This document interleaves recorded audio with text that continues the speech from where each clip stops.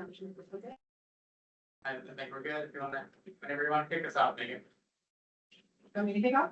So before we get going, one, we wanted to thank everyone for trying out somewhere new and coming to try new locations, and this one's fun. Hopefully I have the coffee pot figured out. If not, it's at least a nice sound ambiance. So that's good. I wanted to introduce Steph Street.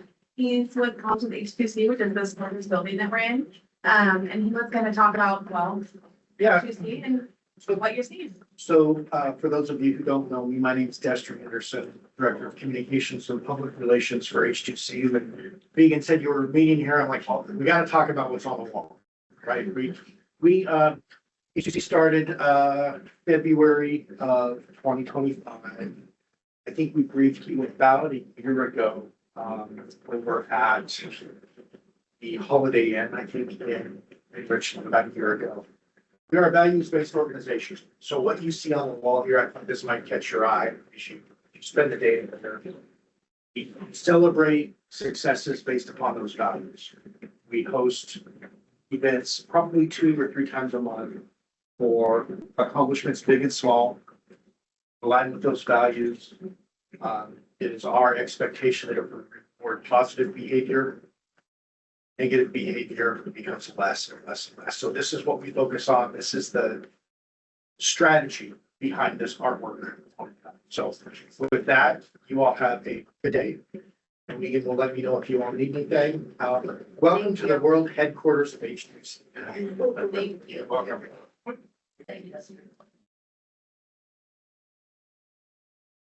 Okay, I'm going to make a request. This coffee pot is really loud. Yeah. So I'm asking that everybody please speak up. Megan, you're soft spoken. I'm trying. I know, and I know you've got allergy. allergy. So I'm using you as the example, because, you know, like I said, I've got this coffee pot in my ear. hopefully that'll turn off, but yes, I will do better. I just might not have a voice later, but that's okay. Thank you. Okay, so you want to cover? Administrative items. Okay, so we know we know about the building. I don't remember if we heard bathrooms. They're behind the waterfall wall and inside the elevator. Meeting being recorded and posted with a handle that you can put down. As Susan forgot, please speak up. And also direct your conversations towards the center of the room where possible, because these owls are the eyes, ears, and mouths of our online participants. Before we start, I don't think we have any name tags today, do we? They're right behind you, but no one did one. Okay, so, Maybe on our first break, we can do name tags. okay, so for the first session, we will just do cue by waving me down. Wave your hand, just raise your hand. I'll do Pretend you're back in elementary school. Our classic name tags have our meeting ground rules, but since these ones don't, I'll read them on to you. Listen carefully, honor the guidance of the chair, be respectful and assume all participants have good intentions, minimize sidebar conversations in the room and in the chat, and mute yourself online or leave the room if you must answer a phone call. I think that's it for me. Hand it back to you. Welcome, everyone. As we get started on our journey of our April 22nd Hanford Advisory Board meeting, I'd like to welcome everyone. Happy Earth Day also. And so why don't we go around the table and do the introductions and then go online. Josh will handle online and ask everyone to introduce themselves. Megan, would you like to start? Absolutely. So I'm Megan Tripp, I'm Department of Energy, and I'm DFO for the HAB. Laura Caulfield, Captain and Pastor. Chris Hutton, local environmental interest and interim chair of the TWIST committee. Rob Davis, citizen pastor. Paul Cecilia, Oregon Department of Energy. Rebecca Amigo, EPA. Brian Ivy, Public at Large. Mia Burke, Cantor Challenge. Susan Coleman, member of the public. Josh Patnod, facilitation. Bernie Schleif, Department of Ecology. Laura Bulow, EPA. Rich Bloom, City of West Richland. I'm everyone Cole Caldwell, Washington Department of Ecology. Al Farabee, member of the public. On this wall, Peter Foreman, CPC Co. Brian Miller, Ecology. Bob Quirk, member of the public. Tom Rogers, Washington State Department of Health. Hey, I'm gonna give everyone online a chance to open their microphones, introduce themselves. Because the meeting's being recorded, it'll probably ask you to consent to that before you have a chance to speak, so I'll give you a moment. I'll start with our guest on the phone.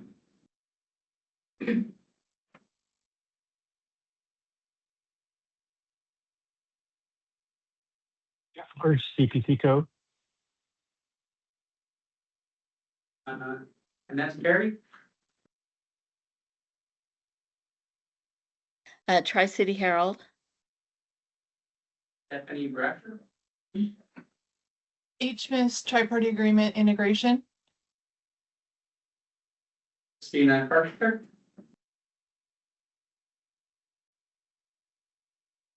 EPA. Sorry about pronunciation in advance. Ambika Chakrabarti. Ecology. Chakrabarti.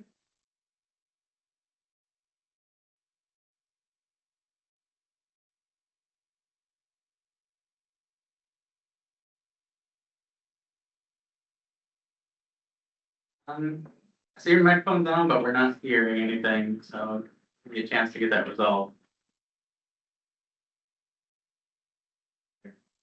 But online, no, the sound is hard to hear, so Josh, you're, extra project. Josh, you're very soft spoken, so. It sounds loud to my ears, so, but, you know, do my best. Sorry, moving down to Colleen. Good morning, Colleen Drinkard, HMIS Support to HAB.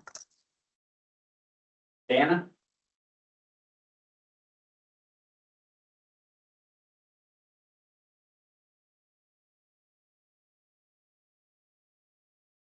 Hello. Who is this? Gosh, I'm so sorry that takes so long. Dana Kelly, HMIS Public Involvement. Thank you so much. My apologies. Thank you.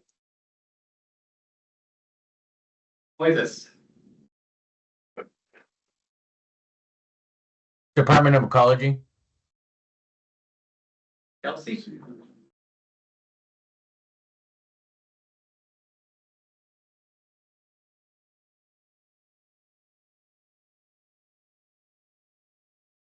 Jeffrey.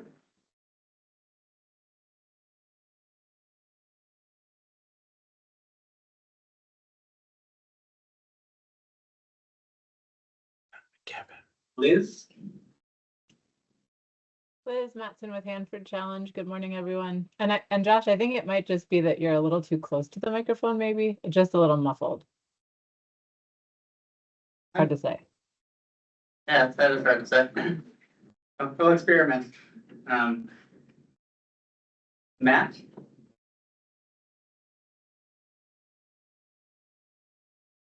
Matt Lynch, First Tribe, ERWM. Dan. Good morning, Dan McDonald, Ecology, Tank Waste Treatment. Dana. Good morning, Dana McFadden, Department of Ecology. Michelle. Good morning, Michelle Holt with the Benton Franklin Council of Governments.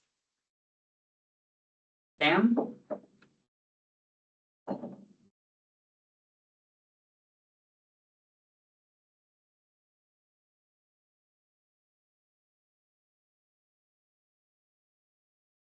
Rose. Rose Ferry, Yakima Nation, ERWM program. I'm the project tracking resource analyst and also the Tribal Historic Preservation Officer. And I am just going to say I've got other meetings, so I'm kind of going to be a little in and out today, but I'm going to be on as much as I can. Yeah. I skipped over Megan.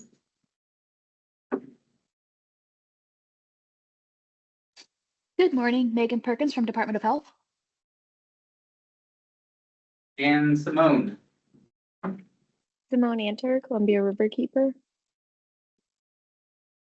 And in background to Chuck, you want to give it a try? Raleigh, City of Kennewick. Perfect, we can hear you now. And the other Chuck joined us in the room. Want to introduce yourself? Yeah. Chuck will press me. I'll be moving forward. I'm here for All right, is there anybody I missed? Kevin Danby, Grant and Franklin County.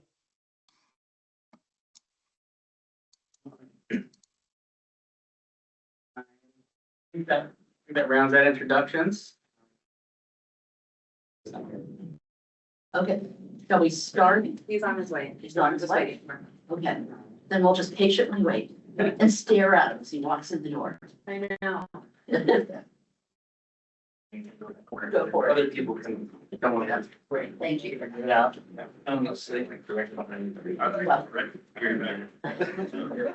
it takes a lot to review. It's okay. Right here by Ryan, if that works for you, we're short goal.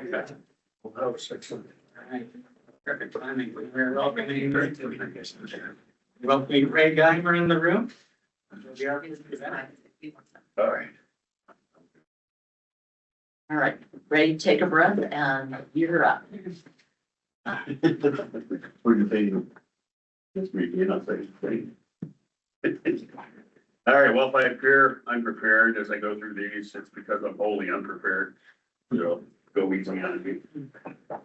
I expected to have a moment this morning to look through everything before I got started over here, but that didn't seem to work out, so. So anyway, welcome everybody, and thanks for having me here.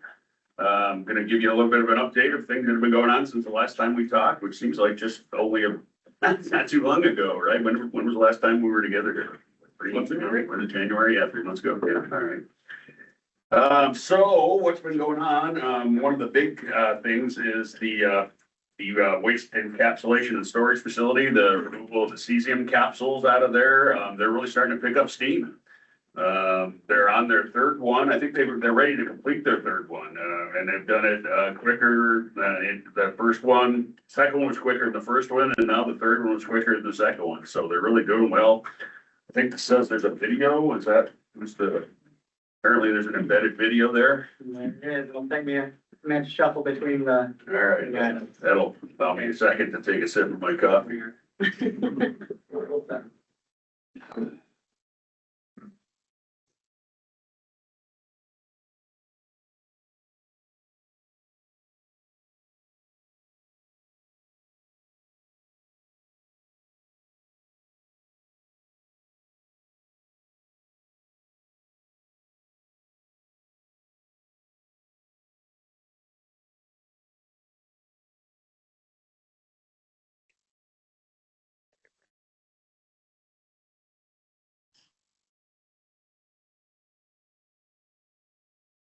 So, and down one line, first people shared that there's no audio online, and I didn't know what the issue was, so I'm gonna fix that real quick before we resume.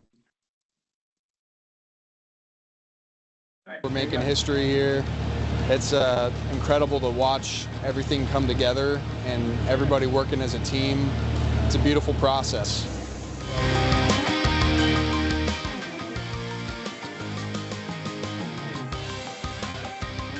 This is a culmination of a lot of hard work and years of putting this together to get these capsules out of the pool cell over to dry storage. So the planners, the engineers, the craft that went into doing this have all come together to make this happen. So I'm excited we're finally getting it out now. Like, long time coming, a lot of years in the making, and we finally hit our goal. We finally got the first one out.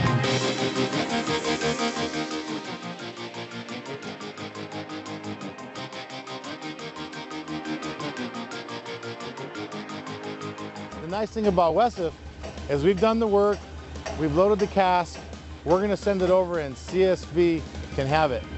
They can run the surveillance on that thing over on the CSA pad for the duration of the life.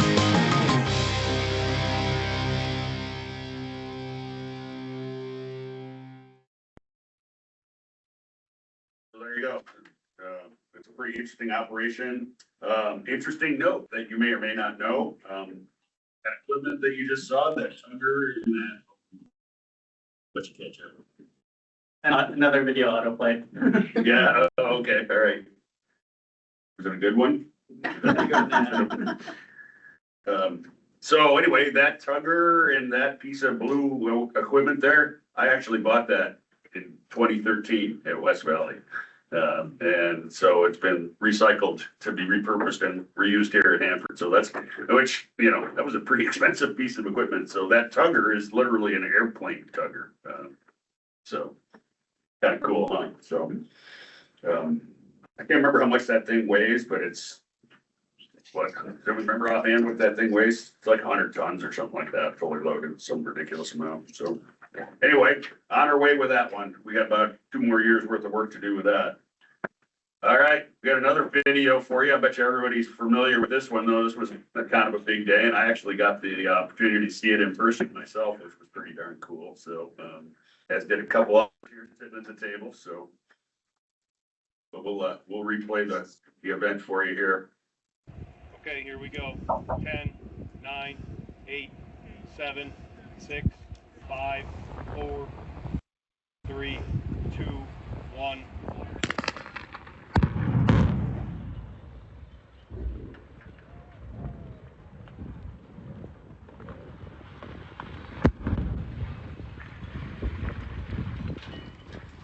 Timber.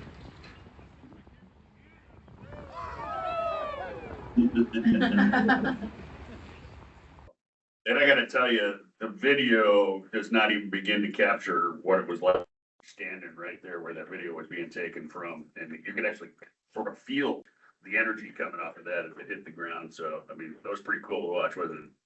And not only was it just cool, it was actually very strategic because that is a big thing to get out of the way now. So they're in the next phases of where they're headed with this demo. They're peeling off various appendages off of the reactor building. So the whole administration building, getting that stack out of the way, now allow them to get into the administration area of the building. So they've got that all torn apart and torn down now.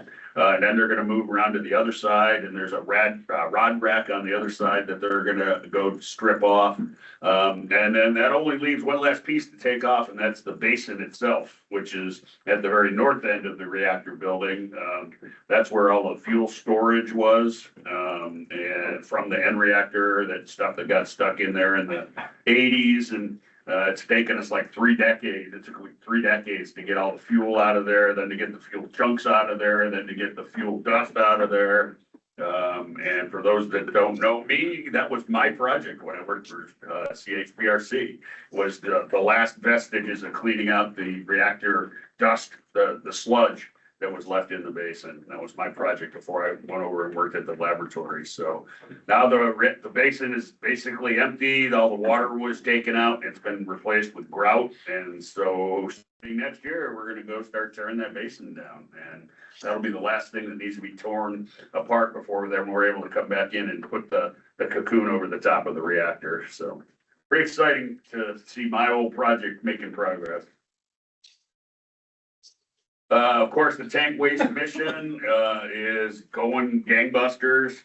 Here, you know, of course, you're seeing the stuff over at the LAW plant, the canisters that are inside the pore cave on the left, being staged for filling up with the vitrified stuff out of the AD-106 tank. And on the right-hand side, that's what the canisters are shipped in for disposal in IDF, those black overpacks. Inside is one of these canisters that you see on the left-hand side. And IDF actually went into service just, a couple weeks ago, I think, right? 2 weeks ago, maybe. They started actually placing canisters into the IDF cells. So we're officially in the disposal business over at IDF. So continuing to treat, they're running as we speak today, producing more waste, and we'll just keep going on. You know, they do continue to have some challenges that they're working through. I won't, soft code it. It's, but it's, it's difficult when you're starting up a new plant and there's lots of things that don't work like you thought they were supposed to work. Vendors that told you that, here's how this equipment works and you try to use it and it doesn't work the way they promised it was gonna work. And anybody ever do that? Order something off of Amazon, you got it home, it didn't work right? Yeah, so it happens, in an engineered facility just as well, so. So anyway, they got a lot of work to do. But they're working through it. They're taking on the challenges and they're up and running today. So that's pretty exciting. Tank waste retrievals is next. That is going fantastic. They're basically at the end of AP 102, or I'm sorry, A102. They're in the very final stages. I think they got one more try at the second limit of technology, and once they do the second limit of technology, then they'll be basically claiming victory on A102. So you'll be seeing that letter here shortly. And they're about 60 some odd % done with A106 as well. And so now that they're done with A102, they'll go back to A106 and they'll wrap that one up, and that'll wrap up this summer. And so that'll leave just A103 as a tank that is on the list of milestones, commitments that we're having to meet. And like I say, it's the last tank we have to do, but that's obviously not true. But it is the last one that's on the East Area milestone commitments list. So retrievals are going great. Although, there is one issue that we're dealing with, and that's, we're kind of running out of double shell tank space.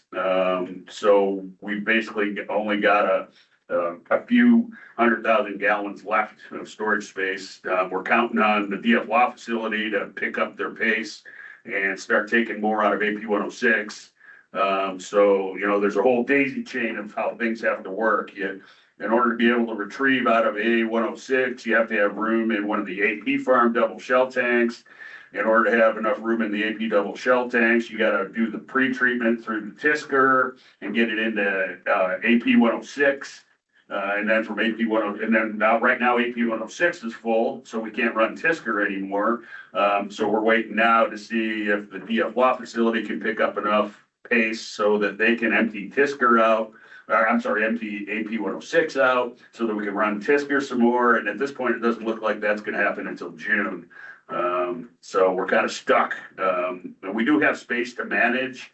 But it gets difficult to manage what little space is left in the double shell tanks. So that's a complication that the tank farm contractor is working with. And like I said, we all just gotta keep encouraging our folks at the vent plant to get that thing running at full capacity. So the FMEF plant, that's something that we're getting kicked off on. That's a new adventure in a commercial endeavor. We've leased that facility out to a commercial entity called General Matter. You may or may not have heard of them. They have a large contract with the Department of Energy to basically get into production of uranium fuels. And so essentially what they're going to do is enrichment operations. Their first big plant is actually going to be in Ohio, I think it is. It's either in Ohio or in Kentucky. I can't remember which one. But they're going to use this FMEF facility as kind of like their prototype facility or their test bed, if you will, pilot plant, where they're going to work out their technical concept. And so they'll be bringing in some, low enriched uranium materials and upgrading the enrichment to produce what they call HALEU fuel, which is, I want to say it's between 10 and 30% uranium-235 content is what makes the higher enrichment value. And that's the kind of fuel that's getting used in some of the more advanced reactor concepts that are being developed and even getting ready to be tested out, some of the small modular reactors and so forth. The idea of having more enrichment in the fuel is that you can get more out of a fueling, and so you don't have to shut down your reactor to do refueling. Currently, commercial reactors operate at about 3 to 5% enrichment. And once they burn up enough of the fuel, the reactor becomes not as productive, so they have to shut down and change out the fuel. Having higher quantities, obviously, of fissile material inside, fissile material inside of the reactor obviously will limit the amount of refueling. So this is a 3-phase project for them. They're in the very first phase of it right now, which is kind of like, you know, what did we really buy into here? Is this facility really going to work for us? What do we need to do to upgrade it? You know, it has been shut down for, 50 years. So there's a lot that's going to need to be done. It hasn't had any power to it in decades.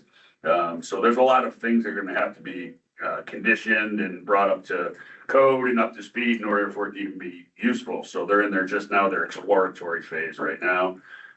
Once that's done, then the second phase will be the conditioning phase, reconditioning of the plant. And then finally, the third phase will be the actual operation inside the plant. Kind of an exciting thing and an extremely important national mission, by the way, because for the last many decades have relied upon Russia to produce vast quantities of enriched uranium for us. That just seems like a really bad idea. So we're trying to get off of getting our enriched uranium from Russia and producing it ourselves. So.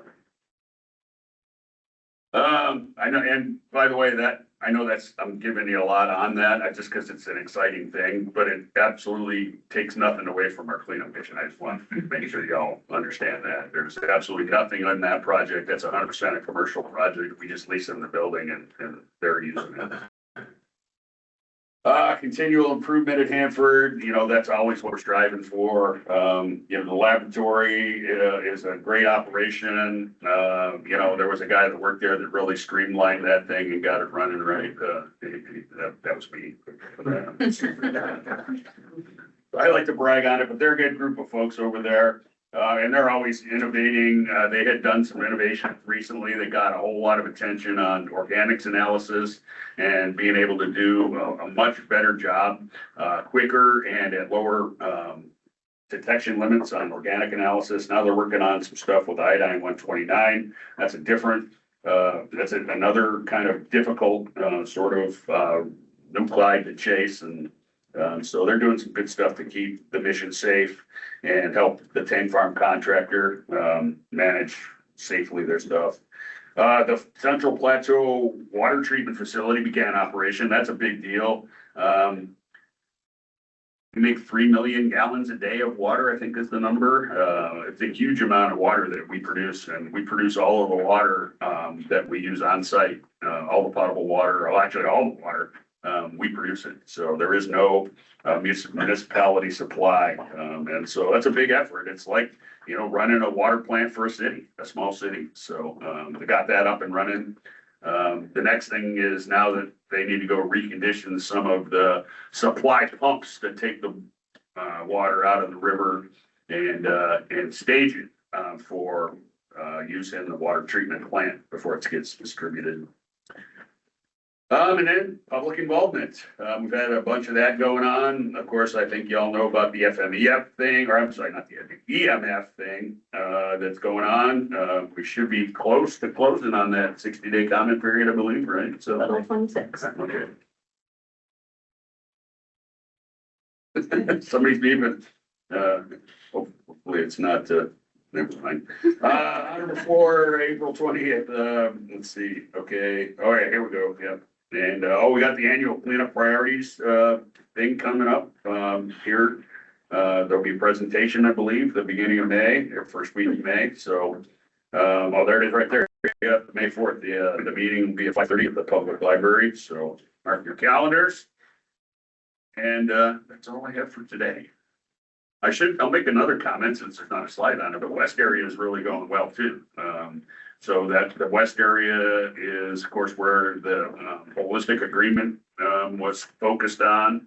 We got about 3 years necessary to go stand up the operations over there, which is a huge lift because there's no infrastructure over there whatsoever. So that's what they're focusing on doing this year, is putting all the infrastructure in place. So they've been reconditioning pits and preparing some of the spots, and they've been putting in trailers and support buildings and all kinds of stuff. So there's been a beehive of activity going on over at the West area. They're doing great with that. So, we do have proposals in to H2C. I'm sure you all know H2C. put out an RFP, request for proposals on supplying a grouting capability that would be used to support the west area operation. I have no details on that because it's an H2C procurement, but I know they have proposals. And I know they have good proposals, and I know they're reviewing them in very thorough detail to ensure we understand what we're getting. So they'll be making a decision probably sometime in the next few months. But there, again, it's a painstaking process to review these proposals and to look at the fine technical details and make sure that there's what they call in the contracting world, a meeting of minds. So that both parties understand each other and what we're committing to. So anyway, that's an exciting thing. And we'll have more to share on that. Hopefully the next time we meet, we may have more actually that we'd be able to share at that time. But I just wanted to point out the west area is going really well. So yeah, it's a good time to be in Hanford. And I'm happy to be here and doing a little bit I can to make sure that things keep moving when they need to move. So with that, I guess I'll cede my time. That time then goes to our next guest. Stephanie. Great. I'll give you a minute, Josh, to pull up the presentation. Great. Well, good morning, everyone. I am Stephanie Schleif. I'm the Nuclear Waste Program Manager at Washington State Department of Ecology. Before I jump in, let's test. Am I a soft-spoken person, Susan, or am I doing okay? I think you're doing okay. Okay. All right. Want to make sure. Go to the next slide. I didn't ask if I was a soft spoken. Okay. All right. Well, starting out with our amazing outreach and education that we do at the Department of Ecology under Ryan's leadership. And I think in particular, I love that we start out here, especially given the public involvement advice that we received from the Hanford Advisory Board. Our outreach and education team in March alone has reached 800 people. We've been focusing in particular on student engagement, showing up at STEM fairs, high school science classes. Our team attended the Columbia Center Rotary meeting, which sparked other outreach and education events that folks signed up for as well. This month, we heard is Earth Month. Today is Earth Day, very exciting time.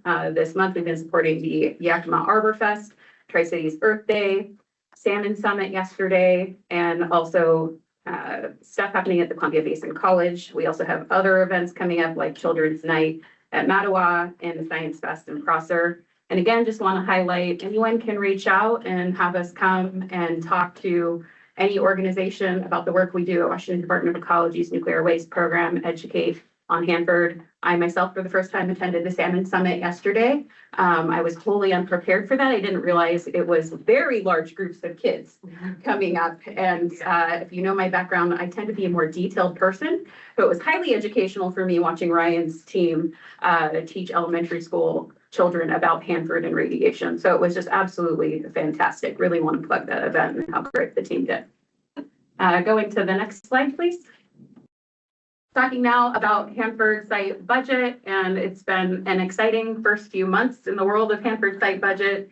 In January, Congress passed an appropriation for the Hanford site for FY26 at over $3.3 billion. That was a record-breaking amount that Hanford received for the cleanup. As we know, Hanford has amazing support from Washington's delegation.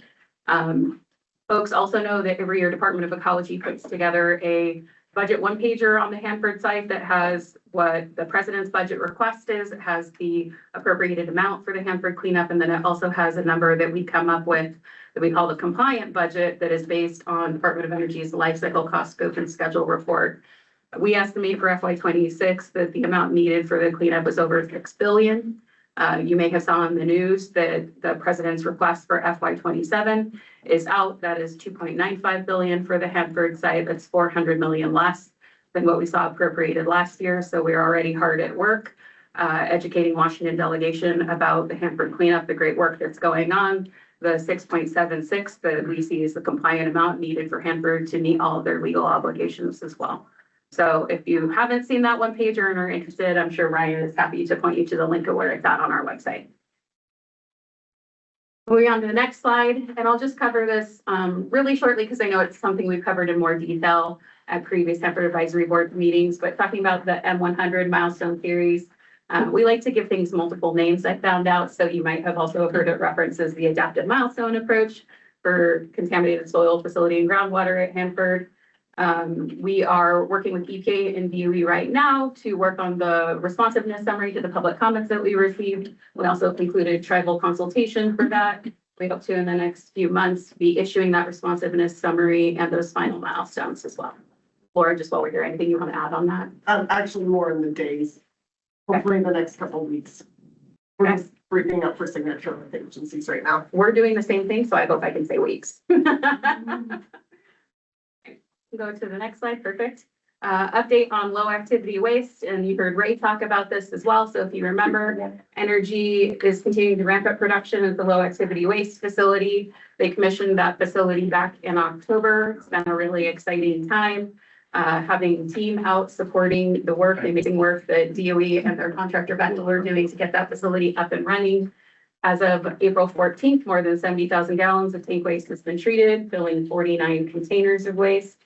As Ray said, the facility is up and running.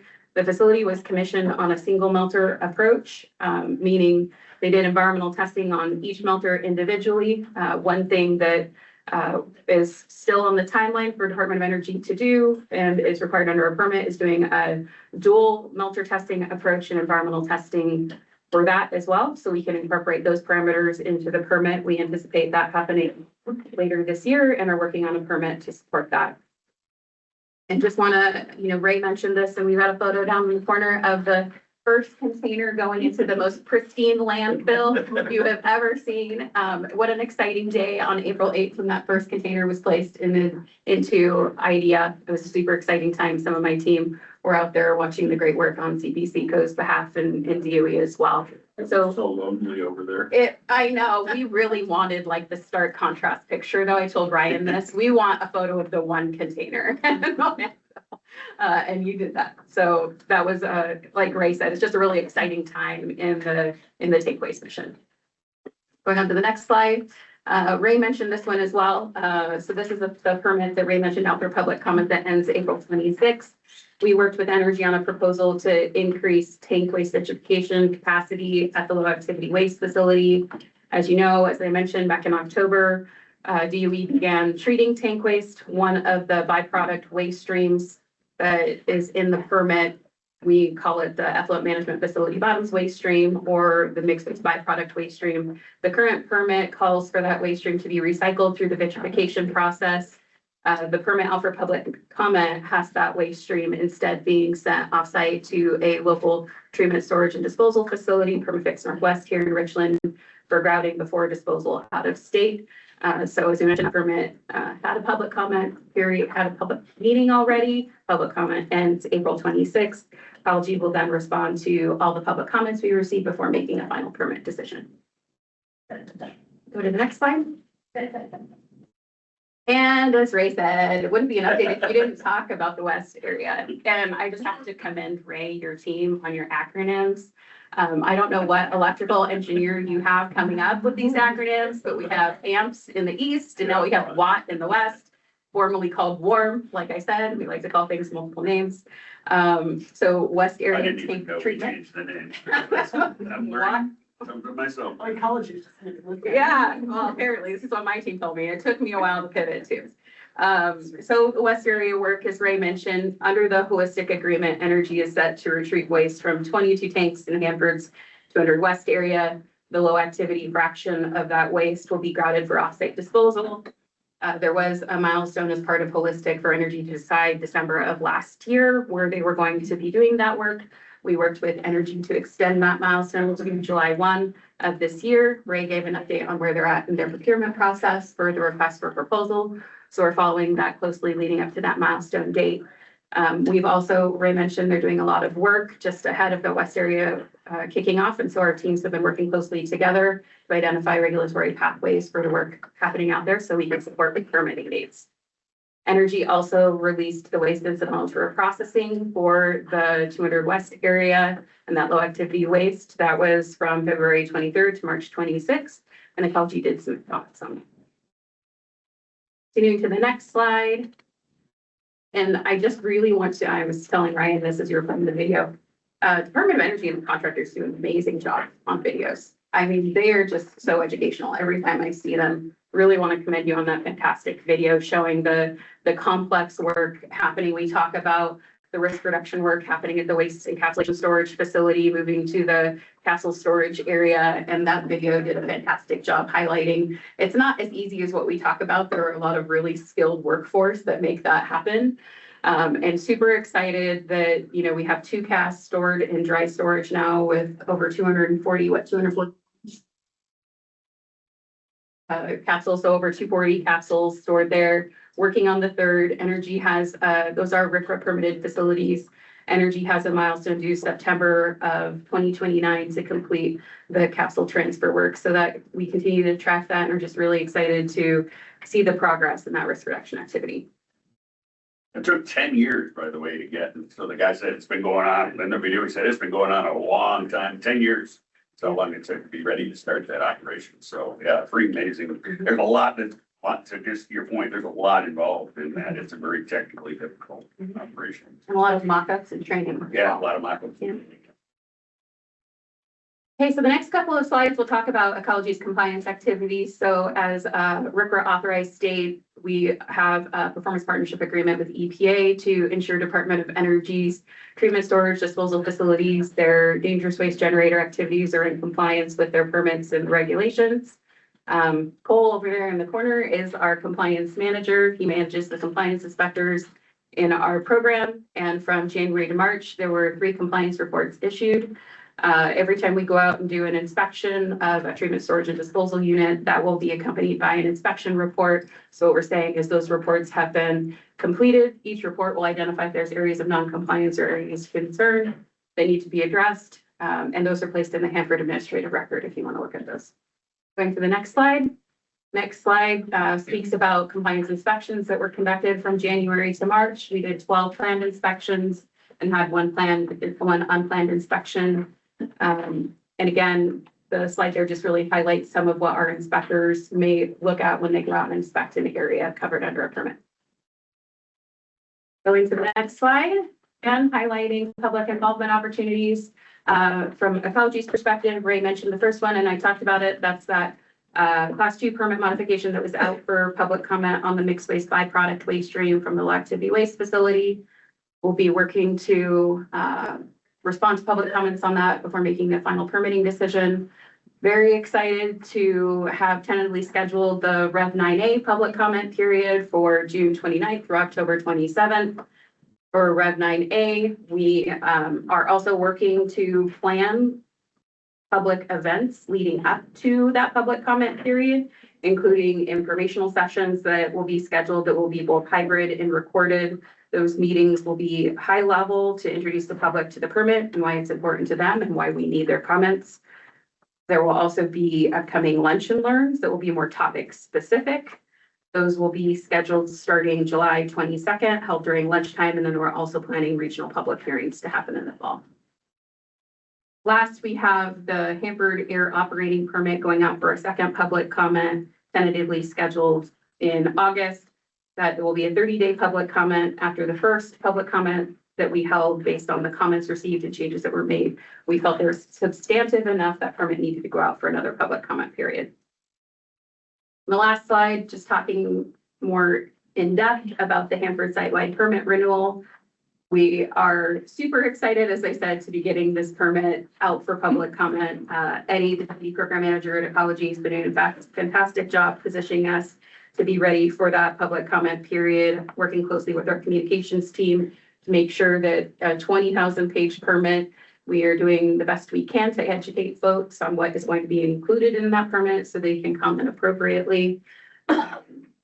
In particular, our Rev 9A website is also live. Ryan sent a message linked to the Hanford Advisory Board a few weeks ago. There you can check out what are called baseball cards that give you a really good overview of each of the units in the Hanford site-wide permit that will probably tell you if that's a unit in particular you're interested in or not.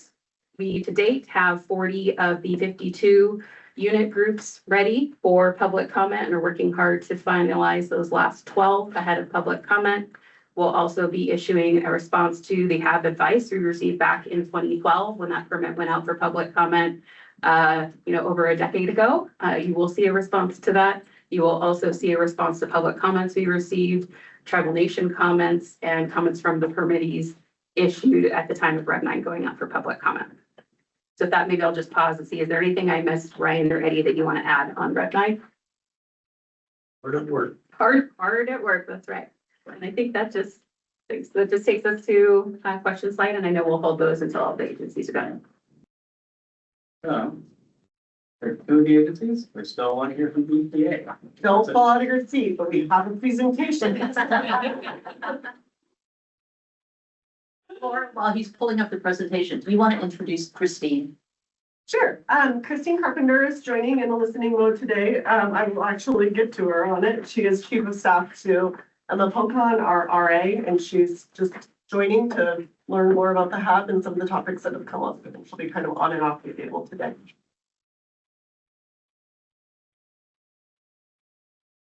So section manager for one of the sections under the remedial cleanup branch. And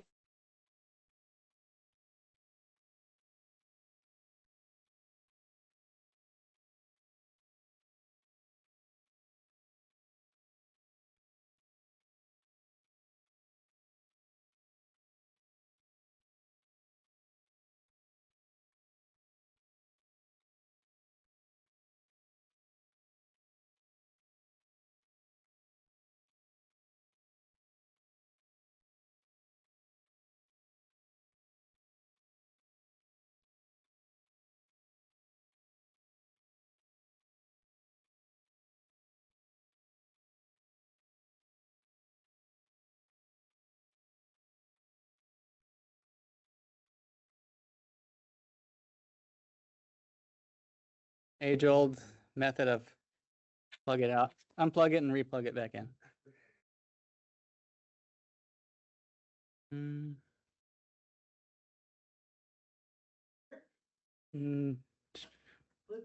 all right, great. It's using my laptop, which is not ideal. So we may.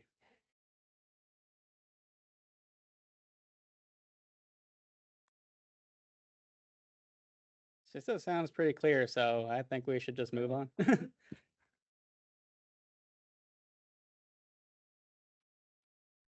It's not just Hanford. I manage all of the federal facility program within Region 10. So that is the DOE sites, including Idaho National Lab, and that's all of DOD or DOW, depending on what you call it now. All of those sites within Region 10, and that's Idaho, Oregon, Washington, and Alaska. So quite a large program that we have. Most of my life is taken up by PFAS at DOD sites, but I also cover Hanford. Out here, my RPMs that are in Richland are Roberto, who's here today, Cascade, Jose Cass, Annie, McCartney, and Jeff Schramm, and they've been here for a while. So we haven't had turnover of our RPMs at Hanford. I will say they have all picked up additional work. They all work on sites outside of Hanford, partly for professional development and partly because we are just down on total RPMs in Region 10 right now. Within LCARD, which is our RCRA program, Davison has been the division director for a little while now, and I know many people are familiar with Michelle Boland. She's the senior RCRA advisor, but a lot of people have on multiple hats right now, and she is also the acting branch chief in that in her branch. And then Nick Benargas, who's been our long-term attorney, is still the attorney on Hanford, but he also had a year-long other hat of being the branch chief for the land law branch, all the Superfund attorneys. So he has that as well, but he is keeping Hanford during that time because turning Hanford over to somebody is not an easy task. The next one. So Emma Pocon is our regional administrator. So she came on last year. We have a change though. Calvin Terada, who many of you may have known as our Superfund division director, was recently asked to be the deputy regional administrator. So that's a career position within EPA. So he is now within the RA's office as the deputy RA. And then as I introduced Christina, she is chief of staff to Emma. So that is not the entire RA's office, but 30 people. The key change there to help Calvin in that role. Next one. And then for the Superfund, some of you that have been around Hanford for a long time may recognize the name Dan Opalski. He is back in as the Superfund division director. So Dan was their division director in 2005 to 13-ish. So we've been bringing him back up to speed. He's very familiar with Hanford, which is really nice to have an experienced division director come in. But, you know, bringing him up to speed because a few things have changed since 2013 until now. And then the deputy is now Kara Lynch. So if any of you knew Kara as the branch chief, that was my direct manager. She is now the deputy in Superfund. So there's been a lot of shuffling around in the management chain of Superfund. With Kira becoming the deputy over on the right, the branch chief role is going to be a rotating acting position. So Caleb Schaefer, who is down in our Oregon operations office right now, is the acting branch chief. And I report to him. So section 4 there has all the federal facility RPMs. So my whole section, like I said, works on Department of Energy, Department of Defense, and have picked up a handful of private sites as well. So we've all been, as we had a bunch of RPMs leave in the past year through retirement or through the DRP, everybody's been shuffling around and trying to work to make sure that the high priority work is covered. Next slide. That's all of our organizational changes. And I wanted to highlight, I knew that Ray and Stephanie were going to highlight kind of the general overall thing. But a couple things that don't necessarily get highlighted because these are EA's ways of tracking work are remedial action completions. And within our headquarters and reporting, this is one of the major targets that we report to headquarters, which is like, when has all the soil been dug up at a site, or when is your groundwater remedy installed? We don't wait until there's another metric years down the road for when groundwater cleanups have been met. But it is a big milestone when everything is operational and new groundwater. So 2 of those reports that have been signed this quarter were the 100K for the phase 2 waste sites. So this documented the 38 waste sites that have been done over the last, I think, couple decades, but in this chunk of work. And then 200 BP5, which was the pump and treat, and adding that operable unit to the central plateau pump and treat. Let's just dwell on that number for a minute. 476,000 tons. Yeah. I can't even conceive of how much material that is. That's an amazing amount of material that's been dug up and transported into disposal. So It is, and both of these we actually just wrote up as national highlights for the program from Region 10. And one thing that we've been looking at, hoping that you'll see more of these, because we haven't done ourselves any favors really by grouping these huge chunks of work. So this documents 20 years worth of work. And when headquarters looks at it, they just see, why did this take 20 years? And we're not documenting, well, each of these 38 waste sites would be what another Superfund site would consider just one completion. So I've challenged my RPMs, and we've been incorporating these in the new milestones of how are we showing more of this incremental progress. And we don't want to wait another 20 years to finish something. How can we show these interim chunks of work, because they are massive amounts, and trying to explain, as you all know, the comparisons of Hanford to a small private site maybe on the East Coast, and reporting the same metrics is it asks a lot of questions. We're trying to show more of this incremental work. So these are 2 key documents, and these are 2 of we call them beans or targets that headquarters looks at. And these are 2 of the big ones for the year. So hopefully we have a few more milestones coming up for them.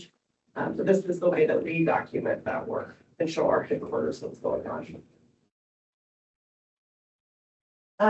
Stephanie and Ray both touched on the cleanup milestone packages. I put in there April. I'm still hoping that we can get through our briefings and get the signatures in April. The 300 area RON amendment is progressing along, and we will be briefing all the way up to headquarters for that for approval. We are hoping for a June signature timeline.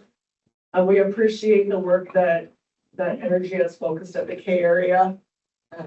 And it's been really nice to go. Every time I've gone out in the last few times, I'm amazed how quickly they got that stack not only down, which was great. It was the last stack and I had missed the last ones that had come down. I told Roberto, I'm not missing this one. Fortunately, it was the day that I wasn't on travel and we got to see it come down. But then I was shocked when we did a site tour a few weeks later and that was, oh my God, it was already bunched up, sticking to ERDIP, and now they're starting to take those other facilities down around the reactor.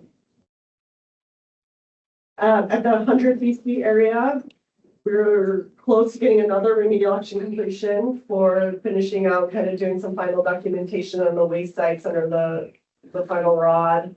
That a lot of the work was done under interim, but reporting all that up. And then the bending and fingerprint sampling will start this fall.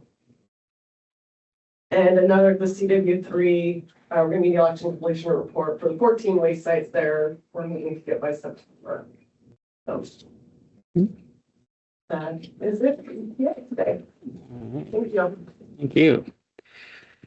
All right, so we have in about a half hour for HAB member questions. Do you want to permit public questions as well? Do you want to permit public questions as well? Let's start with HAB members. Okay, we're gonna start with HAB member questions. We have one person noted as being in queue so far. That's Tom. He'll lead. Who else? We got Richard. Mia. And Mia. All right, so we're gonna lead with Tom, Richard, Mia. And if you're online, you can raise your hand in Teams or enter a note into chat to enter queue. Tom, go ahead. Thanks for the presentation. It's great to get information flowing again.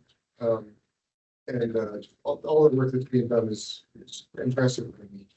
Everyone should be commended for the work that's being done. A couple questions. One on the FMEF.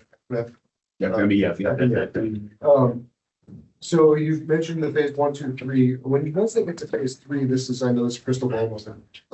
What's going to happen when that site? It's an industrial process. It's going to have some contamination involved. Who's responsible for that contamination?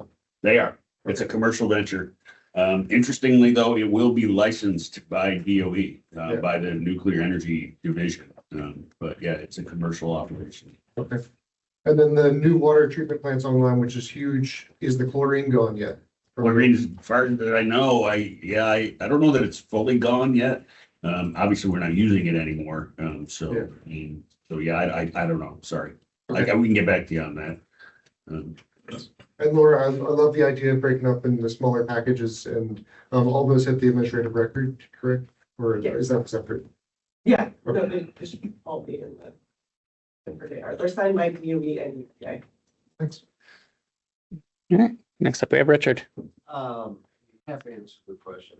I watched the concrete report on FMEF when I first got to Hanford, which was 1981 or so. Al might know the exact date.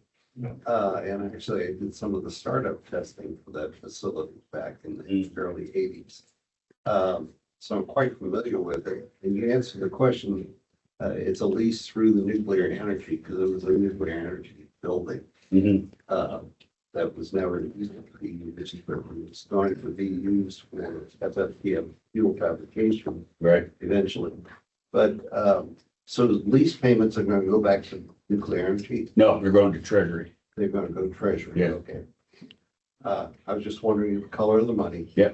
And then I appreciate all the years that, again, Al, familiar with the discussions we've had within the HAB over the cesium capsules. It's great to see them leave, even though they weren't glowing near as much as they were back in the 80s.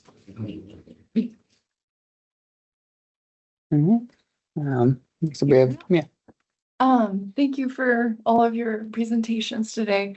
I have a question about FMEF as well. You talked about the 3 phases, and I'm curious if you have any sense on timing for those. How long will phase 1 take, and then phase 2, and when are they actually getting into phase 3 operations? As quickly as they can, I know is the answer. I want to say it's like in about 2 years. I think this first phase, I want to say, is probably about 3 to 6 months long. And then based on that, that'll dictate how long phase 2 is, because that'll be whatever upgrades they need to make and so forth. But I think they're hoping to be in operation in there within 2 years. Okay. And then I have a clarifying question about the RFP for the grout facility, the decision by July 1st. You talked about H2C having a proposal for grouting capability in West area. Are you talking about an on-site grouting facility with that? The RFP is open to any means of supplying that service, whether it be on-site, whether it be near-site, or whether it be off-site. So they've got a range of proposals. I don't know how many they got or which kind they got, but it could be any of those. It could be any of those. It probably is any of those. Okay. And Stephanie, I have a question about the air operating permit. I don't know if that's better for Dana, but I think it was predicted to be April. And I think in January, if I'm remembering correctly, you're expecting it to open up in April. It's been pushed to August, and I'm curious why it was pushed back. I mean, my guess is it's probably resources because the same folks working on the air operating permit are also working on Rev 9 notices of construction applications. Oh, okay. That we get in for work that needs to happen on a specific timeline and field work. So I think we try to fit the renewal in when we can based on the resources that we have allocated to doing our air work. And Eddie was shaking his head. Well, I'll just raise my hand. I'll say the same thing. That's a different department than yours, No, it's housed within my program. right? Oh, it is. Oh, okay, sorry. And we do air, water, and waste permitting for so all that. Mhm. That's helpful. Thank you. You bet. Okay. Next up, we have Chris. Yeah, Ray, I have two technical questions. You mentioned that in the basin north of the K reactor that's been grouted, that's one of the last things you have to remove, remediate. How are you gonna remove the grout? It's solidified and it's a large Yes. body. Yeah. And there's a number of other sites at Hanford that have been grouted as well. So this is kind of a general question on removing solidified grout that's large in extent, large in volume. Sure. So the first thing that they'll do is they'll excavate down to create access to the face, and they'll start at one end. And the idea of the grout is that it is at a very low strength. So it's actually, pretty easy for a piece of equipment to come in and break it back apart again. So they'll use, the heavy equipment, what we call yellow iron equipment, and they'll just start, hammering on it and using the excavator and pulling on it. And they'll just take down, basically like slicing bread. They're going to go through it just one slice at a time, and they'll take one slice and they'll size reduce it, and then they'll package it up, and then they'll and then put it into trucks for disposal at Erdf. And so they'll just go really slowly, one slice at a time until they get from one end of the basin to the other. And my other question refers to the General Matter Corporation and what they're going to do in the 400 area with potentially enriching uranium. When I looked at their website, they just say they have a highly innovative technology and nothing else. And obviously, in that building, they're not going to use gaseous diffusion or centrifugation. Are they going to use a laser technology? I don't. I have no concept of what their technical approach is, and it may even be trade secret for all I know, but I'm certainly not aware of how they intend to do that. Okay. Because I know that DOE has funded for the last 10 years the use of lasers to enrich uranium. And they've issued several contracts to take it commercial, but they haven't panned out. I think one was at Portsmouth and that didn't pan out. And I kind of think General Matter bought out the contract at Portsmouth was to use laser technology to enrich. But Yeah, sorry. All I know is we've leased them a building, so I'm more focused on cleanup stuff. So yeah, I don't get involved in what they're doing specifically. That will be the Eddie folks that'll eventually take on that. Okay, so next up we have Rose online, then we're gonna go to Brian. So Rose, go ahead.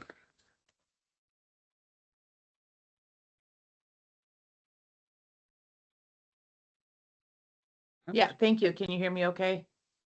Yes, we can hear you. Okay. Yeah, I've got a couple of questions with regards to the General Matter project as well. First of all, you had mentioned that we had been getting a lot of our enriched uranium from Russia, which I knew that was the case. But I'm curious as to where we are going to get our uranium for General Matters to enrich are, as far as, you know, the mining of uranium. So that's my first question. And then my second question is, what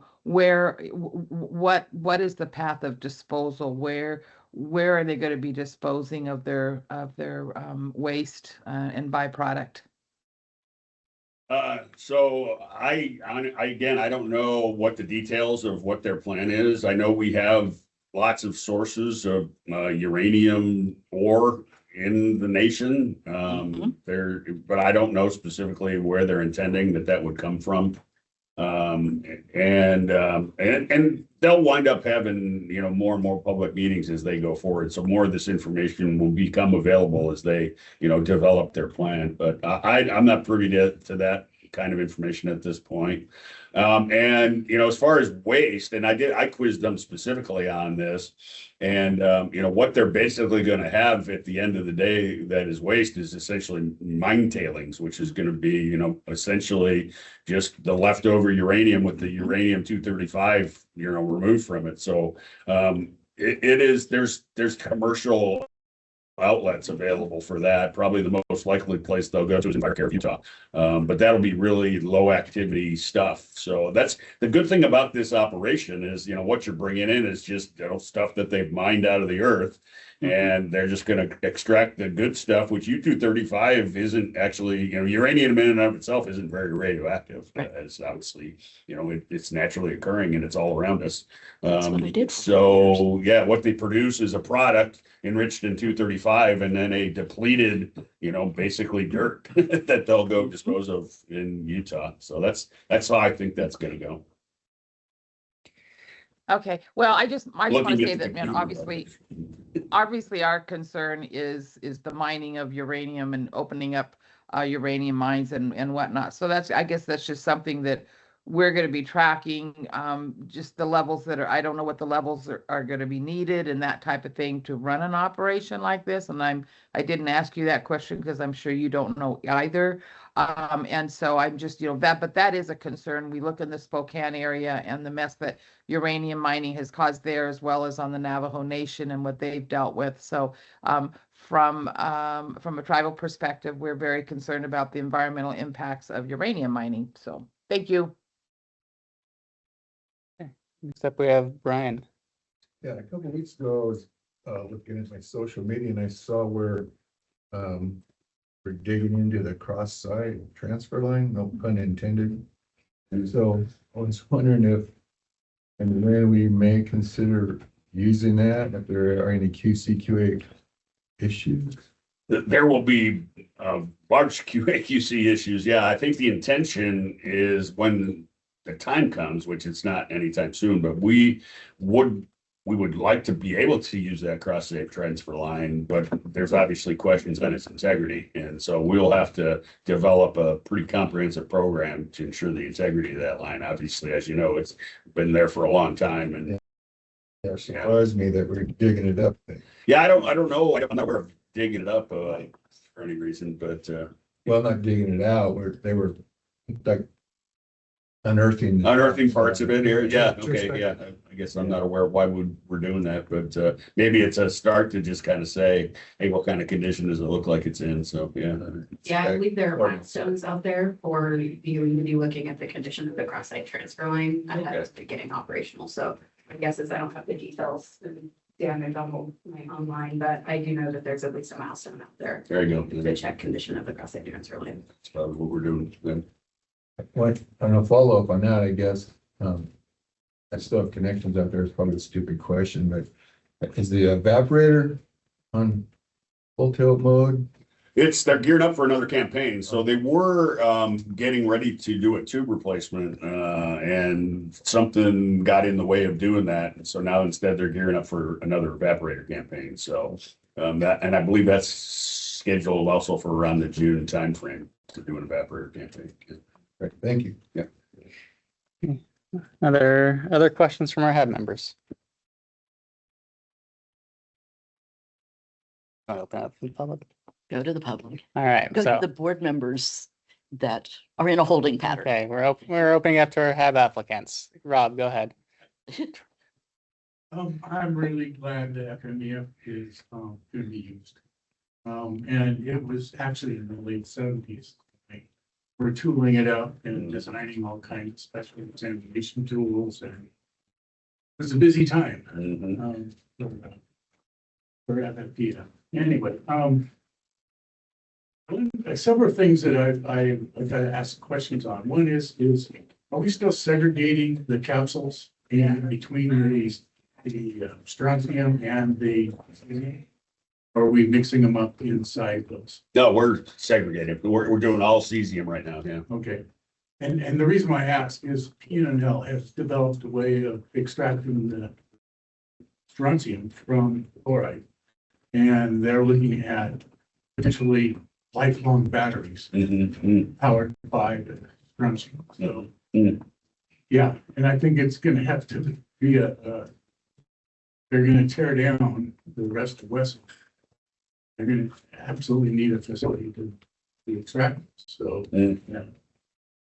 They've not talked to me about it. So, yeah, if you know anybody, if they want some capsules, send them our way. So, yeah. No, gosh, this is a great meeting. I really appreciate the updates, especially by ecology. Very thorough. And thanks a lot. Yeah, certainly. Other questions? Can you put me back in the queue? But you got Bob Quirk. Oh, okay. Okay, Bob Quirk and then Mia. Question on the FMEF and the uranium. You said you don't know much about it. Are they going to have an increased use of the railroad track that goes to Richland? Because I mean, those things are incredibly slow. They're slowly getting it back up to speed. And now they get up to 10 miles an hour on those tracks, which is really slow waiting for trains. If they start shipping a lot of uranium through there, that would be an issue. I'll bet not. They're not. This isn't a production plant. This is more of a technology development plant. So I don't believe they'll be dealing in train loads of materials. Okay, good. Okay, thanks.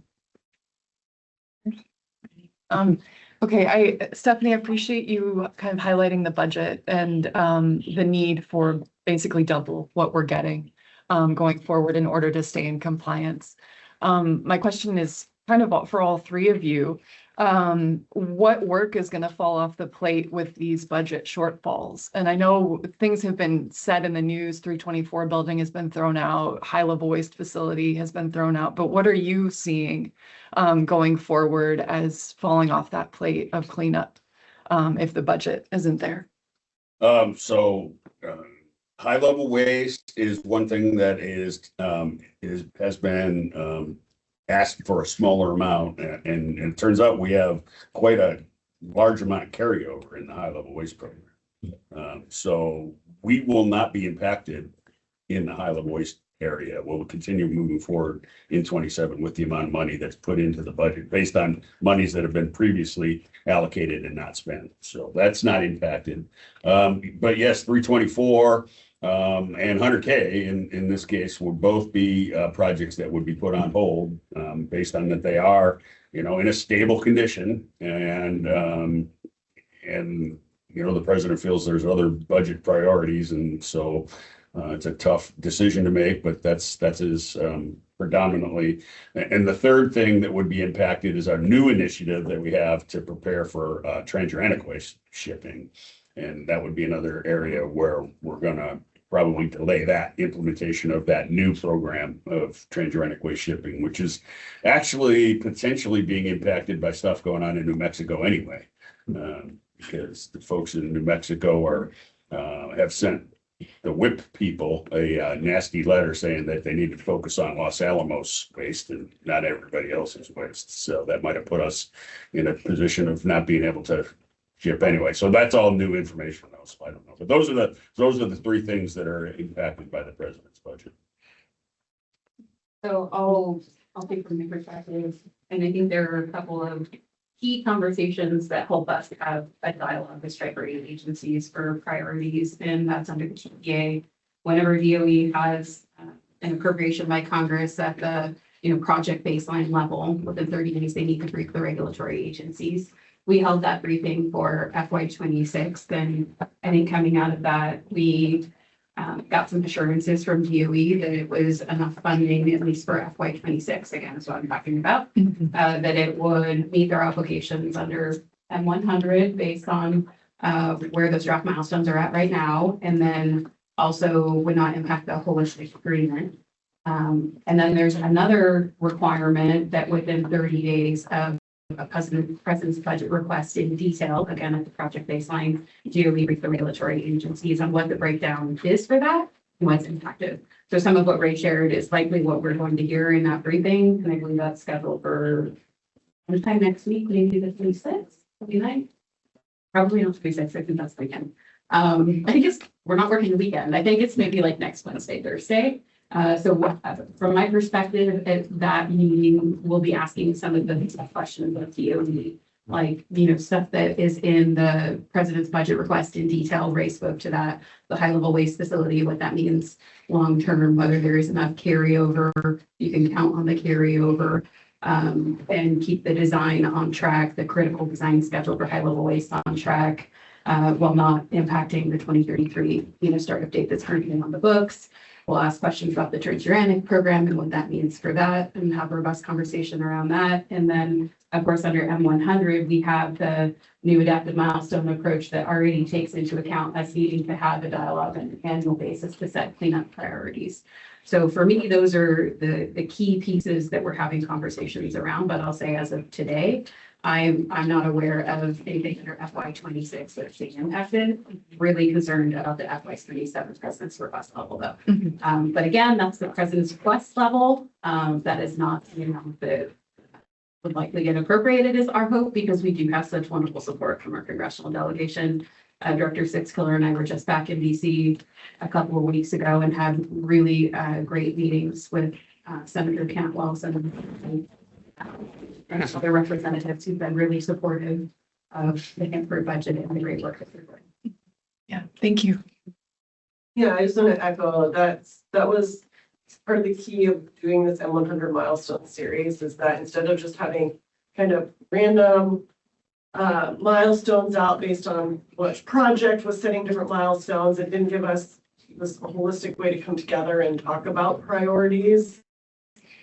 So that was in our mind as this whole milestone series was set up, was for cases, because every year we run into this at some point, right, that we're going to not be able to fund it, everything that we'd like to fund in one year, but being very strategic about how we sequence the work and requirements for energy to come to EPA and ecology and talk through that. And same thing that I've heard from energy with, FY 26, even though the M100 milestones haven't been signed yet and are enforceable until they get signed.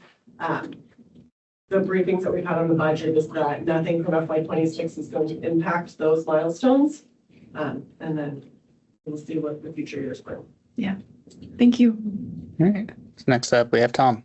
So follow up on that, just a clarifying question. So you said True would be pushed back potentially. Potentially, yeah. Is that, so I know you were really excited about expediting the True and getting done before the milestone. Are you saying the milestone itself for 2028 shipment starting would have to be pushed back potentially? To be determined. They're making good progress in being ready. So we may be able to make a few shipments on what we have already allocated. Yeah. That's important. Yeah, it is. Okay. Other questions? Okay. Okay, I think a 10-minute break until we reach I public want to comment. make one other comment, if you don't mind. Please do. Along these same lines, is that we're really working hard with these contractors. And we're really working hard with our folks back east that, kind of create the rules by which we operate under. And we're trying to find ways to do better. And the contractors are actually doing a good job of identifying areas where they can cut costs, where they could be more efficient. I know Heather Dale, who's one of my project managers, she's responsible for the CPC co-contract. She says they found ways to save, I think, $50 million in the groundwater project And so we're able to plow that savings back into other things. So H2C, I just saw a presentation from them yesterday. They're going all in on AI to streamline their processes. One of the things, and this was a shock to me, we have a very incredibly complex system of planning work in order to create what we call a work package, where it starts from here's something that needs to be done.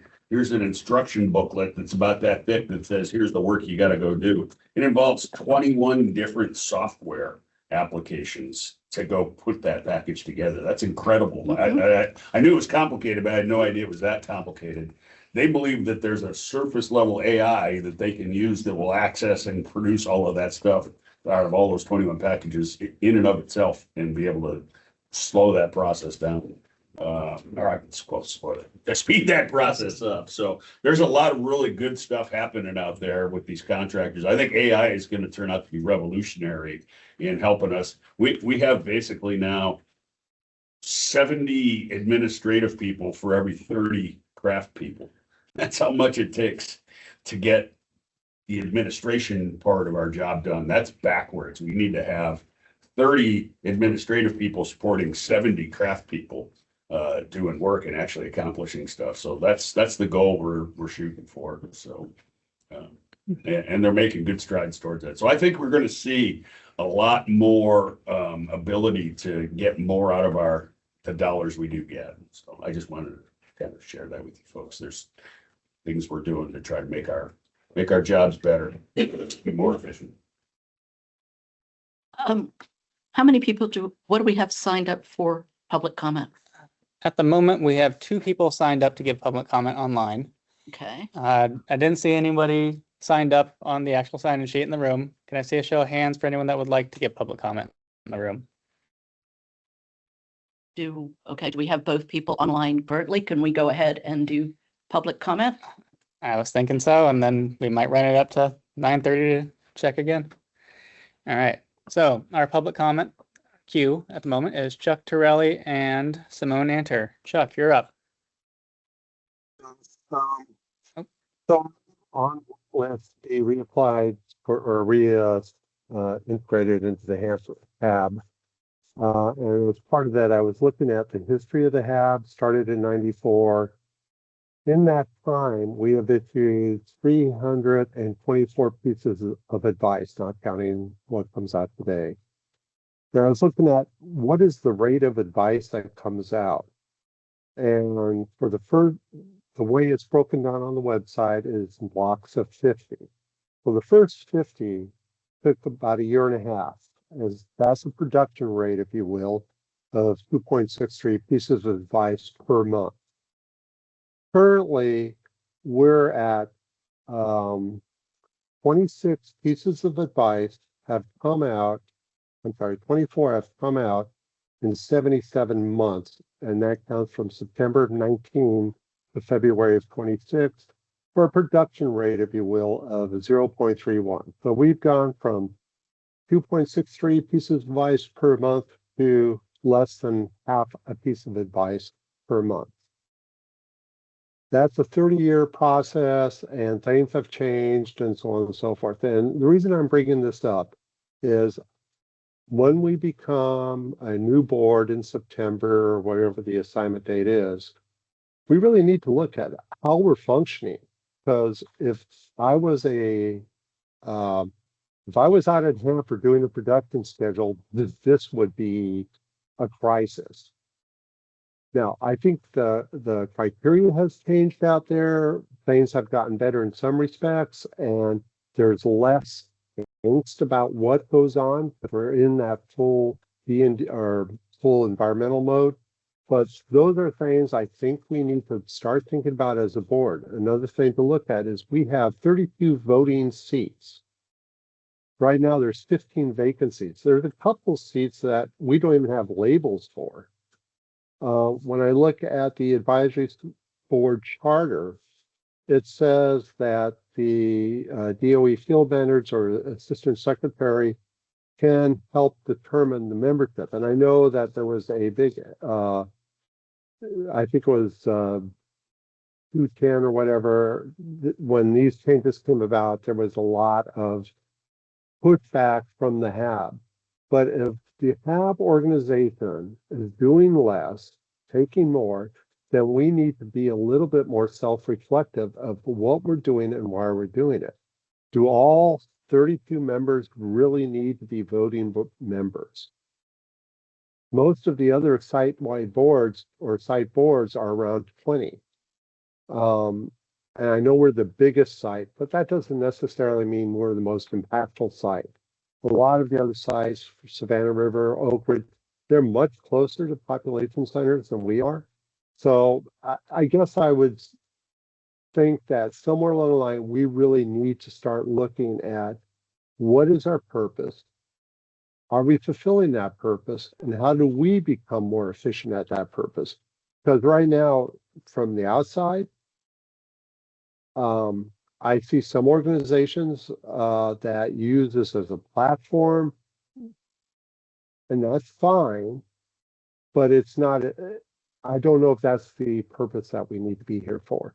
So that's just a heads up, things I will be looking at when I'm on the board, and I hope there's fast forwards that keeps the HAB functional as opposed to just a meeting for meeting's sake.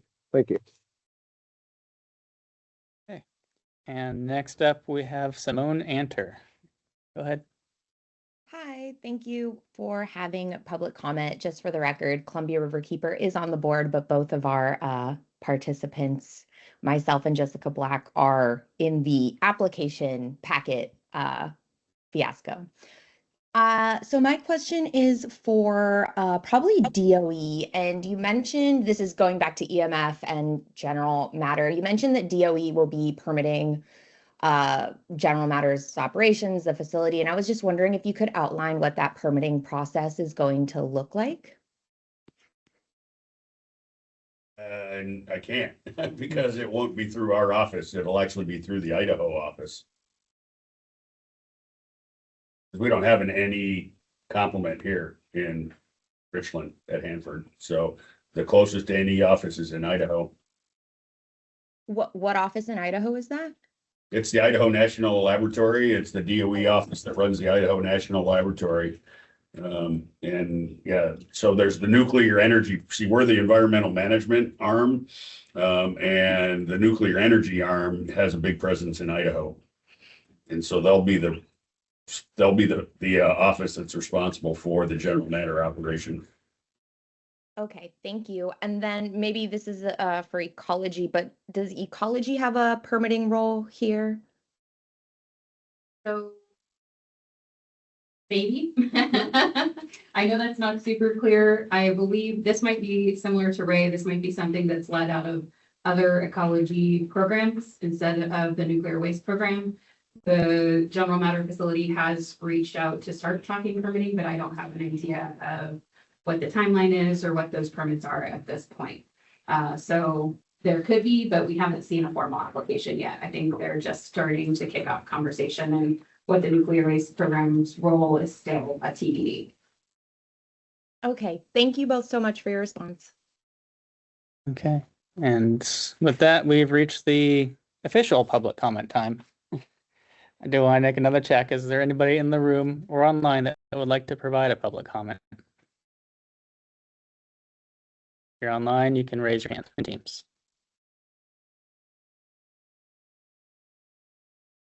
Okay, I guess we'll let's plan for a 15-minute break, and hopefully Matt Irwin will be available 15 minutes early, and we can start that. And you guys, but we can touch find Matt. Tell him we can, Thank you. Okay, that's a great opportunity to sign in if you haven't already. And grab a name pen if you're one of the people coming back. Thank you very much.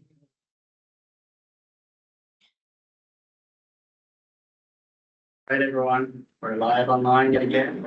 Everyone's taking their seats, and we are about ready to begin. We're welcoming Matt Irwin, the department manager. So are we gonna put my slides up or? We are. All right, I'll make introductions if that's okay. For those of you who don't know me, my name is Matt Irwin. I've been here at Hanford for the better part of 30 years. I'm currently the assistant manager for both tank waste operations and the waste treatment plant. And I know I've talked to this group a couple of different times. And our focus today is direct feed low activity waste. And a lot of it are things that I'm sure you've already heard. Some of it is more up to date and I guess a little bit of context from my perspective. So if we can go to the next slide, I just covered that one, so we'll go to the next slide. This is the members of the control room who made history when we made glass, radioactive glass for the first time on October 11th. So if you haven't heard about it, we are making glass today. We're not feeding right this moment, but we were feeding until about 4:30 this morning. So very exciting time. And we've been, well, so I'll start with that time frame. So we started feeding glass on October 11th. That had been preceded by a lot of work from the readiness standpoint and from a testing standpoint. And I do want to highlight, right, one thing that I know a lot of us were very concerned about was how would we perform in the environmental performance demonstration test. So if you're not familiar with what that is, that was literally introducing chemicals into the melter such that the off-gas system and the abatement train had to take it out of the out of that flow such that it wasn't going out the stack. I mean, that's the easiest way to say it. And that was a very challenging test. So there was a lot of concern as to whether the abatement train would actually perform its function or would it have some hiccups. And the really, really good news is that we were almost an order of magnitude above the 99.99% criteria for that EPDT. It was 99.998. Lots of working with our regulator partner and ecology who was looking right over our shoulder while we were running that. The other really important part of that EPDT test is, by definition, we were trying to push each melter to its maximum flow rates. That was to support the limits on the permit, but it was also to show what kind of capacity each melter could achieve. And the positive on that was, and these were not for long durations, so this was during short durations, periods of days. Both of the melters they have no problems feeding and pouring at the design rates. So that's a very positive thing for the melter. The challenge, the weakest link, if you want to say that, is the off-gas system and its ability to keep everything at a negative pressure when you're at those higher rates such that you're not having either level or pressure or DP disturbances that cause you to either secure feed or to have the overall off-gas system trip. And if you do that, then you have to recover and restore the plant. So the good news is plant shows its ability to support the capacity. The challenge, which by the way, we knew this challenge would always exist in the first year, is how do you fine tune and optimize your operating parameters so that those levels and pressures you find the stable point so that you can feed and pour for long durations and optimize how you run the plant. So we always knew that would be what would happen in the first year.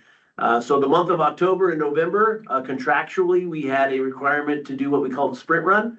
That sprint run was with radioactive feed, was to produce 10 containers of ILA glass, radioactive ILA glass out of each melter. So we did that in the months of October and November. That went very smoothly, very well. The other thing we were doing in parallel with that is we wanted to establish our baseline for our secondary waste. So all of the cooling system on the abatement train makes up our secondary waste. That goes to the effluent management facility. A fraction of it goes through the evaporator and gets put into the EMF recycle. And then the condensate off the top and some of the other fraction of the secondary goes directly down to the liquid effluent retention facility to be treated as secondary waste at the effluent treatment facility. What we wanted to do was we wanted to set a baseline. So we have nominally 100,000 gallon vessels, vessel 5A and 5B, and we would fill one. We would take 162 samples, send those off to various offsite and onsite certified labs. And the whole point of that was to establish a baseline, make sure that our modeling was consistent with reality, And we wanted to do that. Originally, we wanted to do it for the first 5 to 7 batches. We ended up doing it for over 10 batches, not because we were getting unfavorable data, but because we wanted to have high confidence in the data. The good news is that data, and by the way, in that mode, we were what we were calling sample and hold, which means we would run the plant for 4 to 6 days, fill up one of those vessels. And even when you're not running, you're still getting some secondary waste. So we'd fill up the vessel, then it would have to be recirced, sampled, sent out for sample results. So we're taking a period of weeks because of the offsite. So during that interim, we wouldn't be feeding, but we would accumulate that secondary waste at a slower rate because we're not feeding, but we'd accumulate that secondary waste in the second vessel. Then we'd pump the first one down, we'd run for a period of time, and then do the same thing for the other vessel. Those results are favorable. They're all quite a bit below the original modeling. Now granted, we haven't run for months at a time, so that's the next phase. That's the phase we're in today. But we did that in the months of November and December, and then into January, where we wanted to move into what I would call extended runs, which are runs that are multiple weeks or a month. But when we got into that phase, we started to run into a few challenges. And we can switch to the next slide. It's not really going to say much more other than shows you what pouring glass looks like and what the containers look like on the carousel. But we wanted to go into extended run, and then in that run, we have had some in leakage challenges. So we had to go put some additional washers around the heater elements on discharge chambers to reduce some of that in leakage. That in leakage and the fact that we're using a slurry feed means we have more water in the system than we would prefer in the long run. That's causing some additional buildup of materials on the film cooler and the submerged bed scrubber downcomer. So we've had to change some of our flushing strategies, and we've had to go clean those out on each of the melters. But we also know that when we switch to powder feed, which should happen for melter 2 this month, that powder feed means less water. It means more waste, which is good because the waste isn't all water, obviously. And that means we shouldn't have as much flashing to steam and as much carryover. So that's a real snapshot. And I'm going to talk a little bit about optimization here in a minute, but that's a snapshot of the time frame we've been going through. And I'll talk about today here at the tail end. But how much have we actually worked through the system so far? So far, we've filled right at 50 containers filled. And obviously, we've got a couple on there that are in the process of being filled. We have vitrified just about 80,000 gallons. And the amount of DST space recovered is about 90,000 gallons. And I'm going to show a slide here that kind of shows where AP 106 is. One of the key things that helped us get through all of this, and it got us through the readiness, and it's something we still have to apply today, is a commitment to the 5 Ps, which is the people, the paper, the process, and then the partnership, because we've had to work with multiple different, whether it's technical partners like the VSL lab on glass and technical challenges with how the melters necessarily running, as well as our regulator partners on adjustments that we need to make, as well as other sites like DWPF in Savannah River, some of the things from a behavior of the plant. So that partnership has been key. And then the other one, which is a little bit maybe not what you would necessarily expect, but that is the power of having pride in doing a job well, doing a job safely, and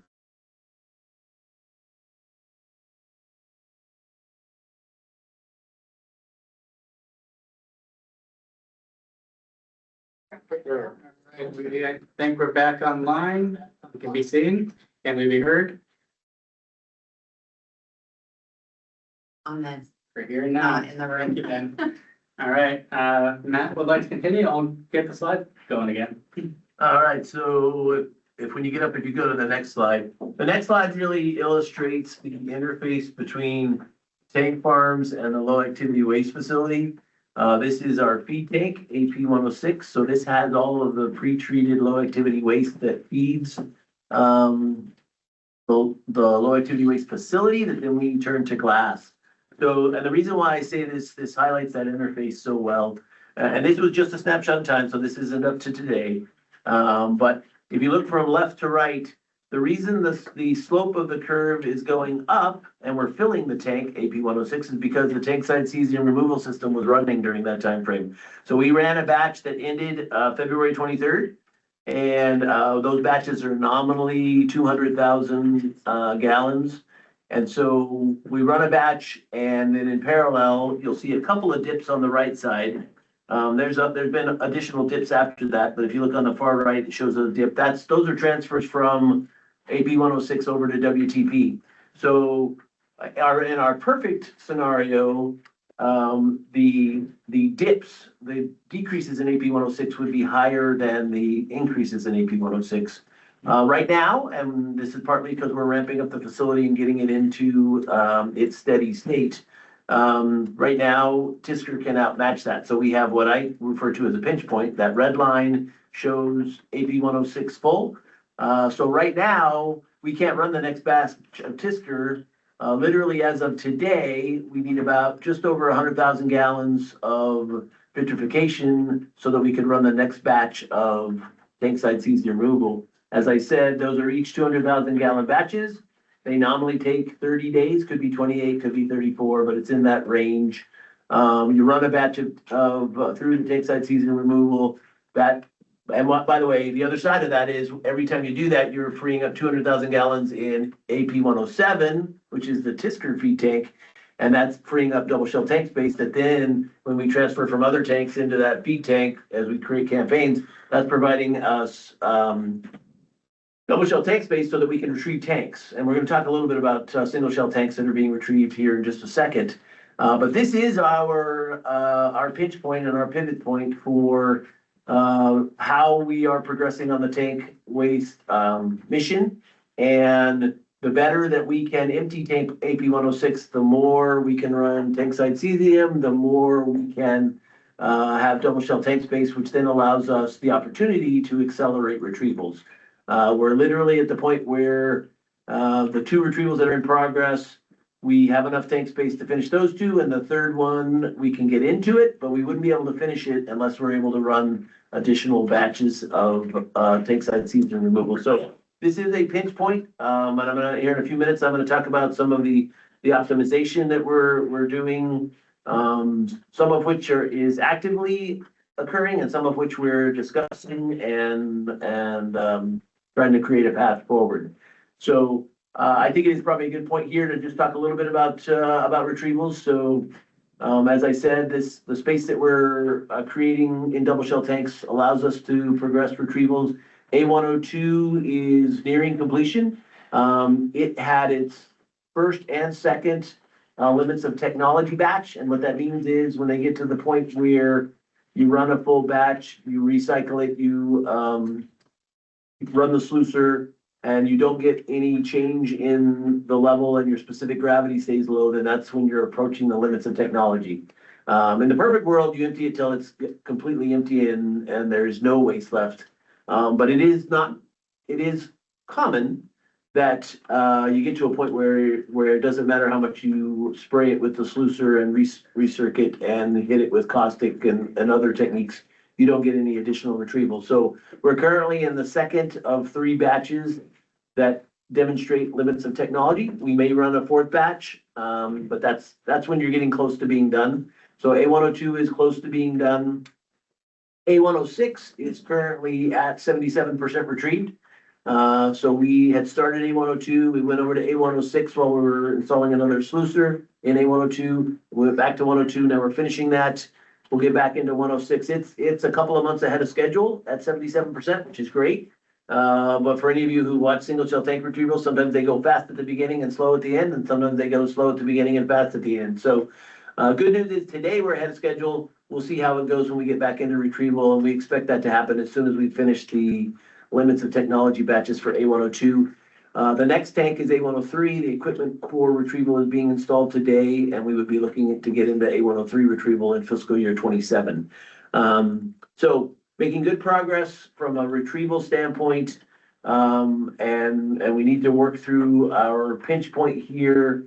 The optimization is we do have a a permit that's in the evaluation stage, permit change that would support, taking the EMF bottoms. So the original design, would have taken that material and fed it back into the melter. What we see from the sample results is that the EMF concentrates, do not have the concentrations of both chemicals and radioactivity that were modeled. They're quite a bit below that. We believe it's and the permit did allow for that possibility, but it did require that we would have to provide a permit change. So we're working with Department of Ecology as well as Department of Health on permit mods that would allow us to redirect that EMF recycle to grouting if the conditions were right, or into recycle if the conditions change or we have a need to recycle it back into the melter. So that opportunity could provide 10 to 20% additional efficiency of law. And the only reason I say efficiency is instead of feeding that 10 to 20% back into the melter and making glass, that 10 to 20% would be waste coming from AP 106. So that's one of them.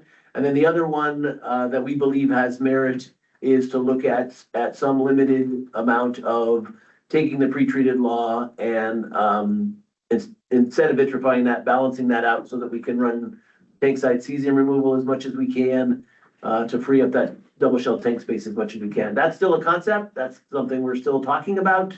But it's something we do think is worth considering because our goal is to make as much glass as we can, as well as retrieve our tanks and reduce the overall risk for the tank waste mission, and doing it as quickly and efficiently as we can. So the next slide really illustrates that this is not really a short-term problem.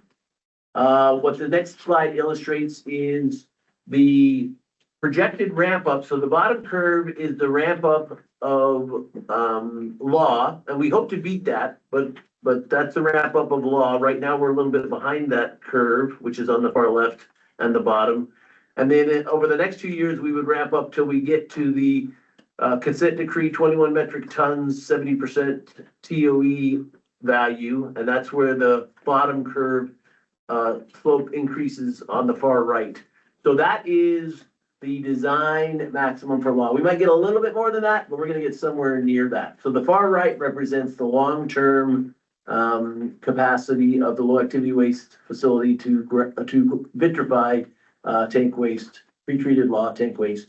The upper curve, the top one, that is the volumetric flow capability of the tank side cesium removal up through 28, and then it's the advanced modular pretreatment system, which has nominally double the capacity. So we know this pinch point is going to continue. This is not a either or. This is a how do we utilize our technologies best to maximize the return on investment of our assets and reduce the risk and further the tank waste treatment mission. So that's all this graphic is trying to show, is that this isn't necessarily a short-term thing. It's something we're going to have to work through here over time. And right now, unfortunately, tank side cesium removal operations are restricted, and we're going to continue to work to make as much glass as we can. But we do have a pinch point today. On your x-axis, are those cumulative amounts? That is correct. Okay. Yeah, that's correct. Good question. Okay, so I'm going to talk a little bit about optimization. Number one is our goal, and then we're working towards today. We're approaching the 100,000 gallon mark of recovering double shell tank space. We're looking to do that as fast and safe as we possibly can. The number two is also, in addition to the volume, we started, and we did this on purpose. So both our rad feed and our sodium molarity for the feed to law, both were started low on purpose because we want to see how the plant responds, what that does to the secondary waste. What levels are we getting? So start low and work your way up.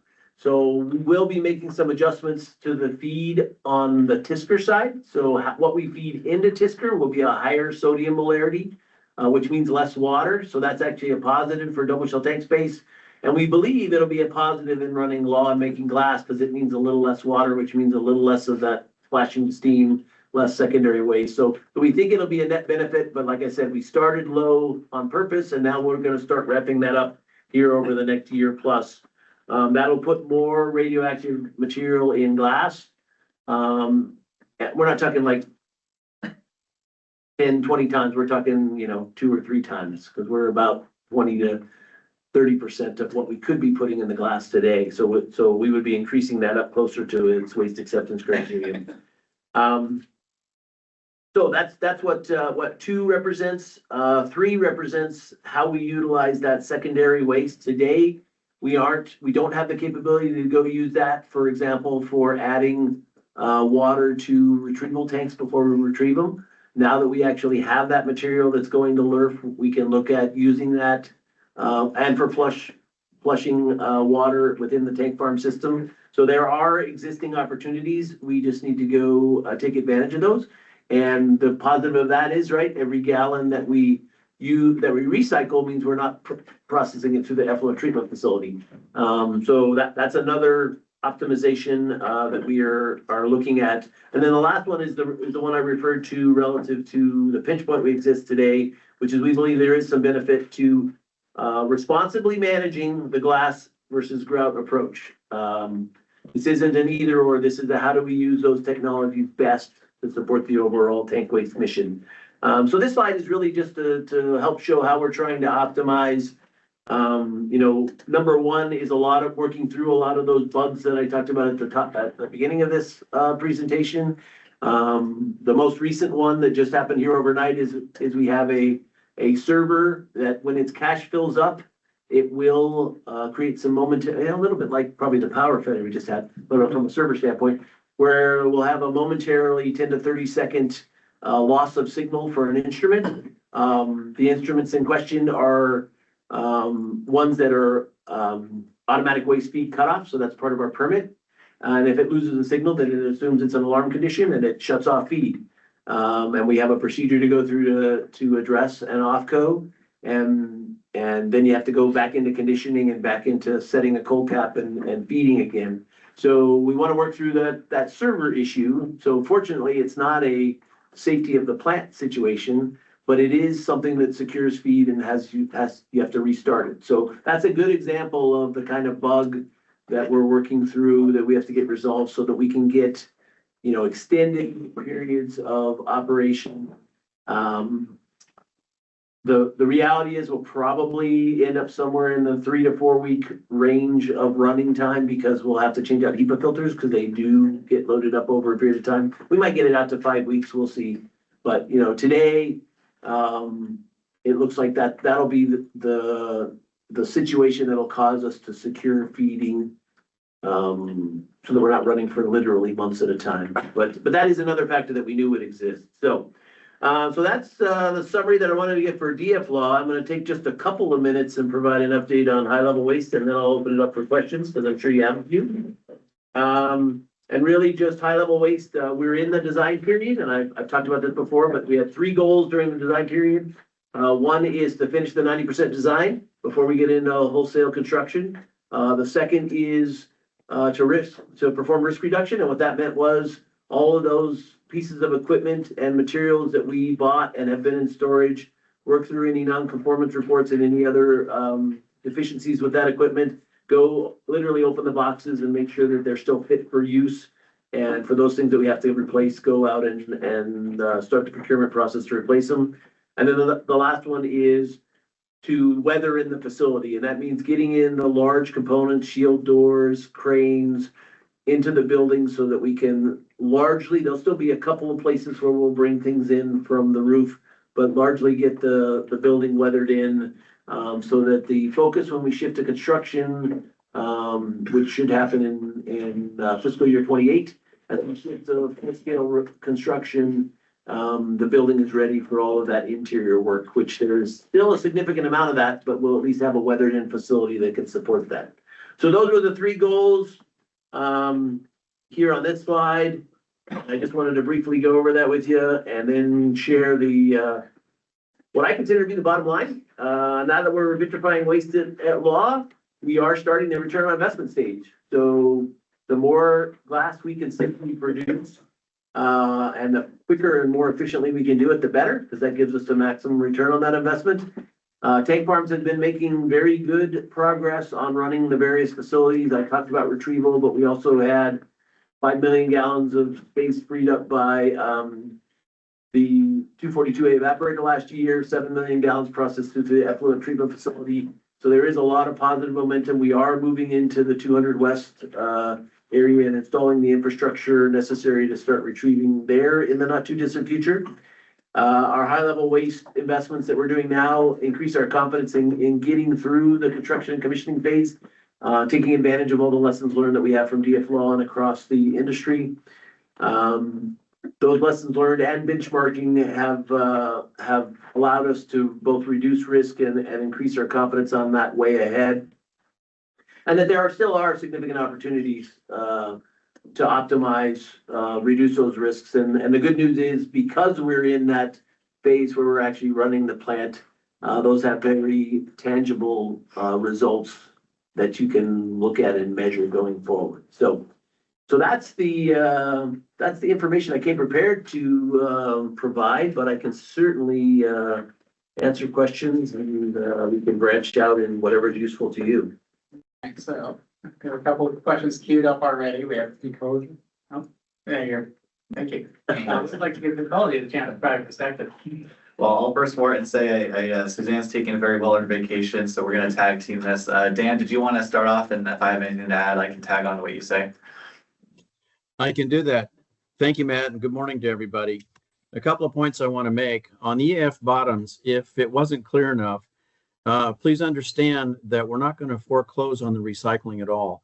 If in fact the EMF bottoms do go to ground, we are going to retain the ability to do recycling. So it's not either or, it's both. And one other point I'd like to make on DFLAW at this particular time, you hear that there are issues that we're still dealing with, but what's happening is we're transitioning from what I call a reactive mode into predictive mode. HEPA filters are a great example. The more we learn about them, the less we have to react when we see an anomaly in an instrument or something happens. We're getting to the point where, in many cases with HEPA filters and some other things, that we can now predict what's going on, and what that does is minimize, or in some cases completely mitigate, the idea of long-term downtime, because we have the parts available. They can be replaced, put back in, and we're up and running. One of the other things I'd like to offer too, Matt talked about water and flashing off and that sort of thing. We are very close. Matt, I think my days are right here. By the end of April, the glass former system on Melter 2 for dry GFRs should be about done. And if I remember correctly, Matt, we should be on Melter 2 with dry GFRs somewhere in the middle of May. Am I correct? Yeah, I hope it's a little sooner than that, but yes, that is the current forecast. Okay, so lots of progress on a lot of different fronts. Ryan? I think one of the things I'd add, just to build on what Dan said, was, and Matt talked about this with the EMF bottoms, that we're always willing to work with energy on ways to safely and effectively, accelerate tank waste cleanup. And one example of that's working on this permit proposal that Stephanie talked to in our agency updates, that the comment period's closing Sunday, and then we'll respond to comments and issue a final permitting decision, based on comments received and the permit modification. The one thing I was going to add on is Matt had a conversation and topic talking about the AP 106 tank waste and potential alternatives with that waste stream. That any new initiatives that we talked about with energy shouldn't jeopardize existing agreed to regulatory pathways and agreements that are in place, but should build on the momentum we've been building with the holistic agreement, which again, EMF bottoms is a really great example of that.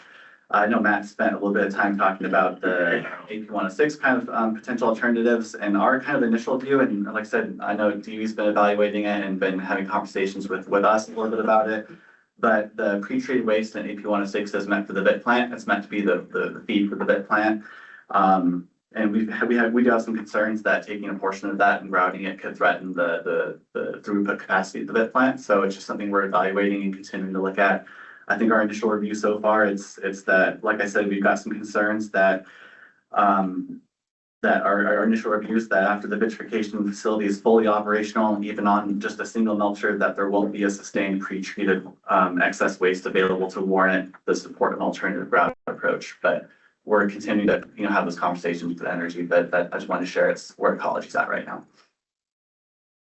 Thank you. And just want to check real quickly, does EPA have anyone online that would like to provide comment?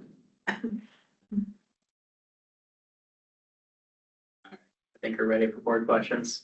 We have a queue of Tom, Richard, and Mia. I'll add Chris. And Tom, you're up. If you'd like to interview, flag me down.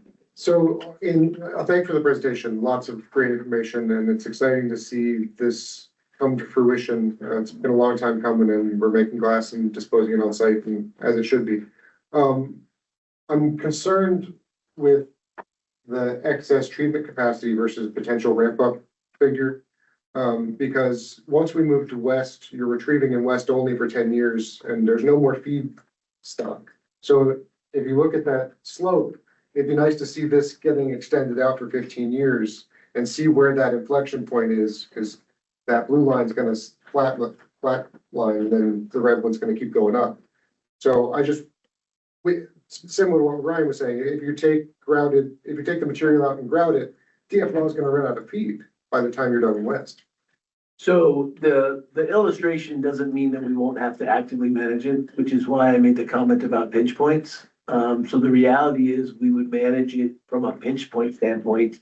And the graph just illustrates the fact that even at its maximum, law won't keep up with amps. That's what the graph is only trying. So, and it's a function of trying to talk about a complicated thing and use one piece of data to show it, which is why I tried to show AP 106 first.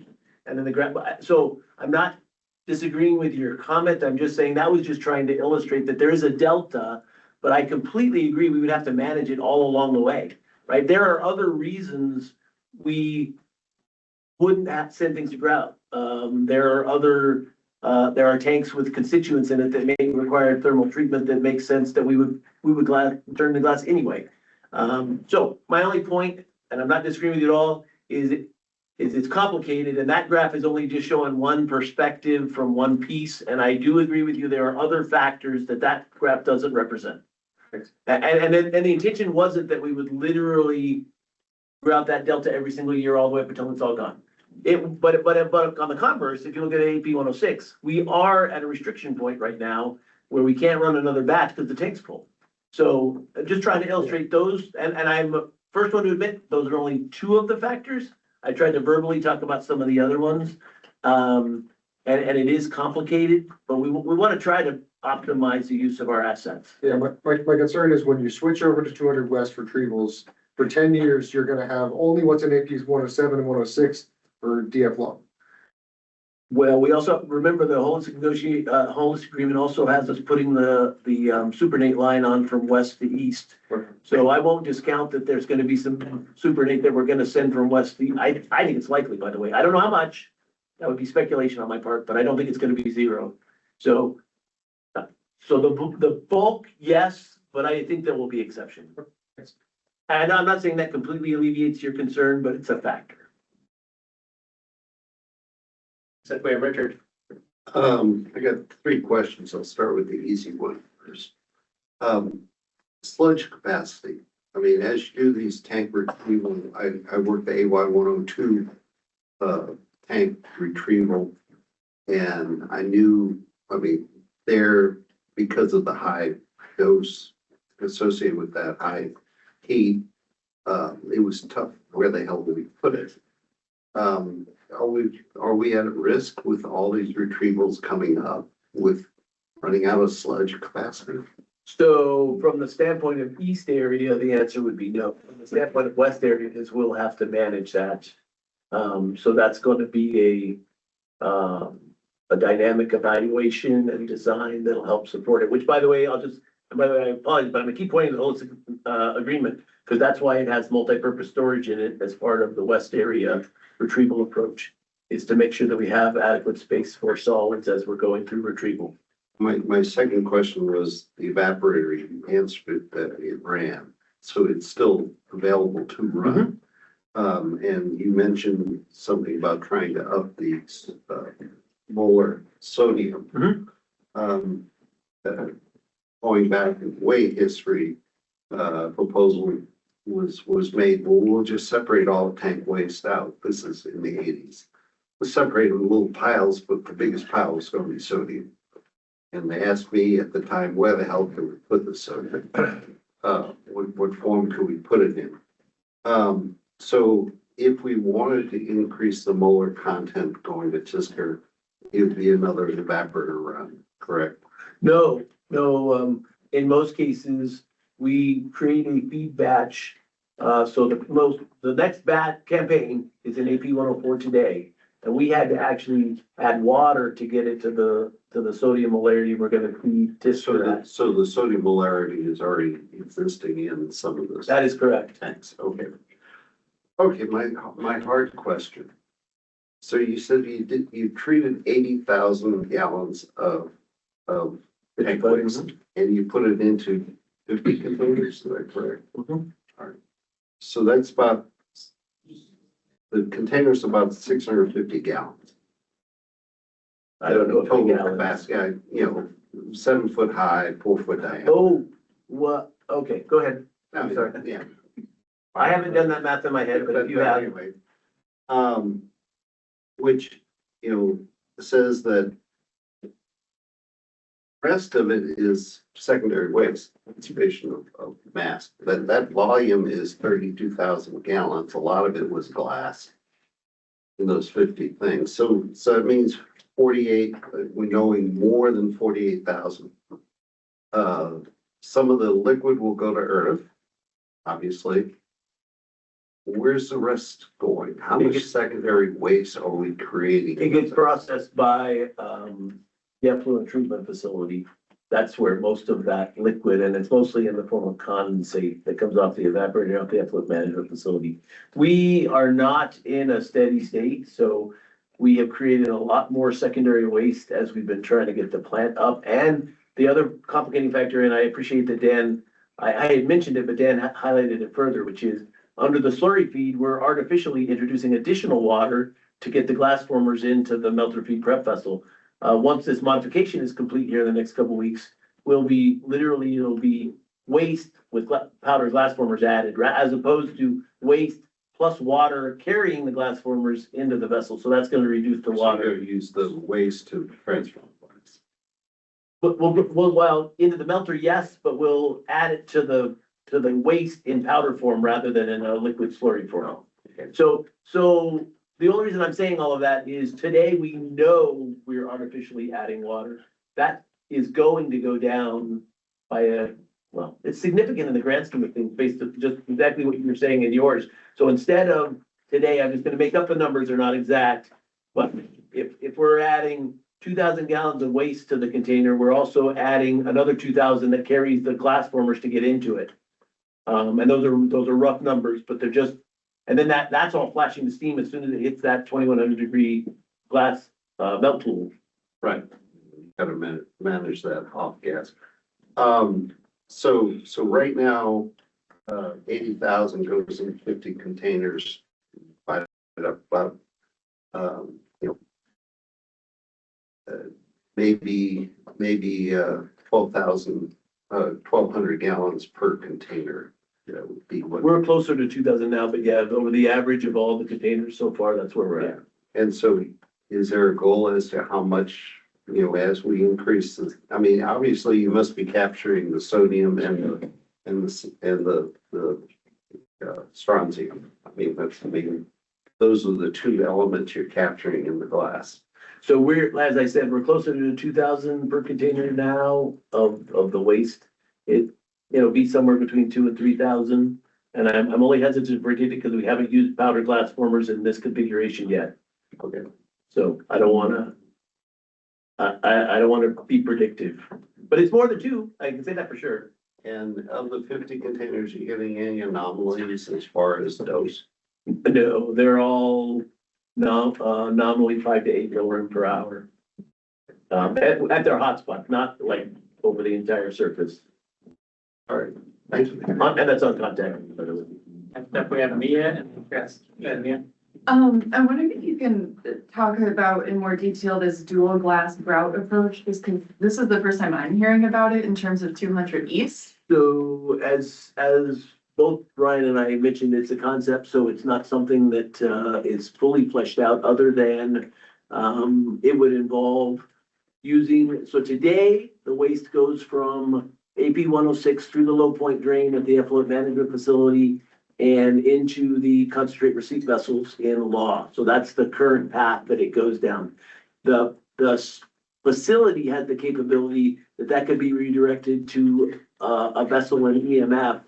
And then you could use the sampling capabilities of EMF and the truck dock there to be able to use that to redirect it to a tanker. So the physical capability is there, and we know what the constituents are. But as I said, it's a concept, and as Ryan pointed out, we're talking about it, and it's something that we believe is worth evaluating and considering.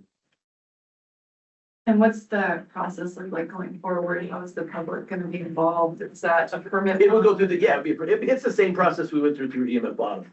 So we're just ahead of that part. So this is talking about a concept, not about something that's already in the system and we're going and doing. Do you have any sense of how soon that would occur? Yeah, I don't wanna have predictions on the concept. As I pointed out, the pinch point exists today, so we will absolutely go implement the EMF bottoms. We will continue to ramp up the facility. And if the facts show what Ryan said, which is that Law ramps up in such a way that the pinch point goes away, that would be great. I personally don't think it's likely, but I would love that to be the case. I would love to be making 2 million gallons today in Law, and that is still the goal. So we're pushing to do that safely and effectively as we can, but we're not there yet. Okay. And I know that's not a real answer, but that's the best answer I have. Yeah, thank you. I also have a clarifying question about, you talked about looking at reducing secondary waste volumes, and I don't fully understand how. I think it's in the optimization steps. Sure, we Can you can talk- stick with that. So for making glass, one is the powder that we just got through talking about. So instead of using water to move the powder from a truck into the vessel that mixes with the waste, we would drop the powder directly in through a powder distribution system, which is we put in some new hoppers and we have a screw feed that will feed that directly from the top. We had that originally, by the way, and it didn't work, but we have a completely different design where we use J&J, who are the experts in powder transport. And the modification has been proven at the vendor. So when we do that cuts the water in half that's going in the vessel. So that's one. Another one is optimizing. Today, we do a lot of flushes, and the recycle of the feed tank includes addition of a certain amount of water. We're looking at we did that with extra water because we didn't want the pumps to get clogged or to get or to fail prematurely. We're gonna be dialing that down a little bit. And that's not a lot. We're talking percents on that one.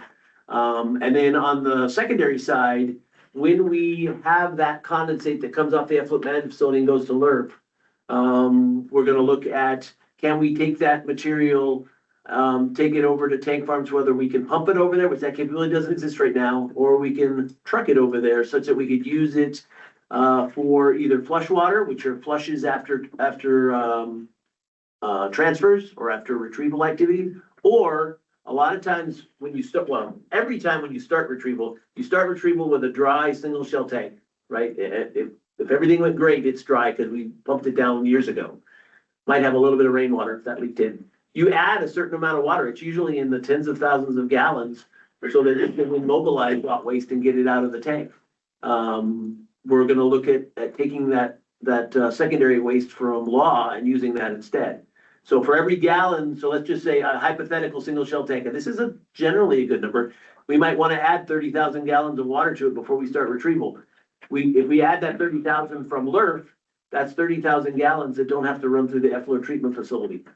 So those are the two primary examples. Yeah, thank you. That's helpful. Okay, Chris. I have a couple questions. the first one's the simplest. I don't remember about how many metric tons of glass go into each container. Was it 6.5. 6.5? Okay. In past. I'm sorry, six. It's 6. Okay, 6. So I gotta do my math. Then it's easy to multiply or divide. I know, I know that one should be easy, but anyway, so. In past 5-year plans, it's indicated that a nominal production rate would be about 21 metric Yep. tons of glass per day, and an ideal one would be about 30. 30 is the design capacity at 100% efficiency. Yeah. Yep. But based on your 49 containers today, say 50, you put in about 300 metric tons of glass at 6 metric tons per container. per Okay, 50 yeah. Yeah, over 6 months. So that's substantially less than both your nominal and your 100%. What is that 21 to 30 based on your experience? Do those still seem reasonable So go ahead, let me finish. as you optimize and ramp up in the future? Does that still seem like reasonable numbers? So the answer to that is yes for the melter. So both melters have shown the ability to be fed and to pour glass at those rates.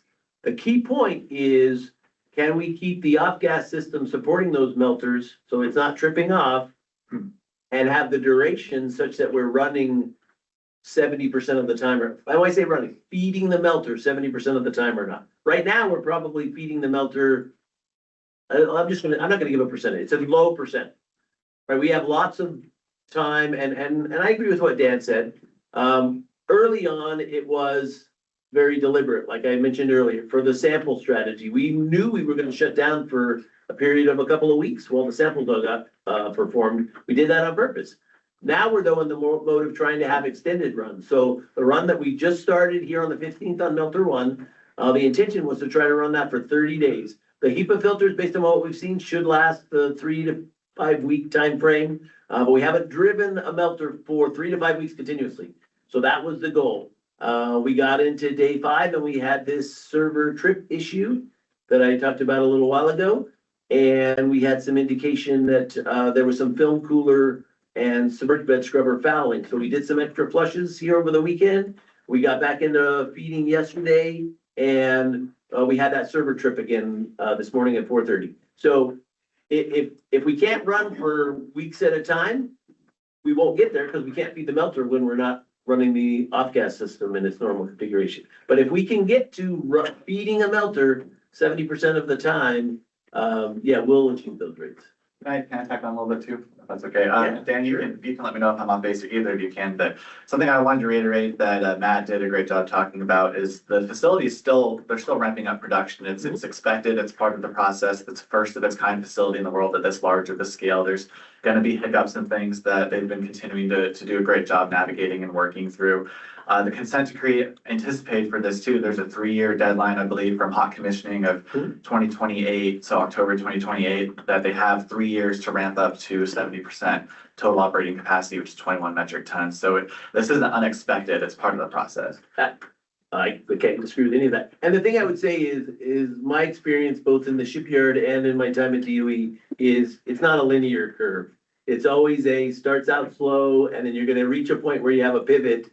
And then all of a sudden you're gonna get stable running and then you're gonna be able to optimize. So the fact that, because if you take what you were just saying, hey, we've got 50 containers, this amount of waste, and I extrapolate out, you say, gosh, it would take 20 years to get there. Well, that won't be how this plant starts up. There are favorable things, by the way. The submerged bed scrubber level, which we were having some trouble on Melter 2. We did some extra flushes and some extra cleaning on Melter 2 and on Melter 1. And Melter 1 came up and it was rock solid and its pressures and levels starting on April 15th were really good. And then we had another gremlin that came. I understand all the optimization and ramp ups. I've been in operations before. Yeah. I just want to know if those nominal and ideal numbers still were reasonable. The answer is yes. Based upon the experience you've gained today. Mm-hmm. Okay, my last question is, based on that experience, Melter 1 has been hot and in service for a fair bit of time now. Do you have any information or data that indicate how often you might have to change out the melters? Or is it too early to even No, get that? so, both the melter refractory and the consumables, so that's like the bubblers. In both cases, we're seeing data that their life will be extended over what was originally predicted. So bubblers are already happening today. We're finding that the weak link on bubblers is the thermocouples.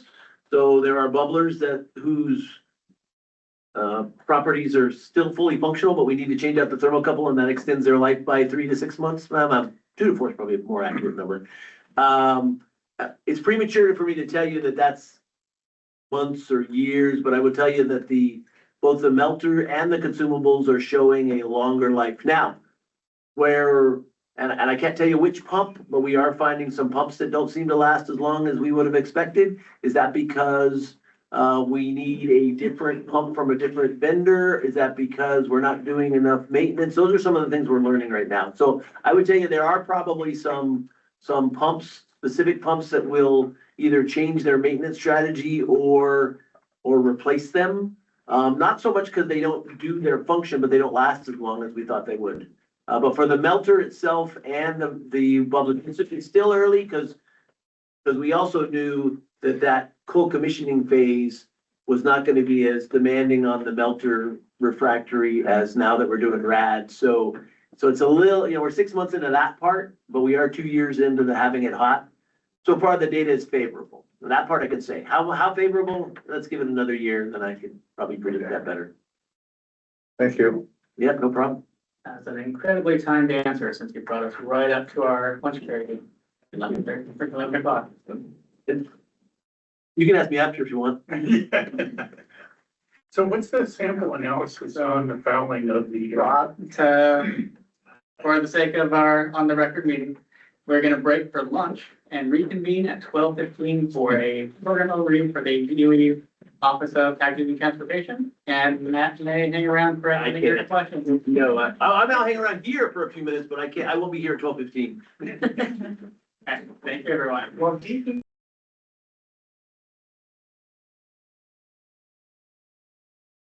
Calling everybody out by name. Richard. Meeting. Back to meeting mode. Camera's on, microphone's on. I believe our next guest is available online. Is that right? Yes.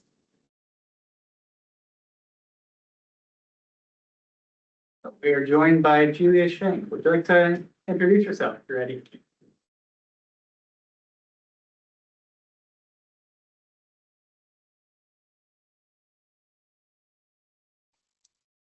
Yes, good afternoon. Hopefully everyone can see and hear me. Yeah. Okay, so again, good afternoon. My name is Julia Schenk. I'm the director of EM Headquarters Office of Packaging and Transportation. We're based out of Germantown, Maryland and Washington, D.C., and our team is within EM's Office of Waste and Material Management.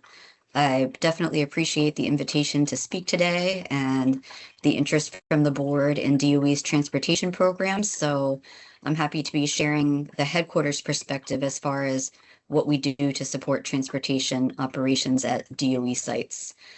Would you like me to just go ahead and jump in, or is there anything else that we need to go over? I think we're ready whenever you're ready. Okay. Next slide, please.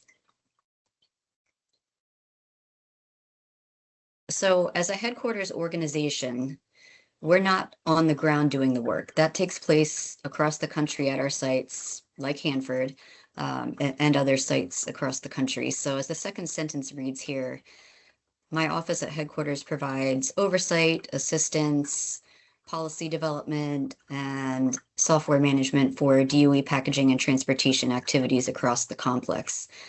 Our mission is a little bit unique.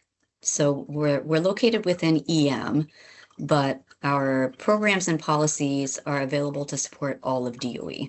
So in addition to EM, that sometimes includes Office of Science, Nuclear Energy, NNSA, etc. Next slide, please.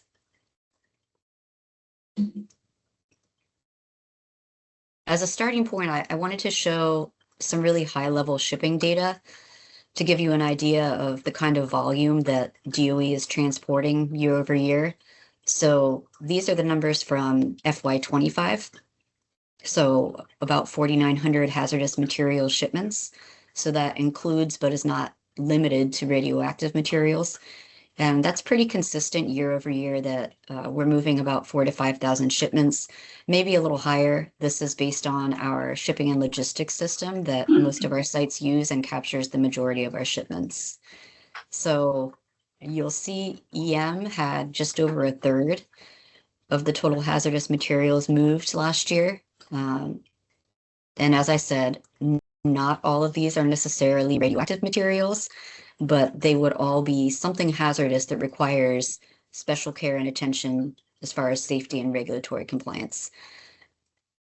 And again, this shows all programs because we do track shipments that are taking place other than just EM shipments. Perfect, thank you. So this slide is a little more specific to EM and EM waste. As with other hazardous materials, not everything we call waste is radioactive. It could be RCRA, it could have other hazardous constituents. But as you can see in the chart, the majority of EM's recent waste shipments, looking at last year, were low-level radioactive waste, mixed low-level waste, and transuranic waste, which I don't think comes as a surprise to any of us. The other category could be non-radioactive RCRA waste, or other types of nuclear materials. Next slide, please. So we're moving 5,000 or so shipments a year. What are we doing to ensure that these shipments are moving safely and in compliance with regulatory requirements? And that's where our packaging and transportation office at headquarters comes in to provide a framework, tools, and some oversight that can help our sites do the work that they have to do. So first, under what we call our safety programs, we have the motor carrier evaluation program. And I think I mentioned this briefly in a previous meeting with the board. So we have trucking companies that we specially evaluate and approve to carry DOE, radioactive material, and waste. We evaluate each of those carriers on initial entry into the program and then on a rotating basis. But I do have a slide with a little more detail on that later on. The second program is our Transportation Compliance Assurance Program, and that's something we do internally where we provide resources for our sites to conduct either their own assessments of transportation and packaging operations, or we also have the capability to send out an independent team to help with those reviews. And that's something that we require within DOE according to one of our DOE orders. And we actually have a team, pretty big team out at Idaho right now this week as we're speaking. And last year we did 4 sites. This year we're on track to do another 4 sites as well. And this is something we usually do every 3 years. Okay, moving down to the next area. Thank you. Yep, this slide will take a minute. I tried to fit a lot on a small slide. Packaging certification program. So we have a program within DOE which allows us to certify Type B packaging for DOE shipments. So this is very similar to what the Nuclear Regulatory Commission, NRC, does on their side. But of course, their packages are certified for private sector, commercial company use as well. Anything we do would be specific to DOE.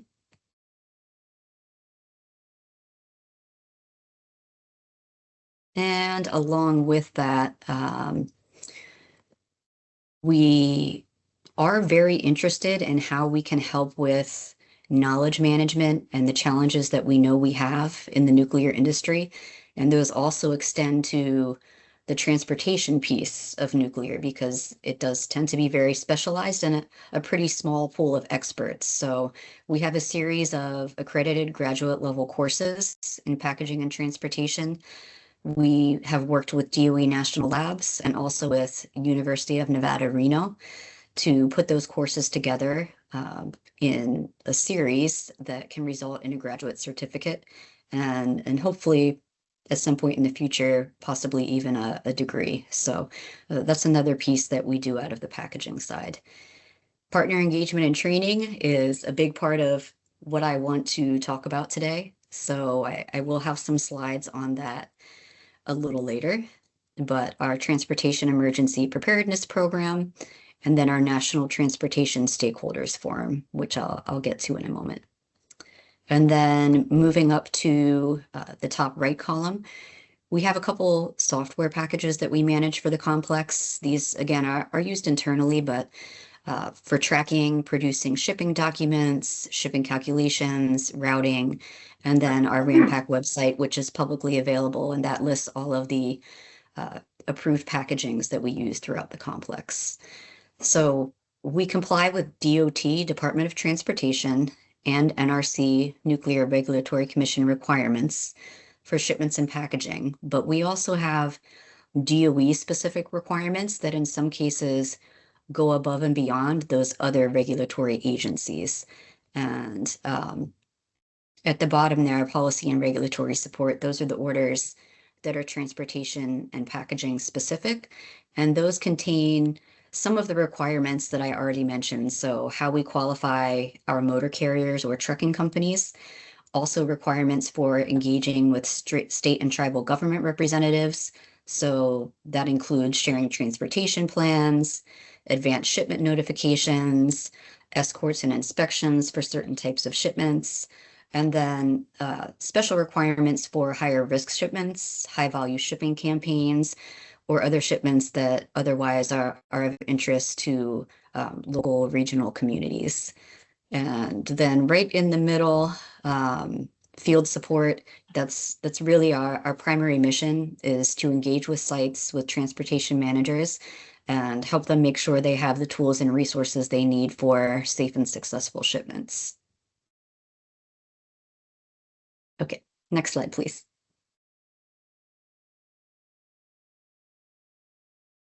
So I wanted to take a few more minutes on our motor carrier evaluation program, which is really a primary element of what we do at DOE that makes our shipments a little bit different than a radioactive materials shipment in the private sector that you might see going down the road. So at any given time, we have about 30 trucking companies in our program. And we start with the baseline. Department of Transportation has baseline qualifications for hazardous materials carriers. And we take that a little bit further. So we've modeled a lot of our program based on how Department of Transportation conducts their inspections, but then we add on to that our DOE specific requirements. And across the country, there are hundreds at least of hazardous materials trucking companies, and it would be impossible for Department of Transportation to inspect every single company that does this type of business. But for Department of Energy, we do. And that's why we have a specific subset of companies that do certain work for us. So in addition to a full evaluation when they join our program, we follow up with a full assessment every 3 years. In between, we monitor performance monthly. And we do have a relationship with Department of Transportation and access to their system as well for carrier safety reporting. So even if there were to be an event involving that company with someone else's freight, not DOE, or a different type of commodity, we would be able to see that there had been an accident or a failure in one of those areas. And then just a couple areas that we look at are listed here. It's not all inclusive, but we look at driver training. We look at the company's testing programs, their security plans, their financial solvency. We look at their Department of Transportation history, and then we look at their equipment maintenance. And in most cases, we have a team that physically goes out to visit these companies and look at those operations, look at the equipment, and put eyes on the records. Next slide, please. Thank you. So the National Transportation Stakeholders Forum, it's chaired by EM with participation from other federal agencies, including Department of Transportation, NRC, other DOE programs like Office of Nuclear Energy and NSA, state agencies, and tribal governments. So this is our primary way that we communicate at the state and tribal government level about shipments of radioactive material as far as planning and execution. So we provide details on planned campaigns that are either high volume or high visibility, and other shipments that might possibly be of interest. So this group is really comprised of DOE plus 5 primary other entities, and those are the 4 state regional groups: West, Midwest, Northeast, and South, and the Tribal Radioactive Materials Transportation Committee. So we meet periodically throughout the year. Each of those state and tribal groups have their own meetings throughout the year that DOE is usually part of. And then we have a big annual meeting, which is coming up in exactly 2 months in Austin, Texas. So as part of this interface and these cooperative agreements, we solicit input on planning and we share information on planned shipments. And some of it's real time, some of it is further out. For example, there's a lot of interest right now in some things that are going on with other programs, advanced reactors, for example. And some years back, when we revised our DOE transportation order, we shared that draft with our state and tribal partners to get their input on the draft and resolve their comments before we finalized the version that's currently available, which I think was really a great success because we did incorporate some clearer language on how we engage with our state and tribal partners and the type of information that we would provide. So again, our big meeting is coming up. We usually get about 200 attendees coming from local, state, and tribal government, also other federal agencies. We usually have pretty significant attendance from first responders, emergency response, and those type of departments within state and regional agencies. We also have webinars on various technical topics throughout the year.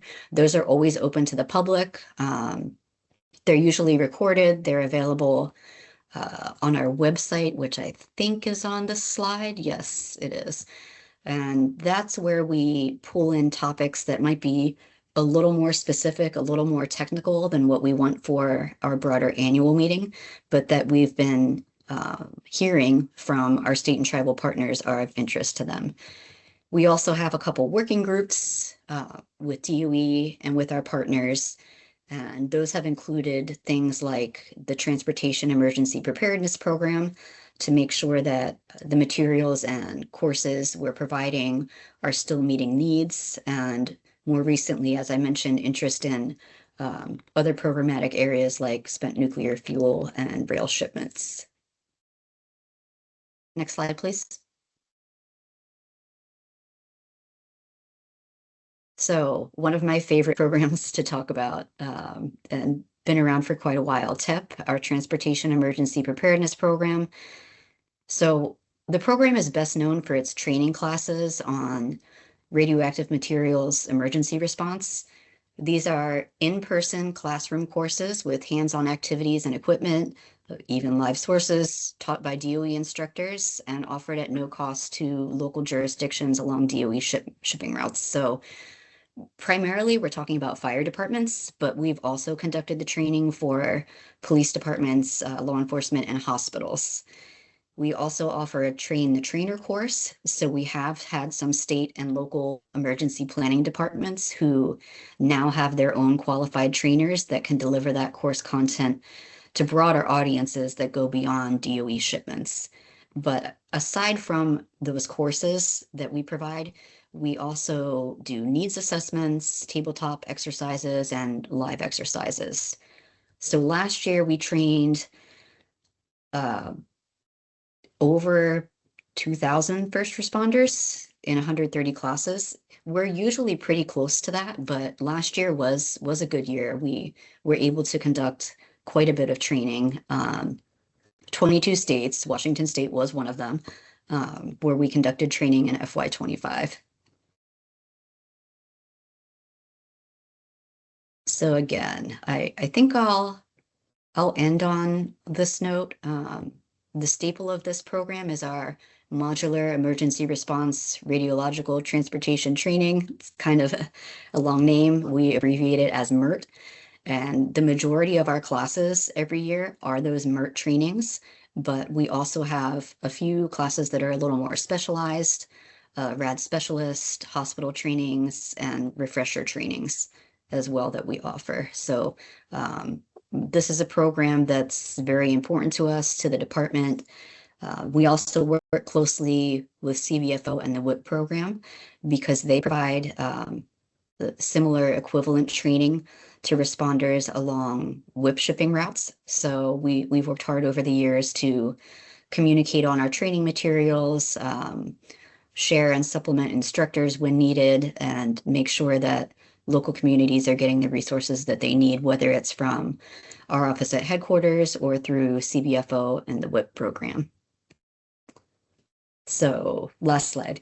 I realized that was a lot of information in a short time frame, but I did want to try to keep things on schedule, and I think there may be another speaker after me in time for questions, but I hope that this conveys the importance that DOE headquarters places on transportation and the scope of the programs that we have in place to ensure our shipments are safe and secure and help our sites throughout the country with making that happen. So I thank you again very much for giving me the time to go over this, and I will turn it back over to the board for any questions.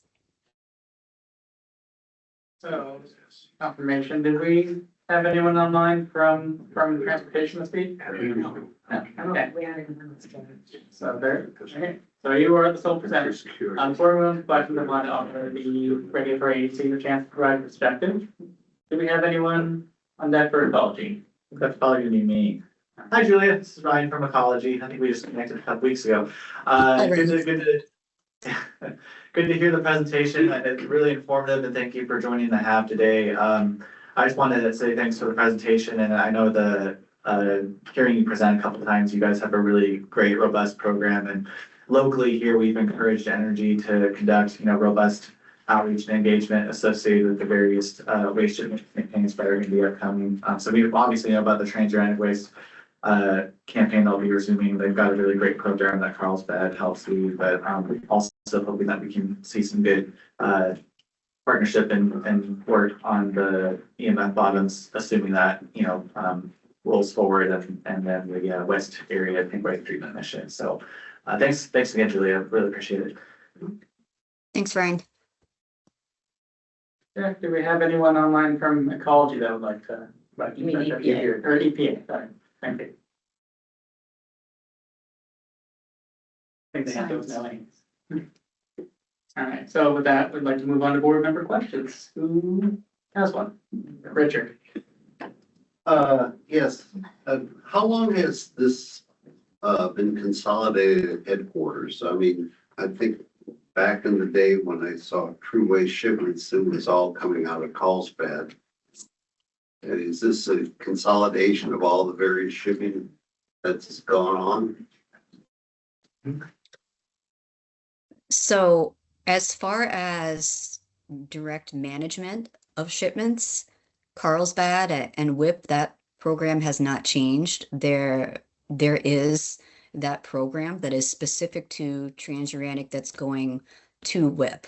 As I said, we work closely with them, but we have not pulled that up to headquarters, so to speak. The people that you're familiar with, that you've been working with out of Carlsbad, are still the right points of contact for True Waste that's going to WIP.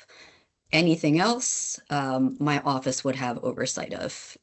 Hopefully that helps with the question. And we've had a headquarters transportation office in some form.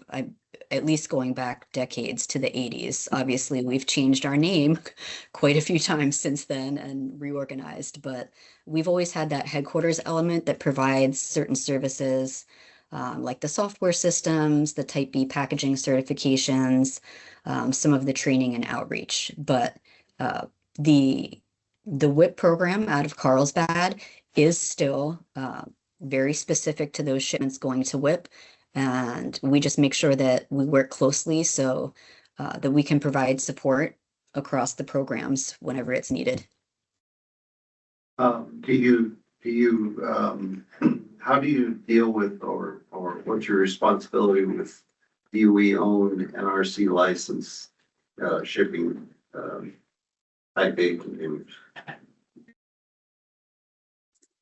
DOE owned NRC licensed Type B containers? Did I get that question correctly? I didn't hear you. Can you repeat it again? What's your relationship with DOE? I mean, DOE licensed shipping containers, Type A's. Typically they were site owned or site managed. Are they now consolidated at headquarters, or you just oversee the various sites that they have? So I think I can address this. I think the question is on Type A. So the program we have is for certification of Type B, which is equivalent to what NRC does. And as it sounds like you already know, Type A does not require that same level of certification. Those need to be in compliance with Department of Transportation, but they can be self-certified by the user. That's not just for DOE, that's for any user, public or, government side. So our sites all have very unique needs, and they do have those internal capabilities to manage and maintain Type A containers. We do have a working group that meets regularly that's sponsored by my office. And it started out focusing on Type B issues and challenges, but especially recently has more moved into Type A space and looking at ways that our sites across the complex can share efficiencies and lessons learned and talk about the way that they are managing and certifying these Type A packagings.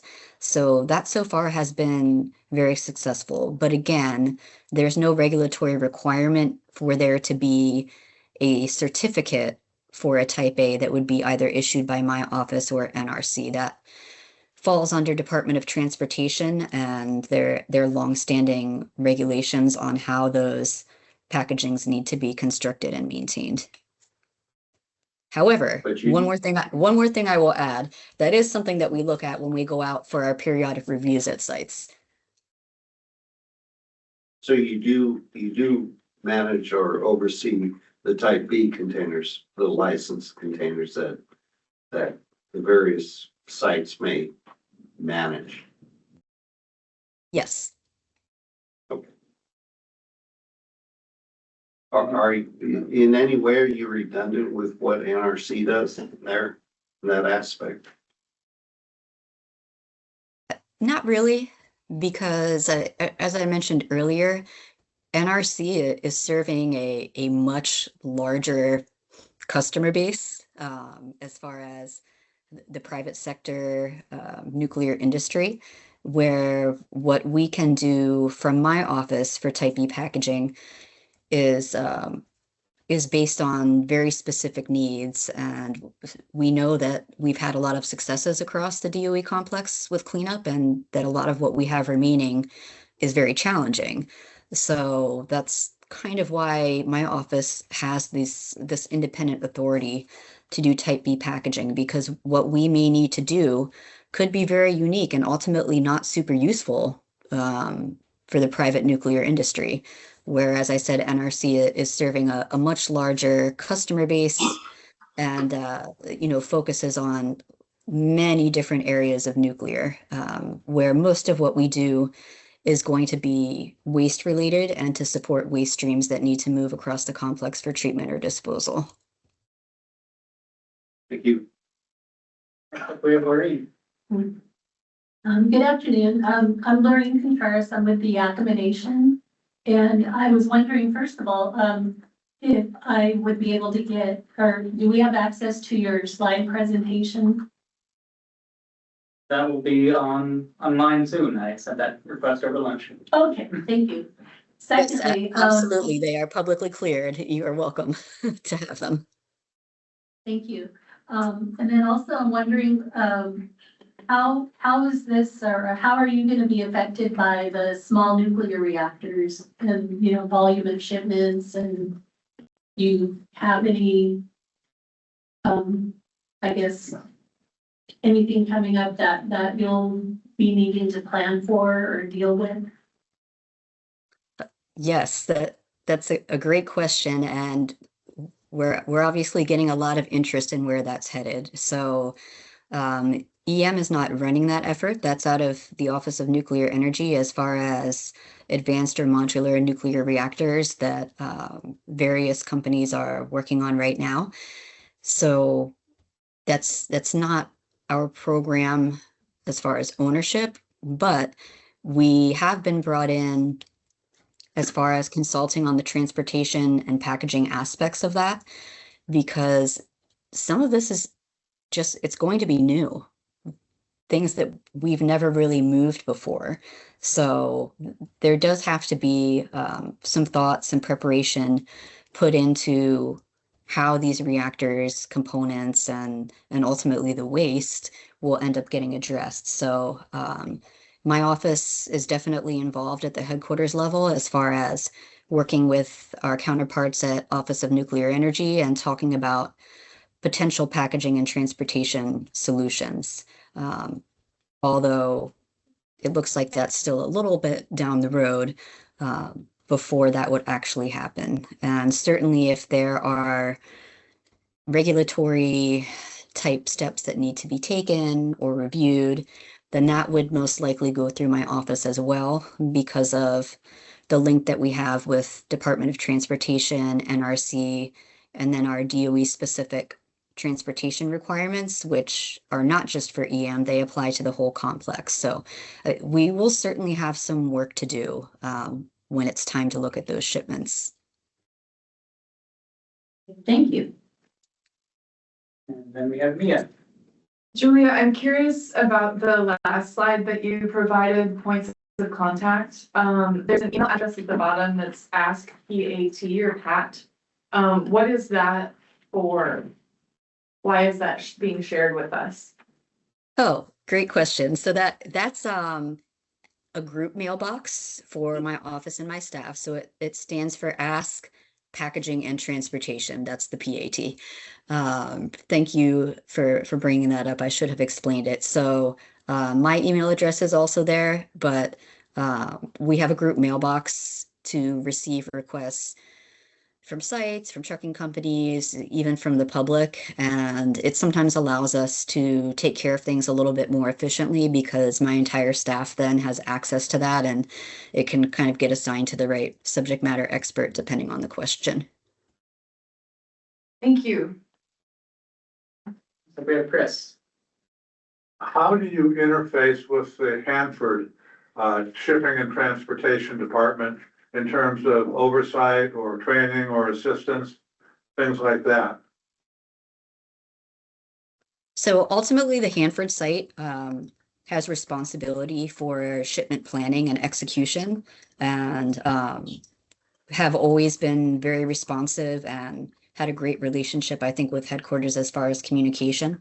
So especially when there's a big campaign coming up, the Hanford site puts together their documents, their transportation plans, their communication plans, and that's something that we would review out of my office and, see if there are any things we could add or any comments that we have. But I will say that the site has been very thorough in sharing transportation and packaging information based on their long history of moving a wide variety of material.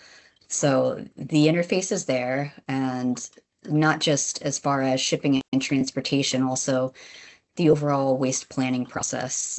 My office Packaging and Transportation is within the broader Office of Waste Management within EM headquarters. So there's very regular engagement on plans for the site and decision-making as far as not only how things are getting shipped, but where it's going, how it's being treated, things like that. So. Do you audit the program at all for compliance or with DOT and DOE regulations? Or does that fall into another agency or entity? As far as specifically on the transportation and packaging side, yes. So not just the Hanford site, but all of our sites are required to go through an audit or assessment every 3 years, and that's internal. When we go out, we look at compliance with our DOE orders and requirements, also with Department of Transportation. We also, any user of a Type B package needs to have an approved quality assurance plan on file with us. And we also require those to be updated or renewed periodically. And if we have concerns, we do have the authority to go out and do audits, but every 3 years for sure. I can certainly check my records and see the last date that we went to Hanford. It was definitely within the required time frame that we would go out and help them assess their transportation and packaging operations, make sure that everything's in compliance. Thank you. Sure. And thanks for we the really have some great transportation experts at Hanford. And in fact, sometimes we even try to borrow them when we go do assessments in other places. Thanks for the presentation. A lot of good information. Just wondering when those sort of transportation plans come to your office, do you then share those with the state groups and tribal groups that you work with, or is that the local branch that does that outreach and sharing? That's a good question. It really depends on the shipment or the size of the campaign and how far it's going. So, you know, if there's a shipment going from Hanford to Idaho, somewhere where both sites are very linked in with their local, state, regional partners, tribal partners, then we would certainly step in and assist if we were asked as far as disseminating that information. But, you know, as long as we're consulted, we know that our sites, especially the Hanford site, already have those relationships in place. And we don't want to add an unnecessary layer to that if we don't have to. Thanks. And then are these plans typically internal or are they public facing at all? So probably not public, because if we have a shipment or a campaign that's rising to the level of needing a formal transportation plan, that would be shared with designated representatives who already have, you know, clearance and general knowledge of what's going on with the shipments. It would not be publicly posted because while generally not classified, there could be sensitive details as far as specific timing of the shipments, number of trucks, what's the trucking company. That's not something that we really care to just post online. Thanks. The Department of Health in the room, do you have anything you'd like to add? So, one with Julie was saying about the TEP program and MERT is 100% spot on. I'm a survivor of both programs, and it's very good training. To address kind of what Tom was bringing up, so, and this is in regards to true shipments from Hanford to WIP. So when that happens, you know, they package the shipment on site, they do a radiological survey, send it down to Stevens Shipping and Receiving, do another radiological, then it sits overnight. In that time frame, the transportation folks on Hanford have worked with health and the state patrol, and I believe emergency management division, to let us know, not like weeks ahead, but a couple of days ahead of a shipment going down the road. And in turn, so what we do at Health at the local level is we would go and survey the shipment prior to it leaving Stevens Shipping and Receiving, because now it's going to Oregon. And this is, my knowledge is historical because it's been a long time since there's been a whip shipment from Hanford, right?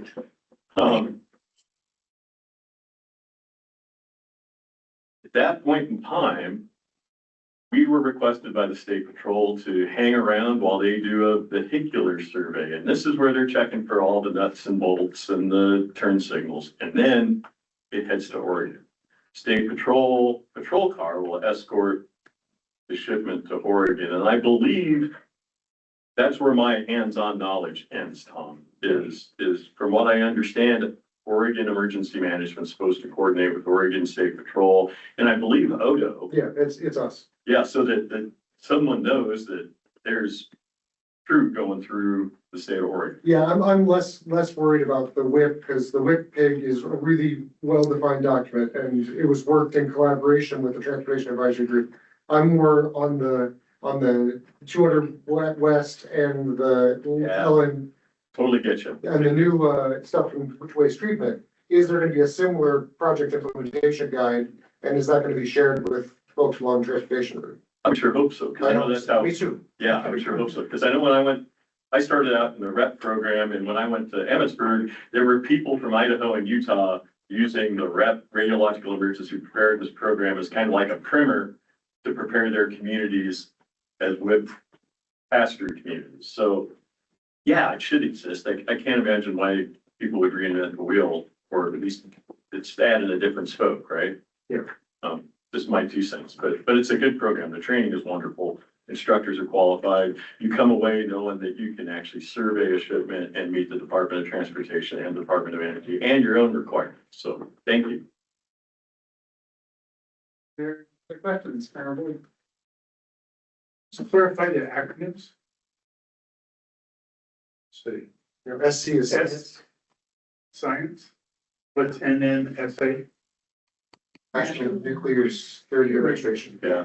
Okay, with the bomb people. Yeah. Yeah, and then on the other side, the other acronym, the MLLW, is that our? Mixed low-level waste, so that would be radioactive waste that has other hazardous constituents.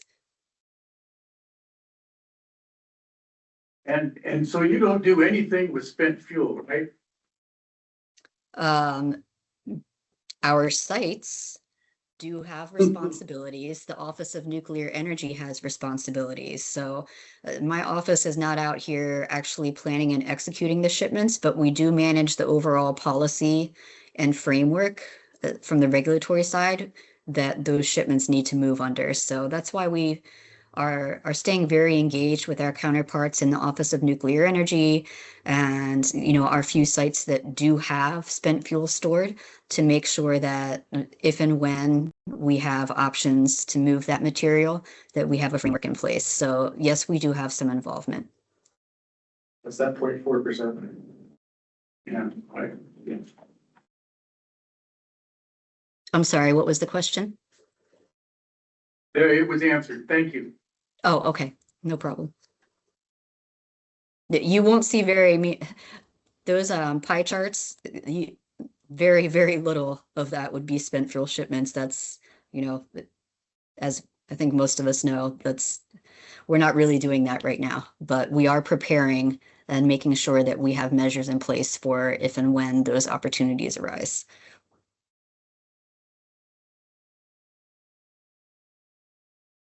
Another call for questions.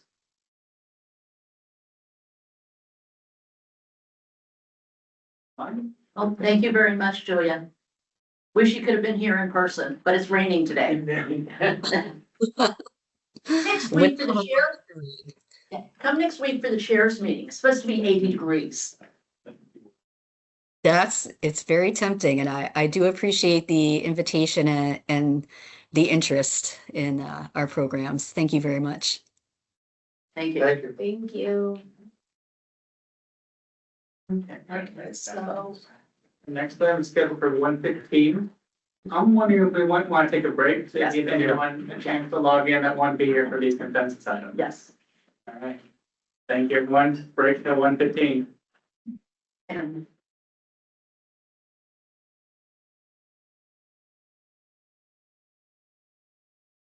All right. That's okay. We've reached 1:15. We're live. Probably. There we go. Our next item is going to be draft advice related to tank waste. What's that? I do. Transuranic waste shipping outreach considerations. Tongue twister that Tom will take away from this point. Okay.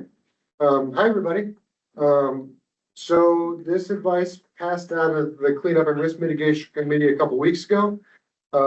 It's based on the conversations that we had at the Committee of the Whole in January. Trying to figure out, with the anticipation of the resumption of transuranic shipping, before 2028, like the milestone says, fingers crossed there. How can the TPA agencies support the Carlsbad field office in reaching the right people, or who needs to know what and when, and sort of how we can get our folks, local folks, to support that mission.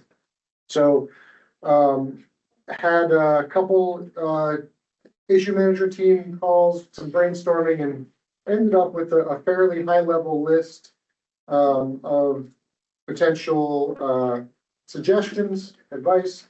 So I guess first, hopefully everyone had a chance to read the draft in your packet. So first I want to get any like sort of gut check. Wow, I really don't want that in this thing. Do you have anything that you really need changed? Josh, did the attachments get attached? The attachments of this, no. Okay, so there are two attachments to this advice that are not included in the packet.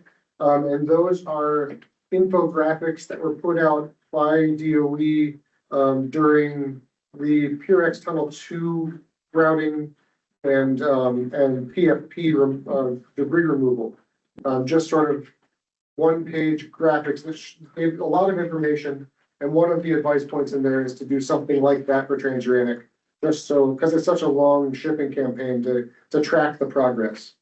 So first thing we're looking for is big picture, anything that really rubs you the wrong way when you're reading it. And then after we go through that, we'll look sort of paragraph by paragraph and do wordsmithing while we're waiting for quorum. So are there any questions? Everyone understands the advice that's presented?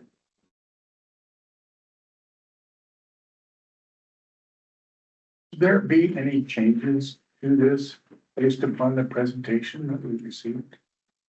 Because some of the stuff she was very happy and proud about doing all this training, especially. Right. And here we're saying, hold record and, webinars and things like that. You mean to the people doing it or the general public? That's for public. So that's in addition to the trainings that they already do. So you want we want a general public information. Yeah, lunch and learns are sort of, supposed to be high level, 100 level, entry level stuff. And then one other thing, the highlighted section, the Transuranic Waste Shipping has a document called the WIP-PIG, the Program Implementation Guide. And that document is in the middle of being revised. So we were hoping that the group who is doing that, the WIP-TAG, Transportation Advisory Group, would have it done and published by now, but it's not up yet. So we'll probably have to get rid of that reference because we can't link a document that doesn't exist on the website yet. But that's what that holding spot was for.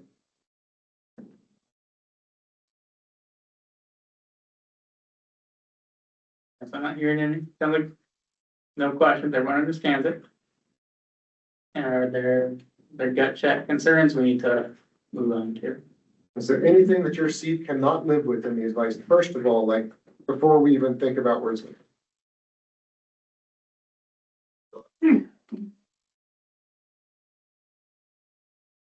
Paragraph by paragraph? Hey. Everybody read it. Go ahead and read.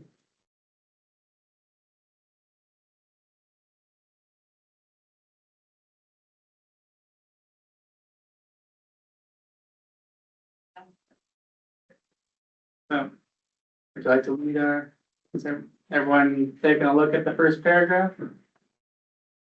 Yeah, so on screen, the first two paragraphs, let's expand our horizons and not go paragraph by paragraph. We're gonna go screen by screen. So, first two paragraphs, we're looking for wordsmithing, we're looking for grammar. It's been through a couple times, but I will never admit to being a perfect typer.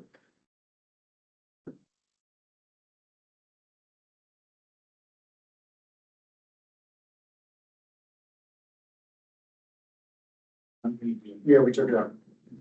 Okay. What's it read now? A formal guide was collaboratively developed. But it hasn't. I'll clarify, the WIPPIG program implementation guide was developed and it exists. It was just last updated in 2017. So they're updating it again.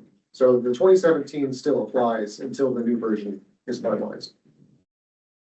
So do you want to reference the current one or just not reference? I think if we just reference that there is a guide, because the agencies are gonna have to follow, or Carlsbad's gonna have to follow that, and the agencies are gonna have to support Carlsbad, so. And during that initial presentation, they had to distribute it to the HAB because it wasn't available online. Right. Because, yeah, they don't wanna have the old version while the new one's so close. You know how that goes. Screen has moved a bit.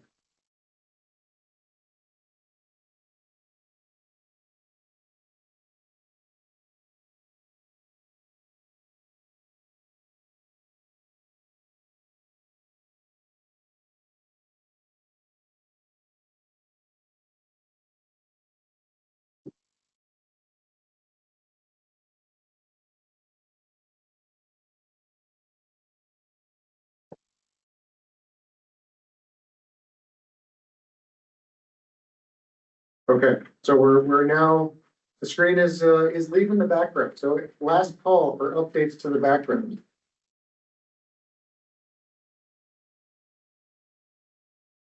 Okay, into the advice. Bunch of bullets here, but hopefully they're intuitive.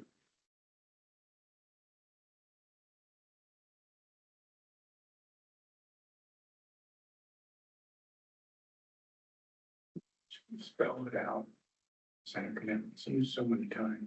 CVFO? Yeah. It's spelled out in the background. Do you think we should spell it out the At least one. first time in the advice? Yes. Oh, the first time the advice section. Yeah.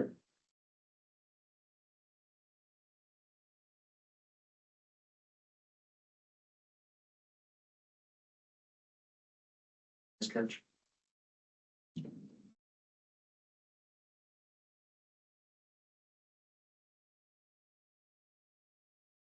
Yeah. I'm just, occurred to me. This talked about going to state agencies. Yep. Okay.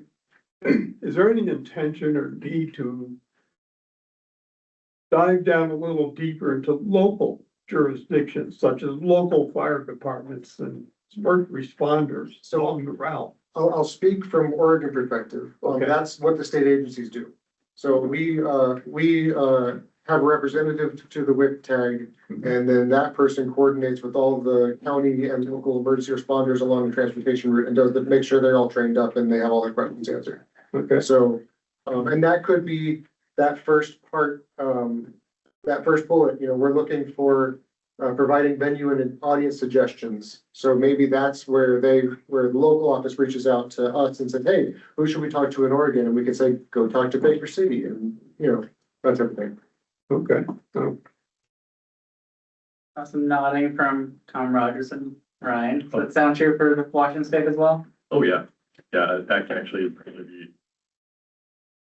a series of phone calls from state agencies to jurisdictions to talk about what we do, how we do it.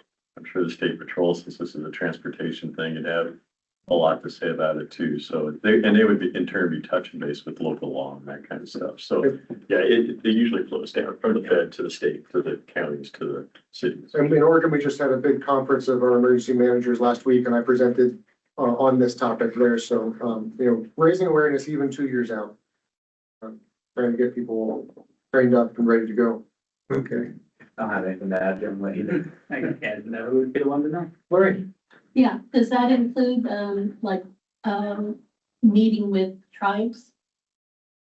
So I believe that, and I don't want to speak for any tribal nations, but I believe that CTUIR is involved with the whip tag. But I don't think that they have a seat on the whip tag. We do, in Oregon, we offer trainings, through Carlsbad's collaborative agreement, and the tribes are invited, to participate in those trainings, as long as there's seats.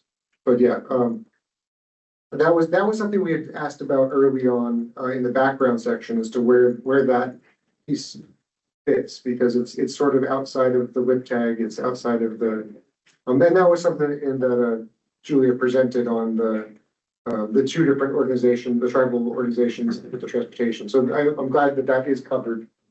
But I'm not sure whether there's consultation on transportation campaigns by practice either, so.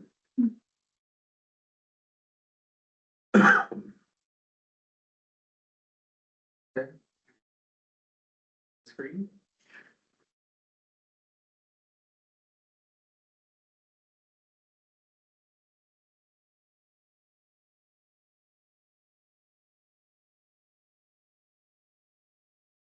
So, Rob, you were saying, that the webinars or lunch and learns, maybe we should add what sort of, maybe entry level or, what's a good way to say? We're looking for like general awareness. We're not looking for highly technical. Do we need to clarify that?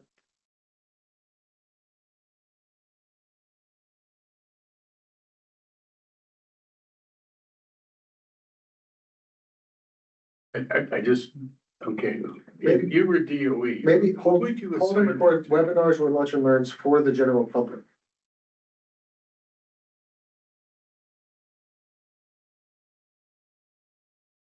Public service announcement. It'd be a little bit more than a public service announcement, but yeah.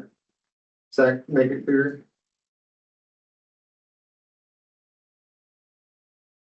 Saying it's like, if I was a guy in DOE and I got this thing and I said, okay, I'm gonna have to implement this, I don't know how I'd do it. I'd come to you. I'd have to come to you. Yeah. In our next advice, we have this sentence, provide plain language, executive summaries and short form video to aid non-technical stakeholders. Maybe it's a plain language and non-technical part. You might address what Rob's trying to get at. Yeah, maybe, yeah, hold and record plain language, non-technical, Yeah. and then you can get away with, then take away the general public. Yeah. Look at us crosswalking our advices. That's collaboration. That's why we're so efficient. Right. Okay. Yeah, and then we got the fact sheets are also gonna be plain language.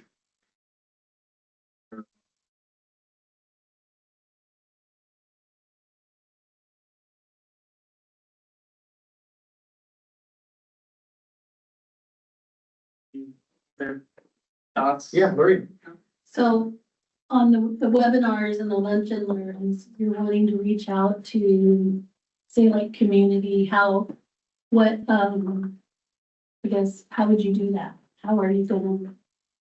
So my vision was for something on like the Hanford YouTube channel or, like the contractors put up these really great infographic videos on the tank waste treatment mission or the west of capsule transfers, do something like that, that you could then send to the local newscaster and say, play this video on air, and, I don't know if they do that anymore, but they used to. Or, you know, put it on Facebook or social media. That's the last one, is cross post with Carlsbad. You know, you can do targeted campaigns for specific regions. And that would be, that's where I was thinking, is how do you get people? And that's a hard, we're having a whole roundtable or store, what's it called? Sounding board on how to increase engagement and reach people we don't reach. So all the above. Okay. Any other words with you bits on the advice?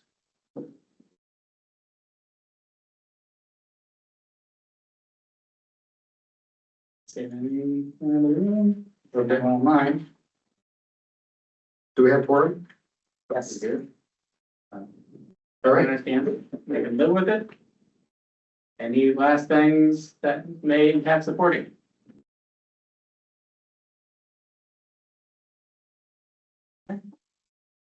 And ready for a quorum check? Let's roll through each person. All right. Okay, so I'll go down our seats, and make sure you're on support. Chris. Local environmental interest.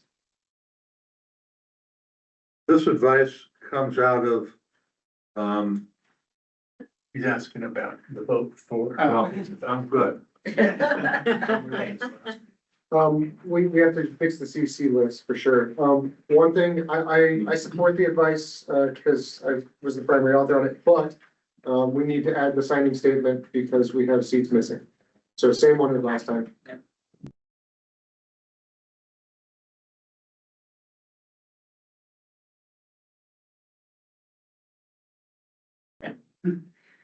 Okay, next. Yeah, I'm good with it. Yeah, Brian Ivy, public at large. Yes.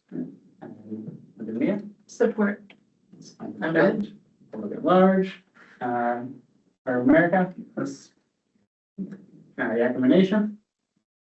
Well, I'd like to go back to, the first question advice. that I had.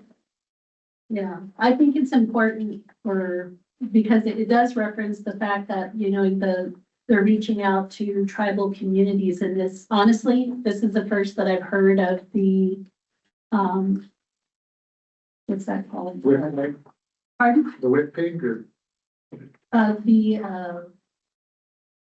With it says they do outreach with the native tribes. Oh, it's in the background. Right. Yeah. So I just want to make sure that, you know, it's inclusive of, you know, reaching out to, Trim tech, I think is what they call it. Yeah. yeah, where it coordinates with tribal nations through, the trim.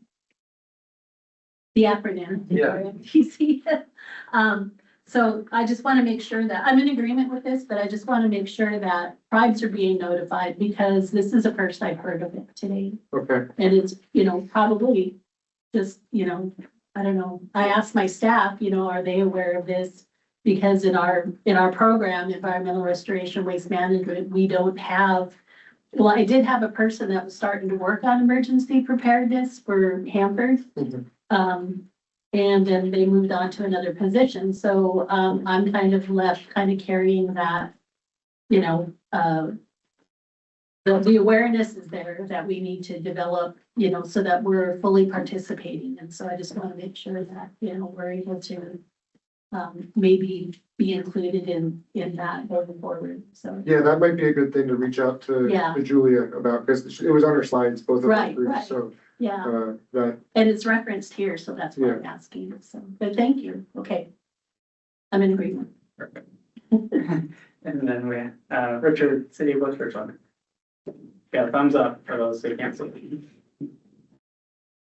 All right, and then going down our online attendees, Jim, do you support this advice?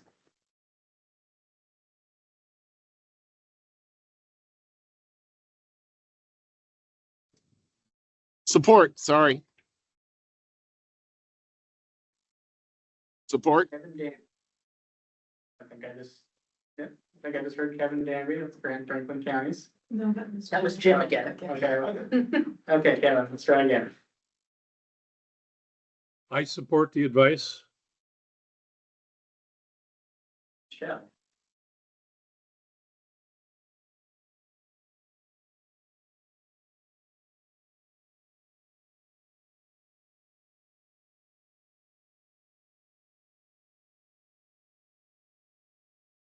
I'll round back to Michelle. Rose, do you have anything to add for recommendation? There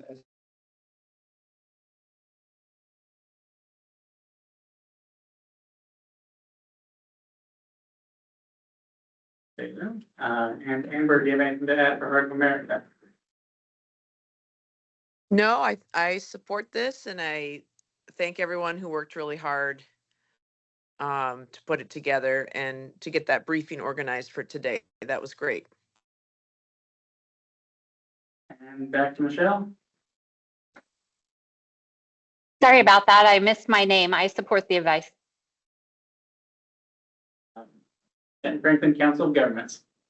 Okay, And with that, we're good. right, it's passed. Well done, everyone. Thanks, everyone.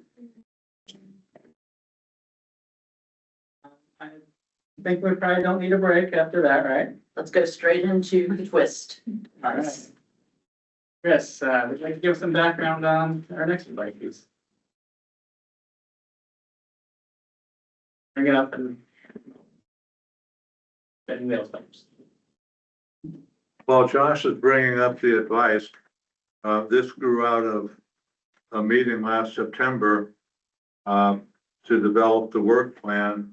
And one of the items in the work plan for Twist was to write an advice on community support for the holistic agreement. In January, Matt clarified that a little bit to indicate that they wanted an advice on community support for the entirety of the tank waste mission, of which a holistic agreement was an important component. And so that's what this advice is advice points for the TPAs on the entirety of the tank waste mission, including the holistic agreement. Now, this advice is a little different than some advices, because the tank waste mission is, according to the last life cycle plan, is going to last 54 years. And so the team, the IM team, felt it was important to have advice points that would be reiterated and emphasized not just once or twice at the outset of the mission, but throughout the entirety of the tank waste mission. Because for the tank waste mission to be successful, it's going to need community support, trust, information to act upon for a long period of time. In developing and I should say now that the advice team was myself, Amber Waldriff, Kevin Danby, Matt Hendrickson, Mia Burke, Rob Davis, Susan Coleman. And I want to thank them because everybody in that advice team had substantial input to this advice. It wasn't really done by one or two people. It was truly a team effort, including a lot of team wordsmithing. The heart of the advice is not so much in the background section, which we'll go to in just a minute, but we have 4 general categories of advice. These begin on the second page and are in bold. Like the first category is provide tailored information and experiences to engage different audiences, and a number of sub-bullets below that. The second major category is to modernize official document sources, with sub-bullets below that. The third category of advice is to institutionalize transparency by sharing information and soliciting input early and often to shape decisions. And sub-bullets under that. And the last one is to to vary the format and design of public meetings with several sub-bullets under that. And so that's a little bit of an overview.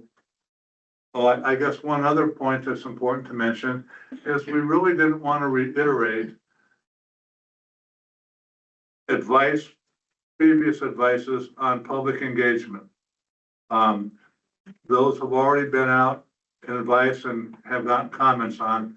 So we really did want to tailor this to the tank waste mission and to a long duration mission where there's going to have to be a lot of iteration over a long period of time. We did reference previous advices and directed the readers to those, but we didn't want to reiterate what was in those advices. Okay, so mimicking what Tom said, is there anything that causes anybody any heartburn, if you've read it, that you can't live with? We'll go over individual sections for wordsmithing, but off the bat, does anybody have heartburn with anything that's in this advice? Well, people consider that. One other potential point of interest, can you talk about how this advice got from IM team to the full board? It's a little unique in that Twist didn't meet since the full board meeting. It's been approved by the IM team. It's been approved in consensus with the Twist committee for presentation for the full board. Yeah, the gathering confirmation from each of the individual members outside of meeting space. Okay, continue. Say what? We end up gathering the individual confirmation from each individual member of Twist. And just to point out, I want to make sure we'll get confirmation from individual members, but I think what we want to do is ask first, like Tom did, does anybody have heartburn with anything? And then we can go through and say, for each of the sections, does anybody want to add wordsmithing to anything? And then we can ask for confirmation from individual members of the board for final consensus here. And so here we are.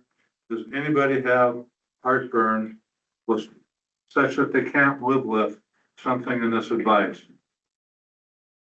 and that we need to address?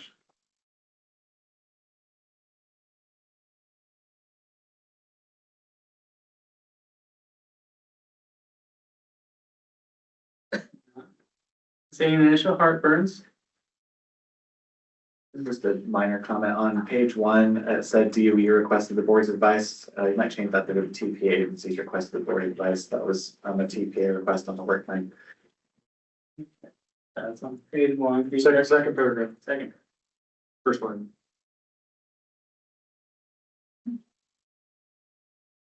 There it is.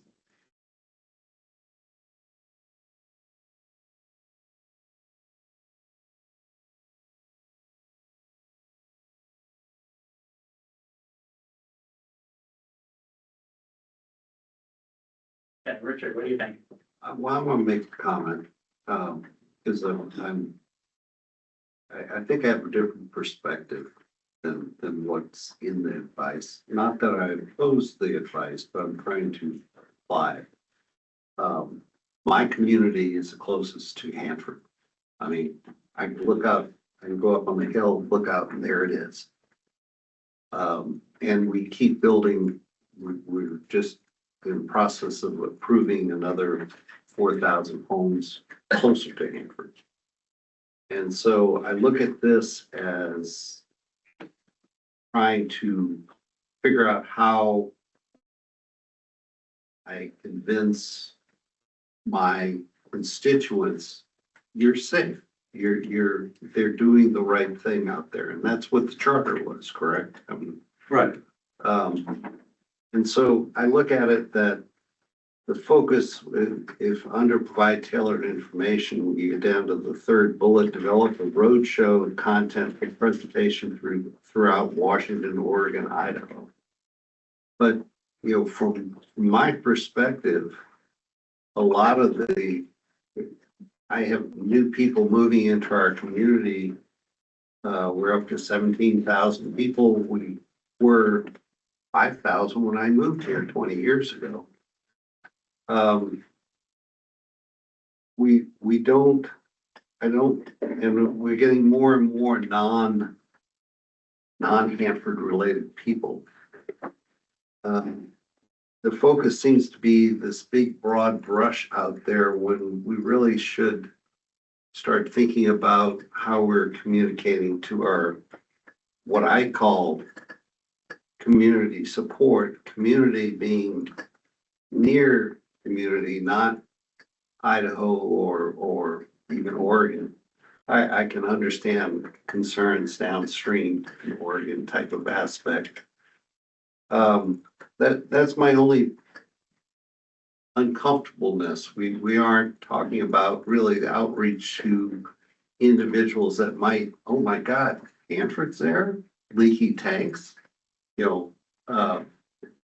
that's what my perspective is. I don't know if I object to this, but I'm not quite sure if it addresses that aspect. So it could be that that's because this started off as a 200 West focused thing and it became more holistic, although not holistic. Actually holistic, not just the holistic. That 200 West is more a transportation corridor issue. Tank waste as a whole is more of a site issue. I could see that being, Well, I'm not gonna object to this, but I'm just saying is I don't think it doesn't serve me or the individual I represent that. It's a tool that I can use. Now, when we first had the road show as a point of advice, it was, the road show was the most important thing, getting something to people to see.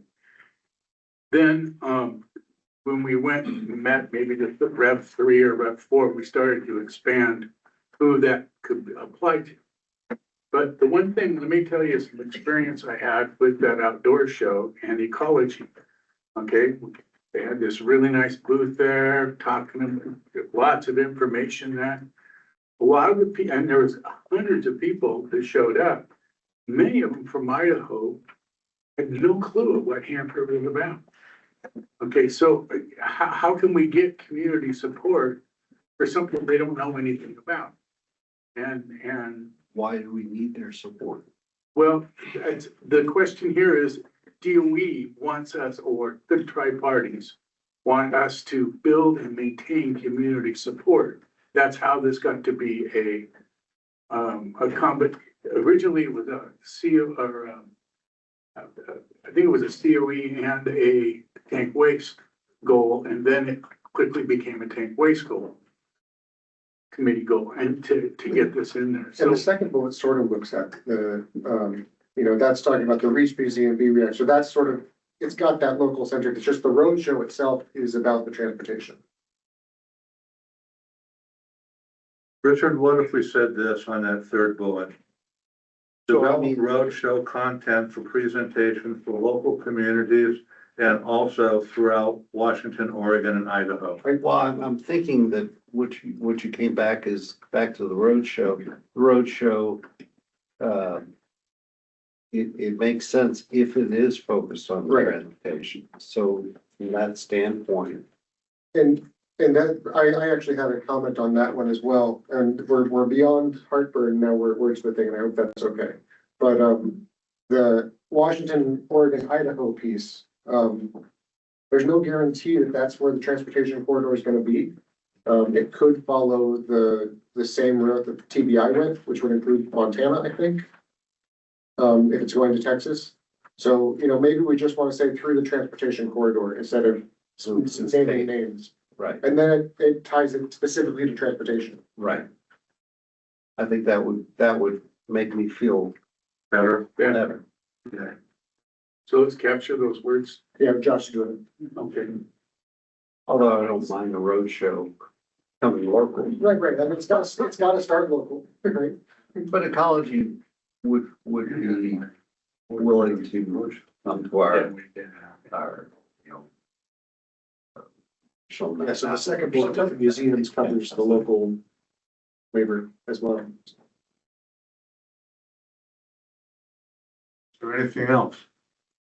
Good question. Do we want to go, Chris, do you want to go back to the top and we start wordsmithing? I want to do that, but I want to make sure there's nothing else in the heart or concern. Okay, then let's go back to the top with the first paragraph. And we start out with just what the HAB's primary mission is. And we've seen this on other advices. And we put this in here because this doesn't go to the tri-party agencies. It goes to a wide spectrum of people who may not be very familiar with the HAB or what the HAB is supposed to do. And then we relate it in the second part of the first paragraph to the projected 54-year duration of the tank waste mission and what communication, information, education are necessary to build and maintain the public's interest, attention, and support of the tank waste mission. So that's basically what the first paragraph is. Question on wordsmithy stuff. Do we want to go as specific as 54 years, or do we want to say a multi-generational mission? Because 54 years is what the life cycle report says, but that's assuming you get $6 billion this year and next year. So you like to substitute multi-generational for 54 years? Yeah. People all right with that?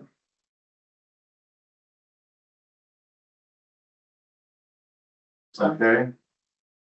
Anything else on that first paragraph? Let's go to the second paragraph. This addresses briefly the holistic agreement as an integral part of the tank waste mission.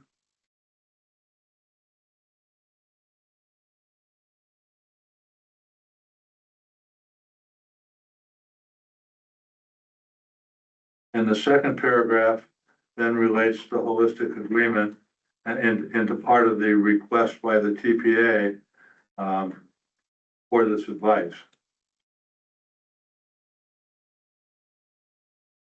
And I think rather than DOE requested the board's advice, it should be the TPA agencies requested the board's advice. Yeah, that's a change you got up on screen.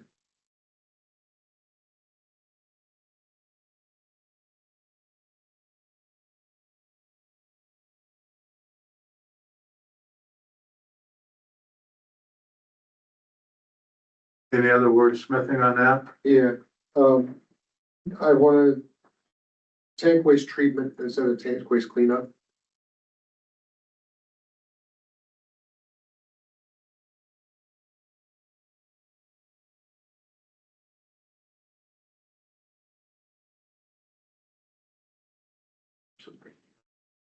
Well, we're not talking about cleaning up the stuff that's leaked out of the tanks. We're talking about treating the stuff that's stored in the tanks. It's not a release, so it doesn't need to be cleaned up. Personal, yeah. Yeah, I'm thinking too, looking at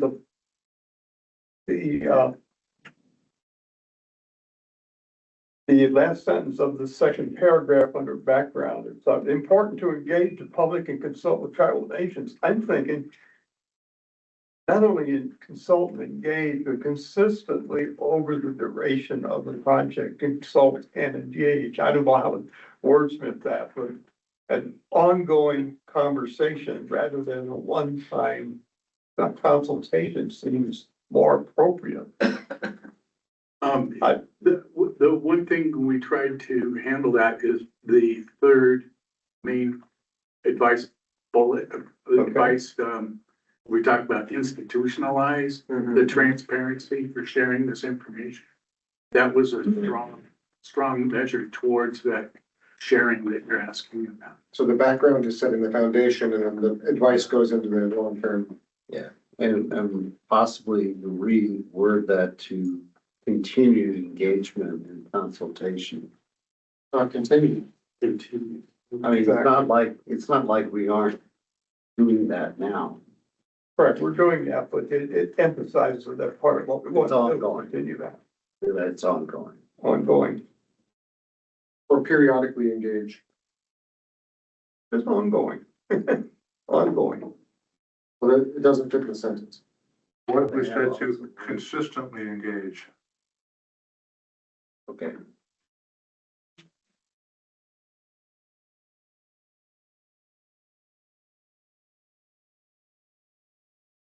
Going on to the last paragraph in the background.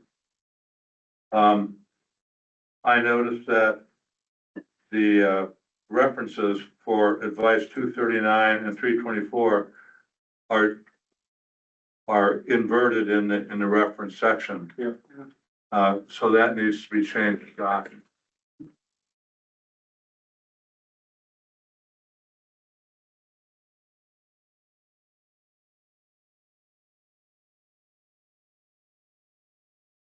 And then we get to the advice bullets and sub bullets.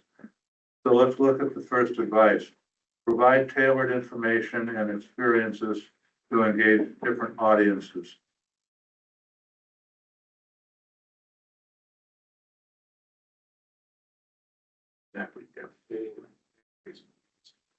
And there's four bullets here, 4 advice bullets.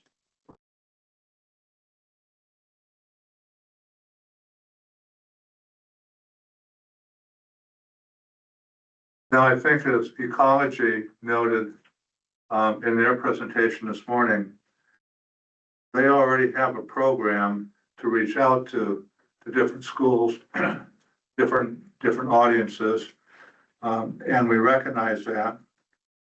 But there's additional ones that could be addressed, and that's where the word expand upon comes from. It's not that we don't recognize all the work that Ryan's team is doing, but there's additional work that could be done.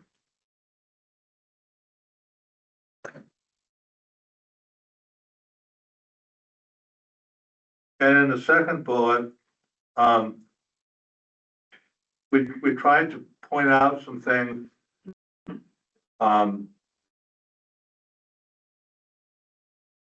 that maybe we haven't thought about or addressed either as a HAB or as tri-party agencies, like the Reach Museum. There's a tremendous amount of information in there, and perhaps we could utilize the tri-party agencies could utilize in some way, shape, or form that information in the Reach Museum.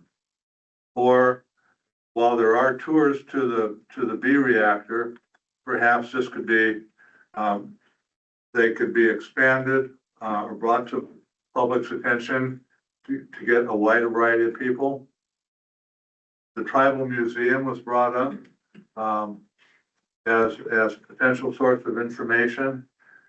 The Oregon Museum of Science and Industry was brought up as a potential source of information.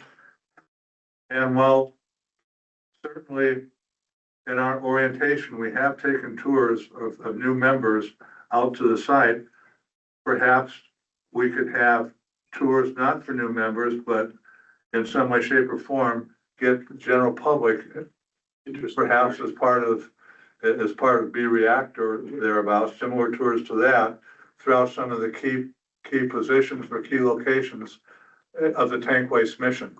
And if people can see things, that can be better than 1,000 words. So if that could be done, I think that would be worth the effort of trying, and that's where that came from. And then the roadshow that we talked about, and the last bullet is maybe try and bring in a broader number of people with expertise to talk to the public. If only DOE or Ecology talks to the public, There could be, especially in today's world, you have distrust of public institutions, but you tend to trust your local neighbors or people that aren't so affiliated. And so we thought maybe a broader number of people available to talk to the public, knowledgeable people, would go over well too.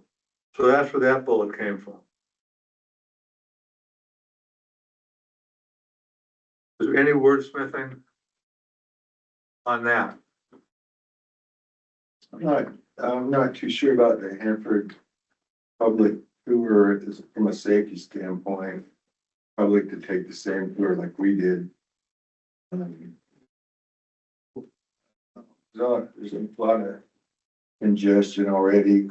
I mean, I hate to limit it to VIPs, so to speak, but I don't know. Well, Hanford offers a tour for elected and city employees. Right, I get that. Yeah. Like I said, VIP type thing, but I don't know what the public. Well, it may not be possible, and this was certainly brought up in the IM team, but on the other hand, why not point it out as a possibility? Maybe it will fly.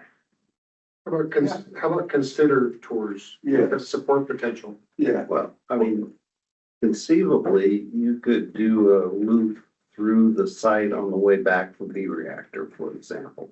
I think that we did discuss, bus tours. Right. Where people don't get off the bus. Right. Okay, that they spend an hour, 2 hours just to drive around the site, and a good guide, knowledgeable guide, a neighbor or whatever. Oh, I can sit totally there agree. and say, this is, yeah. That's not where, I'm not worried about that, not getting off the bus, I'm worried about the bus. And all the traffic, there's a lot of foot traffic, for instance, through tank farms. There's a lot of people that don't have trucks, some drive trucks, some don't, there's foot traffic, there is trucks, there's cranes, rigging, you name it, I just don't. I think you probably have Open to that can of worms. check out a route though first. You have a known route. Where you go by all the major, project. Anyway, that was Can what you that ever was. consider instead of support? Yeah. Okay. Yeah. Stop, please, consider. That's fine.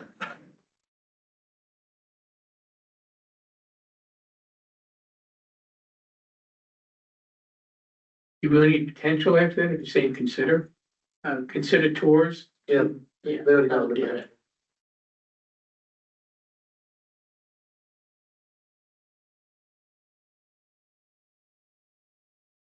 In the next major category, modernize official document sources.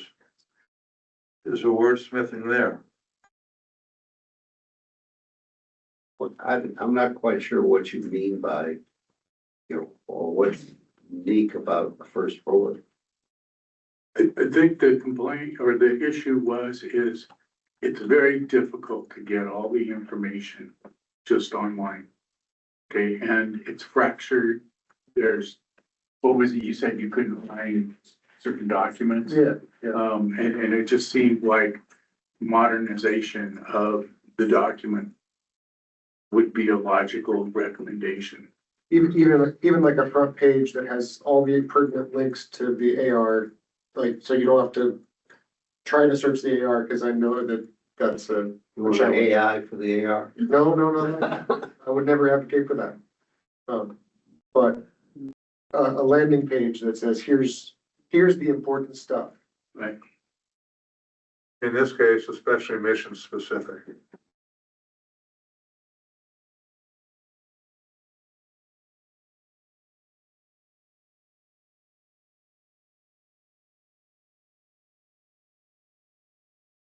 Let me think, that clarified, or does it need some edits? I think the second bullet, we need to supplement PDFs with project-based GIS interfaces. Because we don't want to replace all the PDFs, because. Yeah. It's hard to print a GIS map.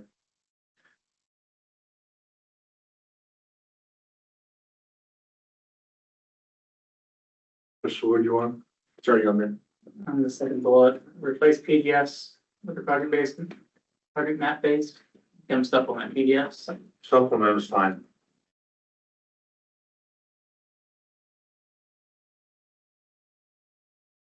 They're more like project map-based GIS with PDFs embedded. Yeah, right. I mean, trying to build something like that, and that's not easy, so.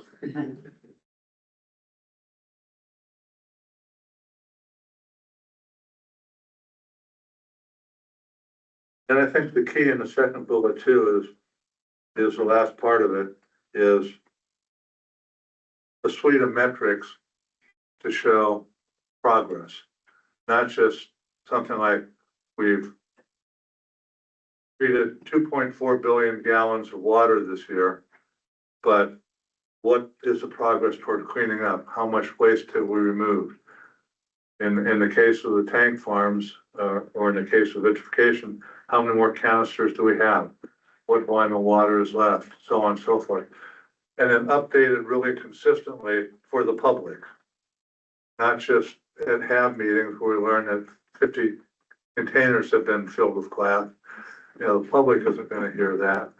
But we want something where the public can go and get a consistent suite of metrics so that they understand over a long period of time, you know, multi-generation, 50 years, what the progress is, that we're getting closer and closer to the end.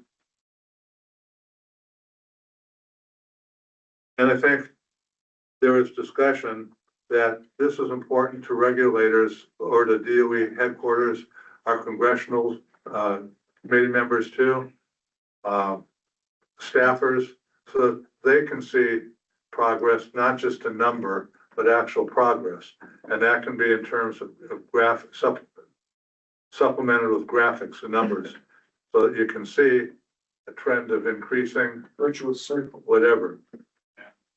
I think any other comment on that was that when we get a 5-year plan from the DOE, this could be used as a chart saying how much percent complete we are on this goal, on this goal, on this goal.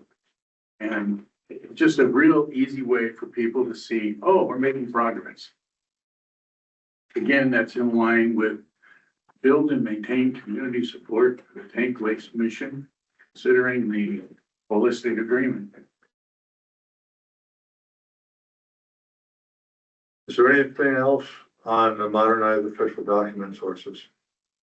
I've got a little bit of heartburn over AI resources. What if we, providing AI resources such as accessibility programs and so, it's combine those two sentences into one.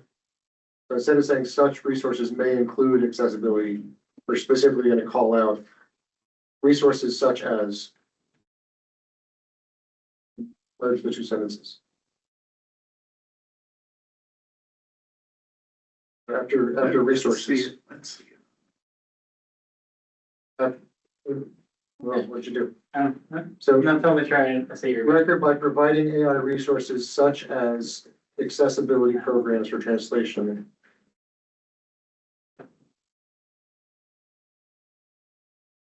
right.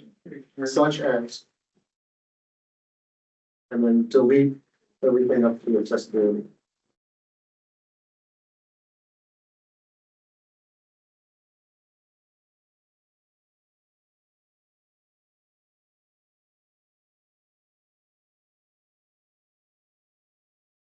Because we don't really want a summary AI tool.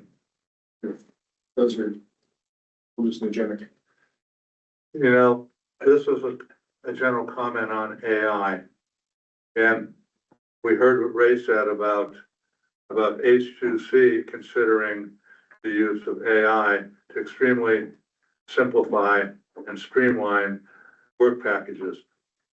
My own feeling is, and part of this is from my kids who are heavily involved in AI, and they've developed their own AI programs for cybersecurity for the company they work for, is in 10 years, we're not going to recognize everything AI can do. So if we look at this from a multi-generational thing, providing AI resources, 10 years from now, we wouldn't be asking that question. We'd just be utilizing it. And so I think part of the way some of these things are worded, it's that we're looking at it for a long period of time, not today or tomorrow. But I think providing AI resources, you know, I don't mind what you said, Tom, but this is just my own comment, is we're gonna hear more and more about this and more how they're used at places like Hanford. It's inevitable. I have 2 comments on the next section when we get there. Your thoughts on modernizing official document sources? Now, we've had in the third one, institutionalized transparencies by sharing information and soliciting input early and often to help shape decisions. There's been a lot of discussion on this over the years, on this board in various ways about transparency and what impact does the public have? How does the public know that their input has been taken into account? And certainly the HAB have had the same concerns on our advice and our input over the years. There's been a lot of discussion on that. But the sub bullets here are directed at that. Getting the public involved early, letting them know that their comments have been taken into account and how they've been taken into account. And often, early and often. So my 2 in this section is, tank waste treatment. Bottom of the first, just above the page break.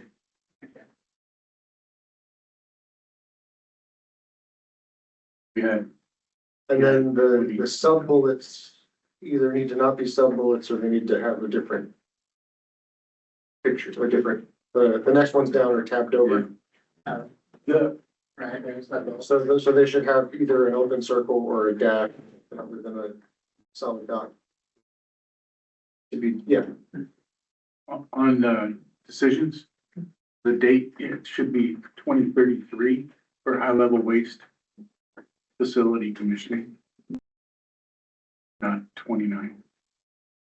Wasn't that a decision point or is that That's a decision. that's a decision point, not the actual commissioning? Yeah. In discussions, it's the discussions about, because aren't they changing? So it does not, so discussions in June 29 concerning the new deadline for hot For commissioning. hot commissioning, That's what it is. Discussions in June 29 concerning, which is in the new holistic agreement. yeah. I looked twice at that too. I was, wait, what?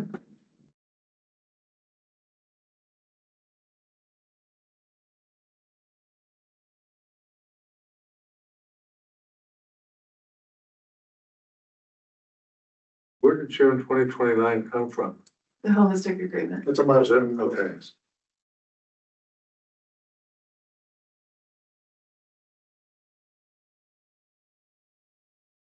Maybe we should say then, for example, in discussions in June 2029 for the holistic agreement. That way that gives clarity as to why 2029, where that date came from.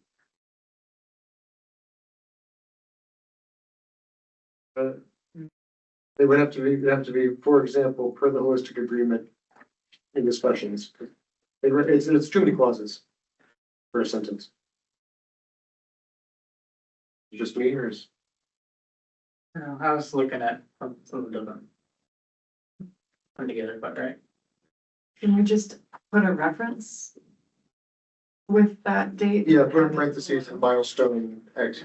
We could just put a period after facility.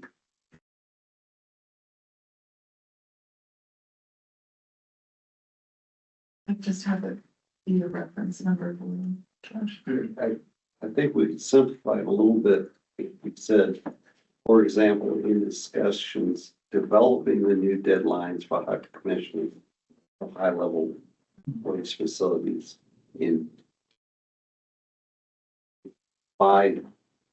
it's by June 29, right?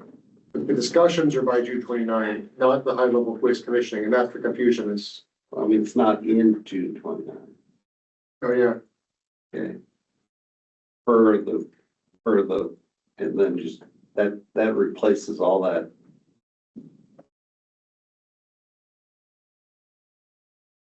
All the following part. Yeah, I think I would say reference the milestone instead of the holistic agreement, but that's me. I'm tracking the right milestone. I just pulled it up. I think it's the one you're talking about. It's, the A24 interim milestone. That's helpful. What exactly does it say? For section, I'm gonna skip all the reference language. Complete negotiations, RE revisiting, revising asterisk high-level waste facility milestones and adding new milestones regarding construction, commissioning of reconfigured high-level waste facility, commissioning of the high-level waste portion of lab, and completing design and providing to ecology a critical path schedule for a waste transfer vault and high-level waste effluent management system with a due date of June 30th, 2029. That sounds like it. It's, you said it's interim milestone A24? Yeah. Yeah, interim milestone A24. Yeah, I don't think the June 29 date is significant. It's just simply superfluous. It's gotta be completed by then. The discussions have to occur before then. Yeah, that's correct. Yeah, because the And June so deadline is complete. there are discussions developing the new deadline for hot commissioning of waste. No, developing instead of concerning. That's a good one. New deadlines. High level waste, comma, involve the public along, drop the date off. Yeah, that works. Fewer words. Yeah. Oh, I don't think you want to take that out, right? No, we want to keep that for So, okay, so for example, in discussion, developing the new deadlines for hot commissioning of the high level waste facility, is that right? Yeah. Yeah. Okay. What's better? Maybe a dash instead of a comma after decision. Next line down.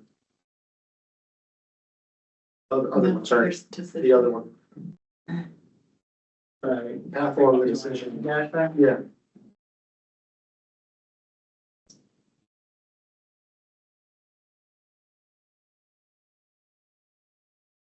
We need to take our 2:15 break.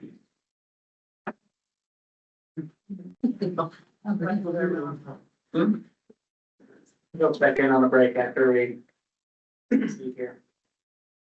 So I'm curious. We've been hearing from the same 3 to 5 people. Does anybody else online or in the room that hasn't spoken up have anything that they would like to say regarding this advice? I guess. Ryan? Chime in. So, on the board, but on page 3, the top bullet, send you frequent updates through available media, the email and social media. So I have seen some of the videos that were presented earlier by Ray on social media, Facebook and Instagram. They have put those videos out. So the third bullet down kind of makes it redundant to me.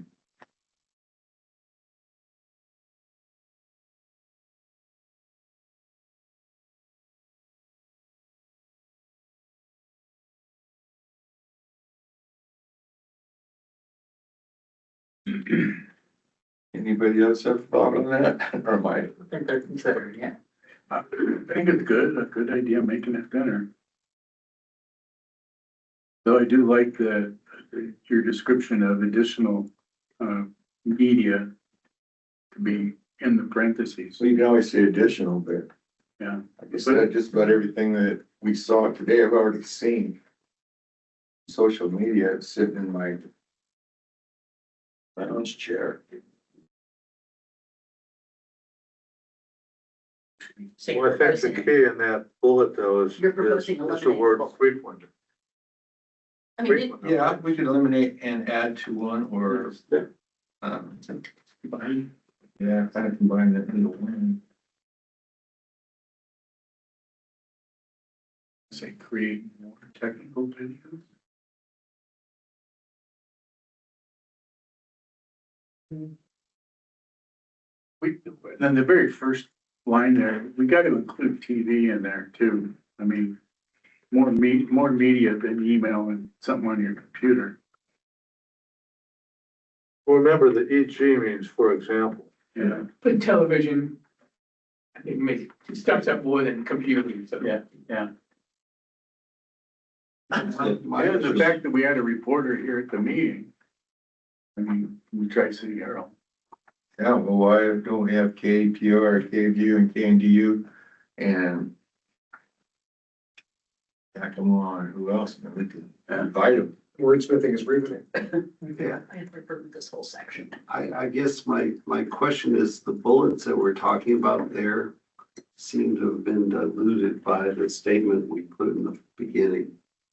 Because we're talking about decisions such as we focused on that decision for the startup, then now we're diverting to a different topic. Such as transportation.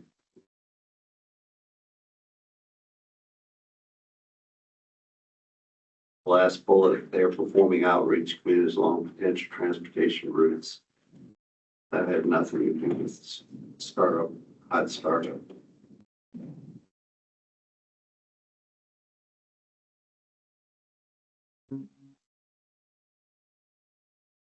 So do you think, from following, does this last sentence become its own bullet?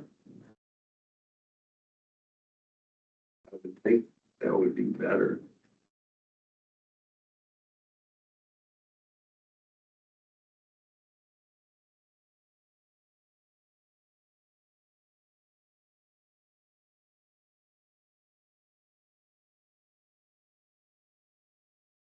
And then we have, I mean, the intent was overall decision-making comment, right? Then we focused on a particular decision.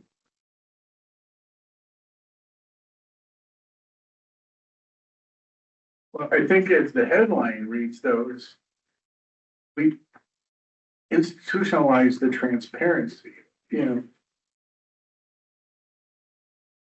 I don't know that we need to talk to anything more other than give them examples of how to be more transparent. And I think the key on the first sub-bullet here is the sending frequent updates. So word frequent, I think, is the key word there. Yeah. Especially in the context of the duration of the mission.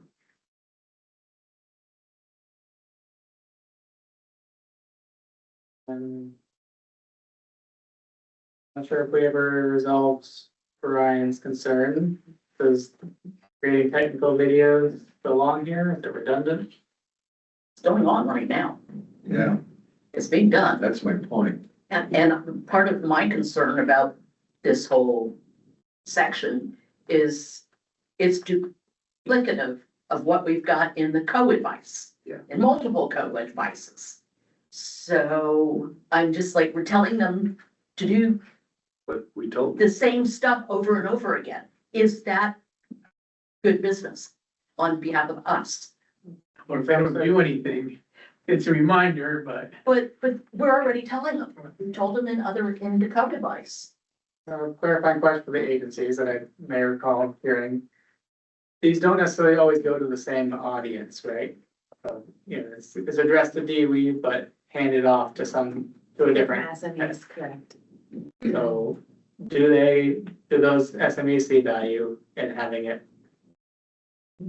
Of us repeating stuff.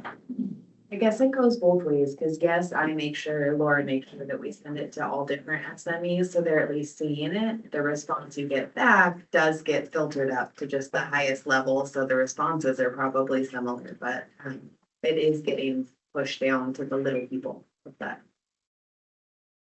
Not little people, just not the management office, what I was trying to say. Yeah, and if you follow the companies, for instance, the HTC, which I worked for the previous company, and it's gonna show their progress, and the CPP code is gonna show their progress. But, they don't share it amongst the companies. As far as information on an email, I feel like I'm already loaded with information. Somebody sends an email, you wanna see the staff go down and, along the river, I've already seen it 3 times through, you know, on my social media. I'm not gonna open it up, but not, like you said, that's not every audience. So, Yeah. Okay. and the news too. Puts a lot of that stuff out. Okay, now on these 4 bullets, starting with sending frequent updates and ending with performing outreach. There's been a lot of discussion here. What do we want to do? At TV, and then comment, email. And that's done for me. Do you want e.g. television, email, and social media? Yeah.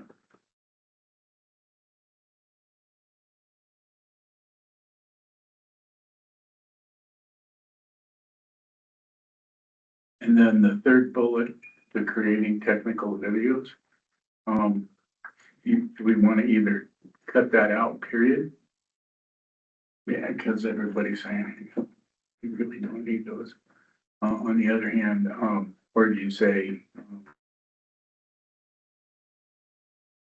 I don't know what you would say. On that one, we saw technical videos today, sort of. What if you said consistently create technical videos? Okay. Consistent. Want to talk about technical videos, it's also make them available. Readily available. Modernize our official document sources. Yeah. Yeah, That's make part them available and easy to find. Practice. Okay. And so they're described so that they do what they say they do. They're talking about what they say they talk about. Well, can I ask you guys a question? That's a pretty good one. If you heard that we'll keep using this stack, where would you guys go to find a video if you wanted to go look for something? Ecology's social media.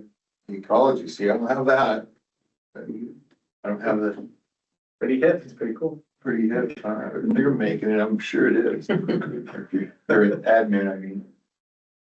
But I'm just asking, where would you fellows go to look for a video of somebody said, oh yeah, I see this. But I think I'd have that to- happening tomorrow. I first have to know it exists to go ask, make a query. Okay, and because my neighbor doesn't know that they exist. How would they do that? They would go to your Google or whatever and say Hanford, and then get into the Hanford site and then weed through all those pages and not give up, continue on until you finally hone it down to something that you get what you want. So you would go to, just clarifying then, you would go to the website, you wouldn't go to Facebook. Oh, no, Oh, no, what? I wouldn't go to You don't get much Facebook. for Facebook. Facebook is bad. Well, I think that's exactly the intent of modernized official documents and first bullet, create resources for the public that allows access to the most current information. So that's where the videos, that Right. almost relates to that, but that's what we want to create the resources so that you don't have to ask those kinds of questions. The public would know. Or there'd be a simple way for the public to find out. Yeah, so do you guys cover all of the site happenings on your social media? We do our best. I mean, yeah, we try and share what we can. There's obviously things that we're not like the lead regulator on, but we try to share for. So we try and share from the Hanford site channels when we don't have content. So I mean, we do our best to capture things, but there's obviously other venues where things get shared too. I Yeah. probably say. I mean, Rob's comment does make me question, and I don't know, but like I see all my stuff on Facebook, but if Rob doesn't have Facebook or doesn't use it, then like, are we putting I know the videos link to YouTube a lot of the time. So if you have the Hanford YouTube channel, you would see a lot as well. But I don't know that we have like a hub on like hanford.gov that is obvious without digging. Yeah, I think it goes back to multiple venues too, right? So with the social media, like we have a newsletter that we started last year that we share on, we're trying to share the editions on social media, but we also distributed it to like an email distribution list. So I think it's about reaching audiences in multiple venues is what we're trying to do. Recognizing there's multiple ways, because a lot of people don't use Facebook. A lot of people don't like getting a million emails. So trying to utilize the cross section of things. That was the nice thing about HAB happenings, was it was all one place, like, it's easier to digest. Then we move on to the last 4 bullets. Yeah. Josh, can you change it back to ing though, the creating and making, because it doesn't fit with the way it's written. And produce. And making.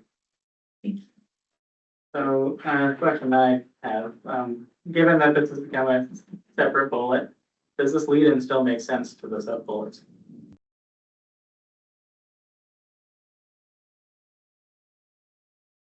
Josh, could you please repeat that, what you said? So the lead into these 4 sub bullets are, as information is shared about the tank waste treatment mission, the board recommends, which was worded that way because it used to be part of the previous bullet. So I'm asking. This is fit in better in a different section.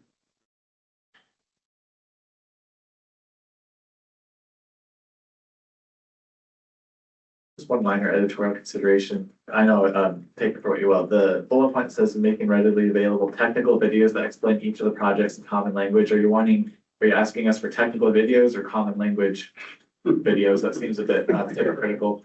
Like technical videos that are plain font. I'm not sure. That might make sense. Maybe we should use AI to. wordsmith that. Are you trying to say, plain language videos on Hanford projects? Sorry. Consistently create plain language videos. Copilot. But get rid of technical. Sure. Plain language technical videos, right? Walk Uh, the walk. So common language goes away? Yeah. Yes.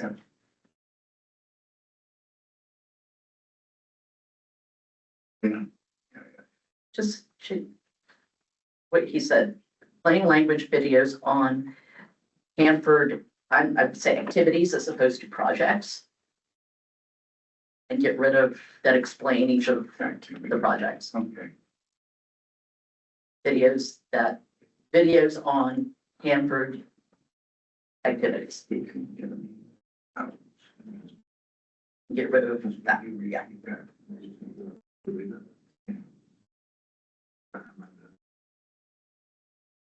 Next bullet, I recommend we delete farming outreach because we've already got our COE in place. They're encouraging this outreach. And that's part of the roadshow, which is already mentioned in Yeah. the different bullet. Yeah.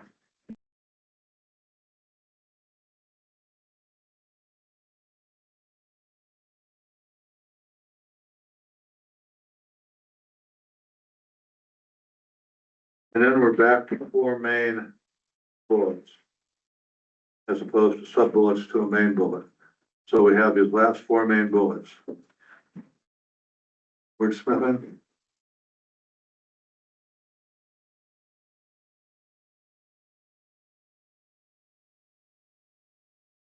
Why can't we just reference the co-advice for this subsection?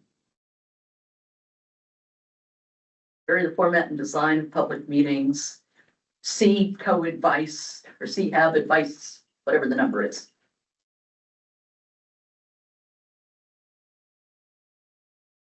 Yeah, it takes several inches out of it. Because we just did a whole advice on public meetings. Yeah,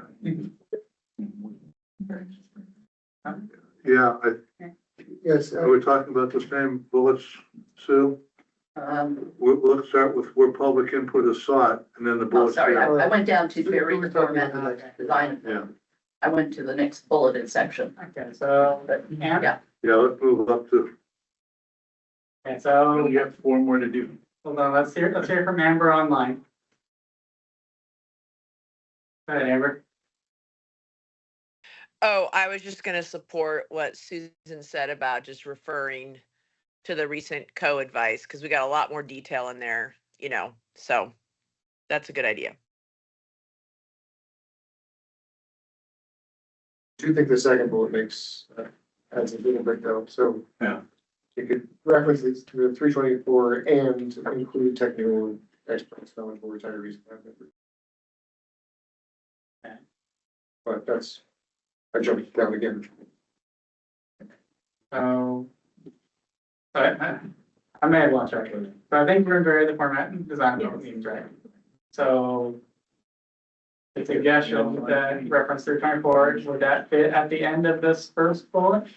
Or do we want to eliminate this first bullet and write something else? Like I said, the second bullet is covered in the co-advice also. Is it? So let's just get rid of both of the bullets, reference them over to the Does co-advice. the co-advice have retirees and HAB members and whatnot? I don't remember. Just, Okay, I'll trust you.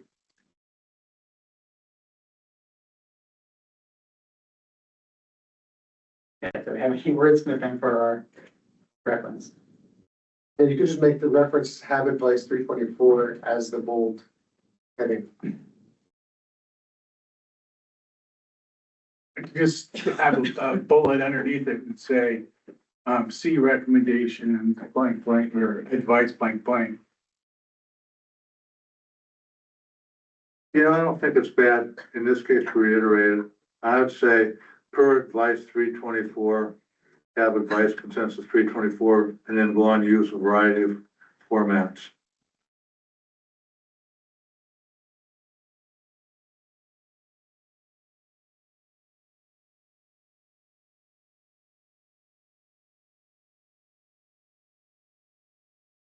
Okay, so we've gone both directions. Which one do we prefer? At any rate, in the first bullet, an outreach about Hanford cleanup, I'd say tank waste treatment. Get it back to tank waste. It's like. It's that's a right off. It's not on, is it? that's a lot. It's a lot. Artificial intelligence. The mics are Need some, let on. it go. Let's try to say that in the break. Hopefully it doesn't explode. Unplug it. Can I just unplug it? Yeah, it's not mine, so we'll get over to that today, let him know his coffee machine is freaking out.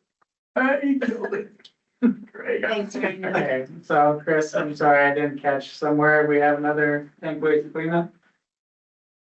Yeah, about Hanford. Said Hanford cleanup, said tank waste treatment. Period. Yeah.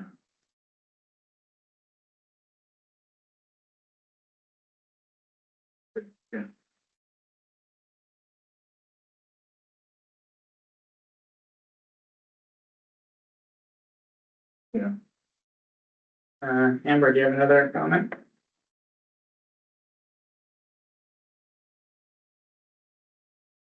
Oh, no, I can lower my hand, sorry. Wasn't sure if that was a new one or not. We want to get rid of the second. I like the second bullet better than the first one. You like the second better than the first? Yeah. Is there a way we could include per HAB advice? And Per have advice is the first. Yeah, we're just, he's just suggesting that he likes the second bullet better than the first. well, you were saying you were gonna get rid of the second bullet. I was, don't do that. And then, well, if we move the red from the previous bullet and put it in the front of the second bullet. And then remove everything else from that third bullet, I don't know what, or the, I'm not following. On the second bullet that says that public presentations, blah, blah, blah, blah, blah, include so on and so forth. That's almost duplicative of the last bullet, provide tailored information experiences. The last bullet there says, consider utilizing HAB members, local experts, tour guides, volunteers, individuals, unique history. So that's kind of that kind of says the same thing as this last one here. right. So we can get rid of that. So I think we could, in retrospect, we could probably get rid of that because we basically said the same thing above. I think the, under provide tailored information section, he's saying that it's duplicative of this highlighted bullet on the screen. Okay. Okay, so Tom understands. So we're in support of getting rid of this bullet? Yep. Okay.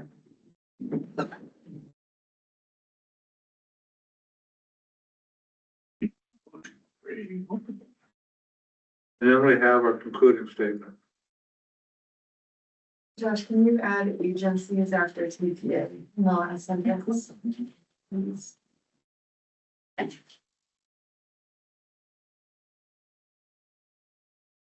Do say, that's a very long sentence. Because we do include the technical information at the very end of that. That's got so many words in it. In conclusion.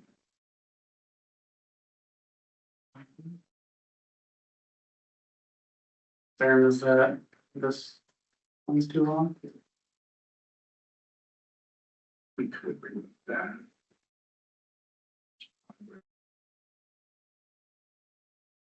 Activity. Okay, in conclusion. Implementing your recommendations will help the TPA by creating the public support. That suggests there's no public support. How about encouraging public support? Or bolstering public Or support. bolstering public support?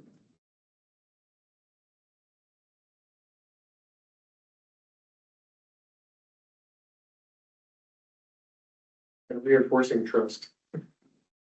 I don't know, but that's an extra word. You gotta create it first.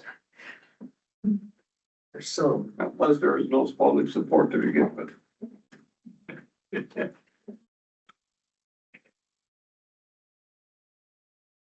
Do we need the first sentence?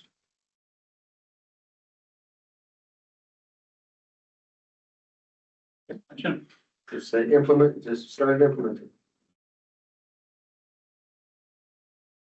Yeah.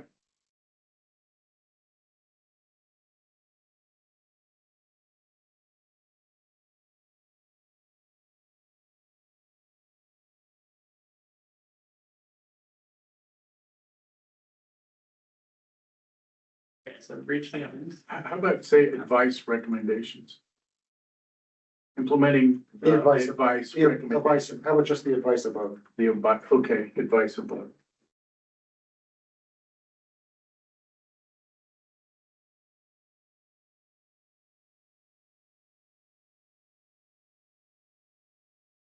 Are we at the Good job. time? So we've reached the end. Is there anything we need to revisit? Any heartburn left burning?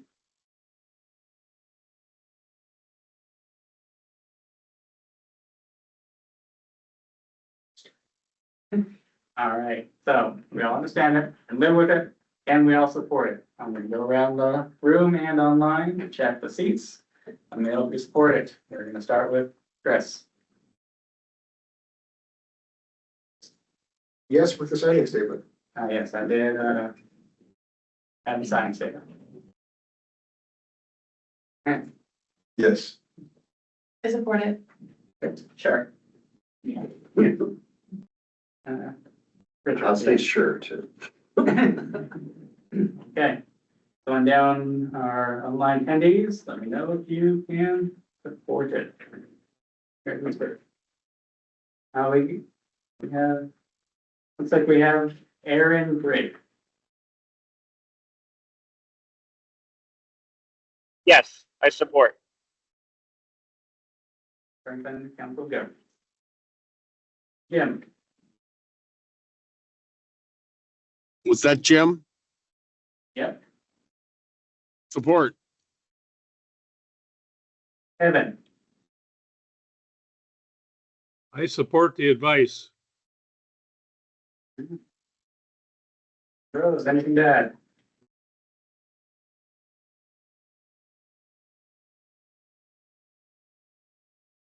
We got Lord, or you got Lorraine here, Oh, so you don't need Rose. yeah, I'm just wanting to make sure we didn't roll over any support concerns for the application. And And same for Amber, anything to add for Fair America?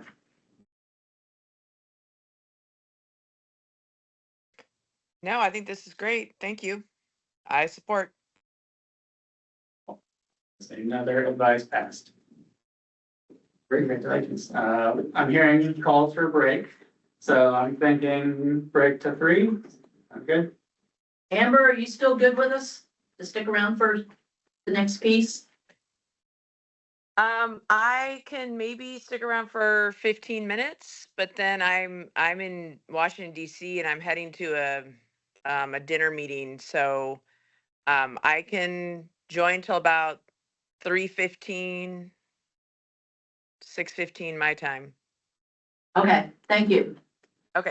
Let's do a 10-minute break. Let's do a short break, and that way we can come back and do the sounding board. Okay, we're current at 2:55. Thank you.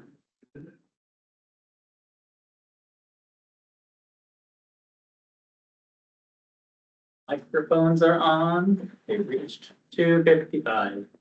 Okay, do we have Amber? Do we have Amber? I think we lost Amber, actually. Okay. All right, then I will kick us off. Okay, so one of the pieces of advice that Co had is on HAB and public participation. There are 3 sub-bullets: promoting the HAB to local and regional communities, increasing HAB member engagement and improving retention, and improving communication with HAB member constituencies. Now, I know we've had this discussion as a board, because this has been a round robin question intermittently over the last few years. We also just finished doing twist advice that involved communication and engagement. We've done co-advice on engagement. I want to ask each of you to think out of the box. Think creatively as something that has not already been recommended. So we're going to go, this is going to be a sounding board, and we're going to just go around the room and online. This is for everybody. And we'll put this together and provide the input to the agencies. Anybody have any questions? Tom? Are we sounding board as our seats or as individuals or as both? I'm going to say for this product, both. This one, we're just going to kind of go outside of the traditional rule book and provide your individual thoughts, especially in number 3, relating to your constituency, but what you recommend regarding promoting the HAB to local and regional communities, increasing HAB member engagement, and improving retention, and improving communication with HAB member constituencies. Everybody understand the game rules?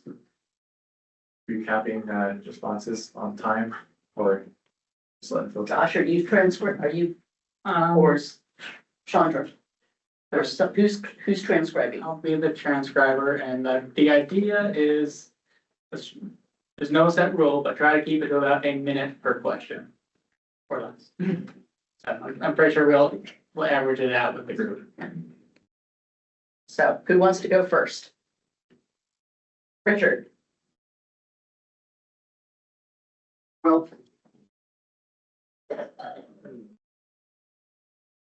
voting something means you have to get people's attention.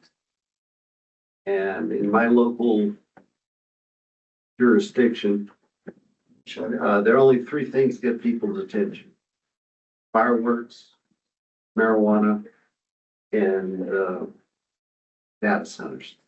That's all they care about. Otherwise, they expect you to be doing your job. The HAB, people don't even know it exists, truthfully.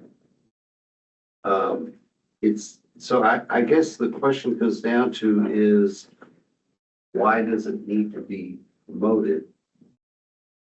I think what needs to be promoted is Hanford, not the HAB. That the Hanford cleanup needs to be promoted. that the Hanford safety needs to be promoted. I'm out of the box, right? So I don't see a need to promote the HAB. It doesn't need to become a general or admiral, if you wish. But are we gonna do each one in different round, or do I do all three? Do all three. Okay. Since you're on a roll, go for it. Increase HAB membership engagement and improving retention. Don't kick people off the HAB after 6 years. That, I mean, you know, we had members, I mean, I think Chuck Torelli, summarized membership of the HAB is a time suck. Of all my assignments on city council, this is the most time intensive I got. And for people to commit to it, that's what's backed them off. It's a lot of time.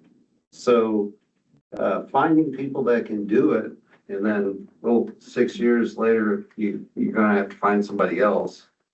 It's gonna be tough. And then improving communication with HAB member constituents.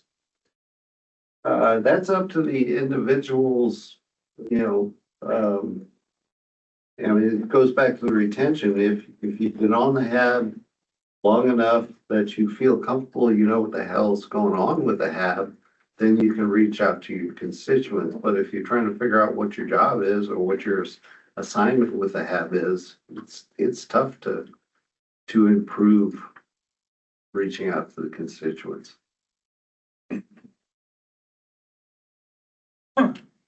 Chuck, what do you got to say? Well, first of all, Richard's comment about promoting Hanford versus promoting the HAB. I guess we're, for our groups, if you're on the HAB, you're expected to be some sort of expert, quote, on Hanford issues in general. And a conduit back and forth between your organization, your institution, and Hanford through the HAB and vice versa. But how far in depth we can do that is very situational. And I don't think I've got the proper balance yet. I'll say that. I think it's an ongoing dialogue and it evolves. I would say if you're not doing much, don't beat yourself up for it. There's a lot of complexity here. If you are an expert and can really talk articulately about important Hanford aspects, by all means do so. But if you're not an expert on it, admit that you don't know. And that you're in a position to find out and you will try. And that's about what I have to say about it. Question super quick, Sue, Mia, your opinions. As we go person by person, there's things that you guys are saying that I kind of almost have like a comment or question back on. Should we do those as we go so that we get more information, or should we just wait and we'll just do a letter response like we always do? What do you think? I think we continue on. I think we'll. I think let's do it as we go. Yeah. So do you ask a question? Yeah. So, okay, do ask. So my question, back to our first guy. There was just two things that you had said and I was curious on. So one is you mentioned don't pick people off after 6 years. So unfortunately, that's not a me or Ryan and Roberta situation, that's higher.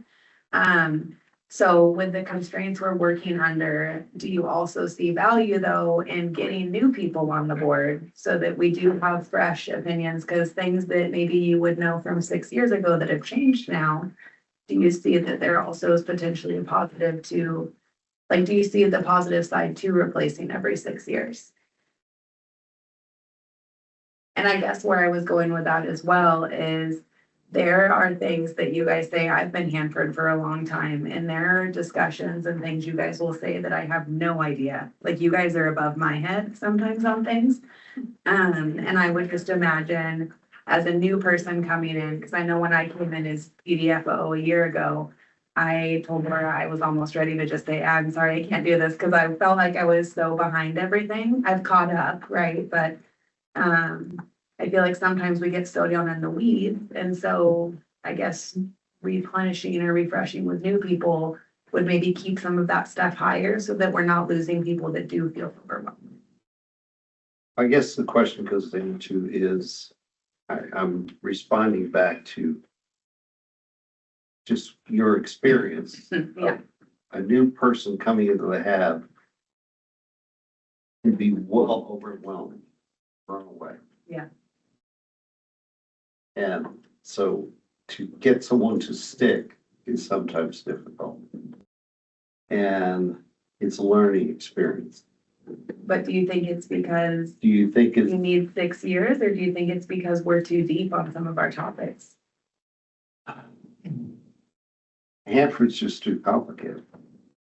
That's the bottom line. I get it. I still learn every day. Yeah. Too complex. Yeah, I've been at it for 40 years, so it's still, Yeah. it's complicated.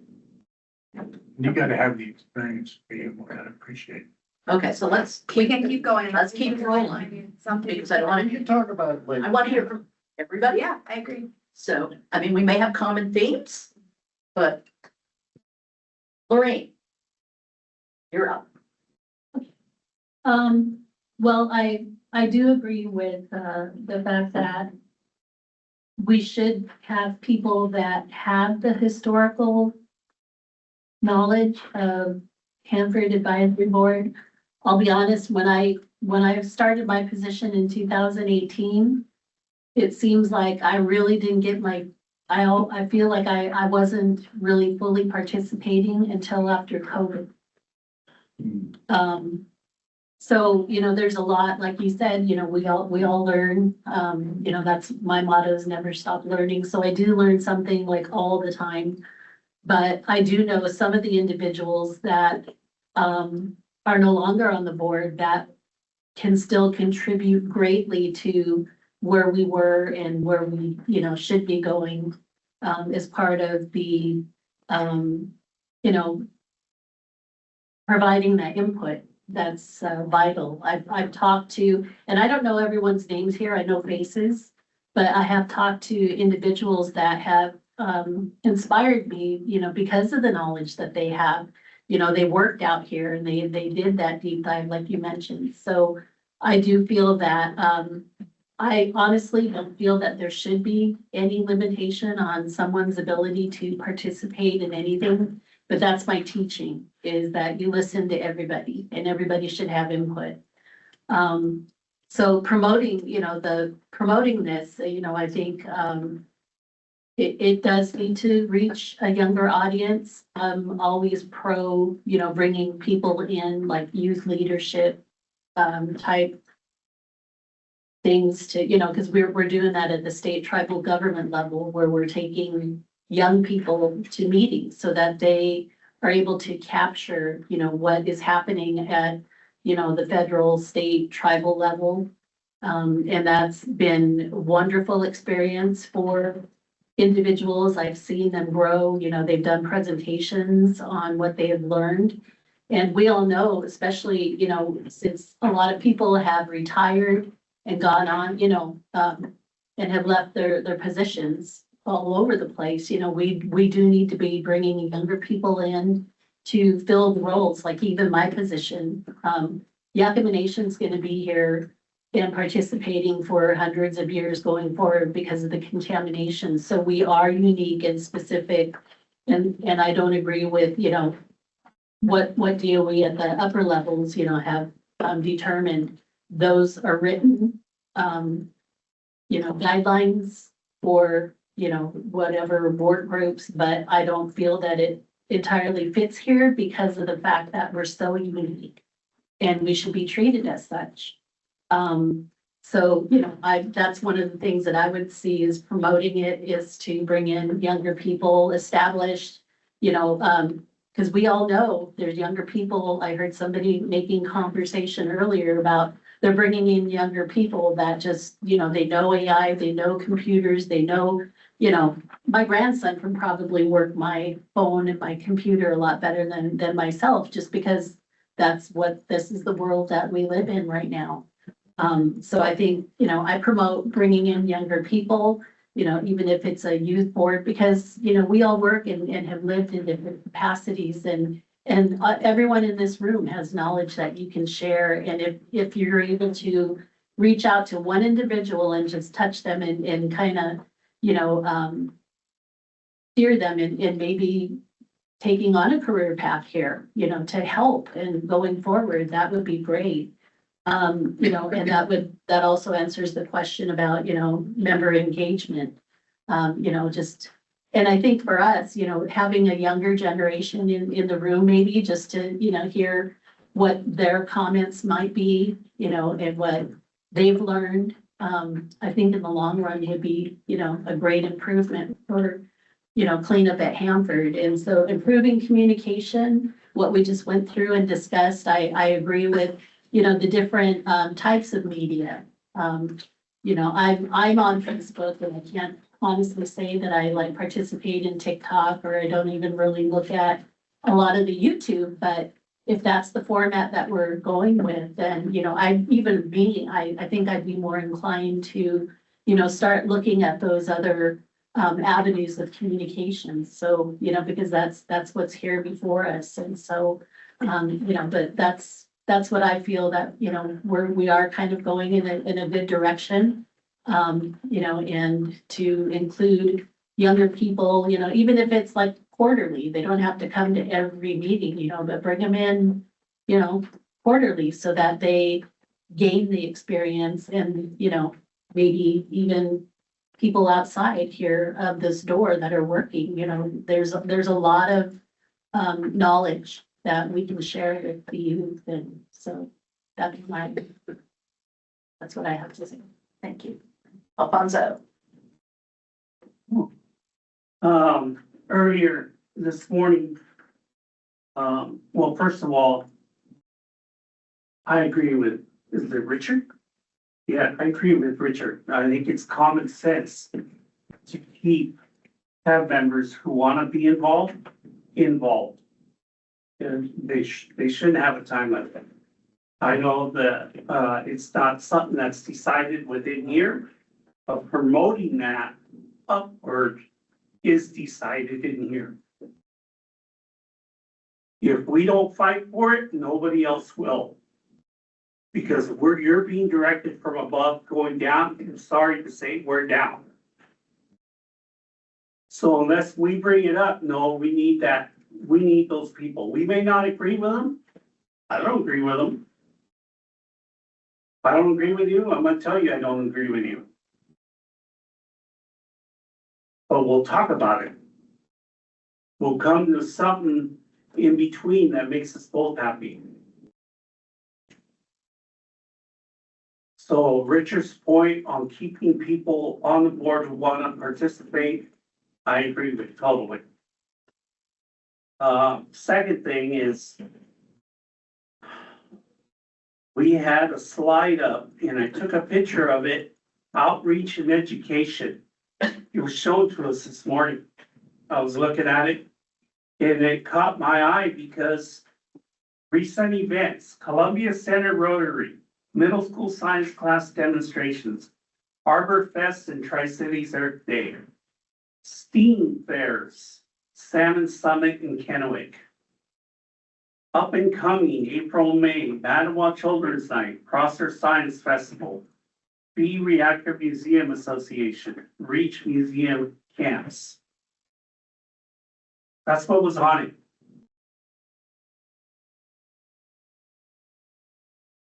What does Hanford touch? Does Hanford only touch Tri-Cities? It doesn't. It touches Yakima, it touches Ellensburg, it touches Othello, it touches Royal City, it touches Connell, it touches Hy-Vee, Sunnyside, Wapato, Toppenish, Granger. I know people who work at Hanford that live in all those communities. And yet you're in Tri-Cities. You're in Tri-Cities. And I'll say it again, you're in Tri-Cities. That's it. That's an injustice to whoever does this whoever does this outreach right now is ridiculous in my eyes.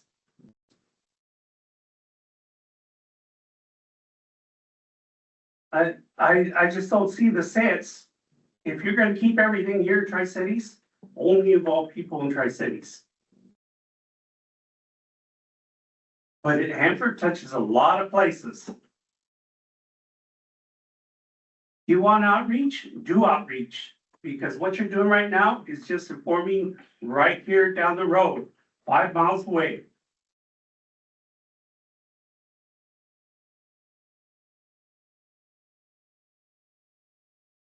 That's my point. Brian, do you want to say anything since he was talking about your slide? And that was just a picture in time. Yeah, I appreciate the feedback and I agree with you. And my team does a lot more than just here in Tri-Cities. It's a lot of what we do. Hanford's here, there's a lot of stuff going on here, but we do do a lot more. That's just been, like Susan said, it's a point in time.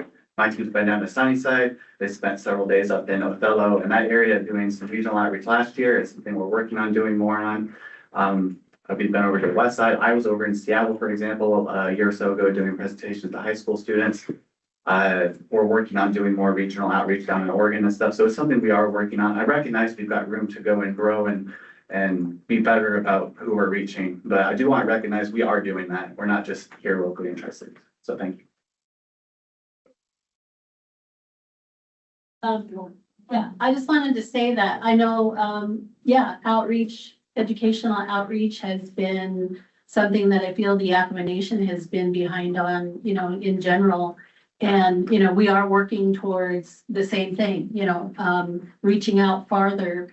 So I do want to share, it was last year, we did bring students down to it was kind of like a youth Hanford journey kind of thing that we did. We brought them out, took them out on boat rides and, showed them Hanford, took them to the White Bluffs.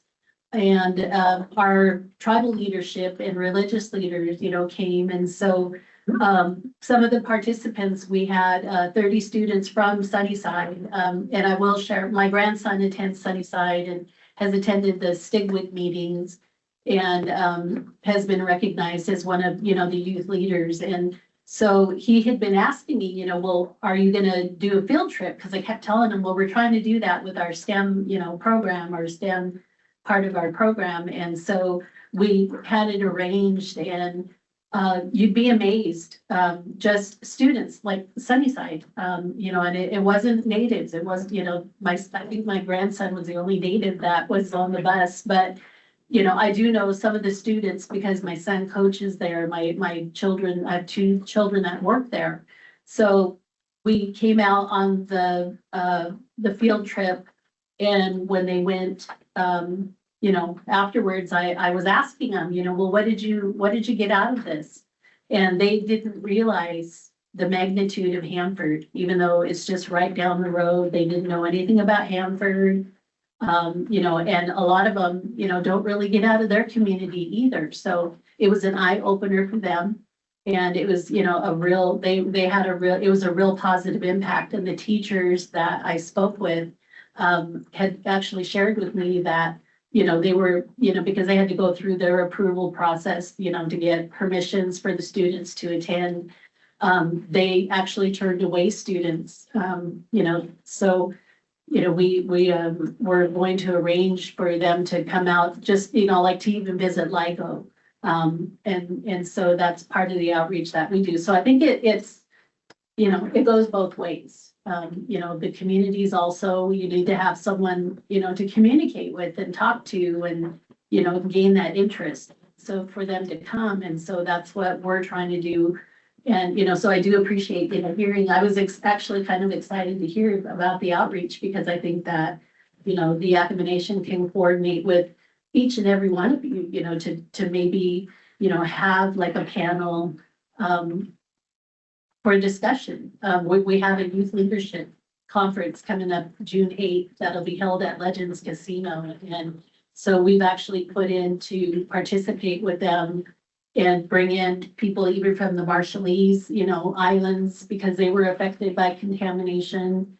And so we're hoping to have that opportunity to have a panel. So if anyone in this room is interested in participating, let me know, because I feel that the more knowledge we have to share, the more information we can get out to, youth and to, inform them about Hanford in general and the work that we all do and what they can look forward to and ways that they can find to, to help. So I think it's a good thing, even though, yeah, it is frustrating because, a lot of times, some of our communities are kind of left by the wayside. So I think it's an opportunity to grow. Yeah, So I prepared, of course you did. So I'll come back to me. so this is, from Hanford Challenges position, which is why I prepared it in advance. For it, referencing the promoting the HAB to local and regional communities, the focus shouldn't be about promoting the HAB, but having the HAB be a mechanism for getting more deeply involved. If local and regional communities are consistently and meaningfully engaged in providing input on the path forward for Hanford cleanup, including sharing insights, sharing ideas, providing critical feedback, and if they feel like that input is valued, they're going to look for ways to deepen their involvement, which could include joining the HAB. They can feel like a part of something bigger and join a community working to protect the future by providing policy level advice to cleanup decision makers.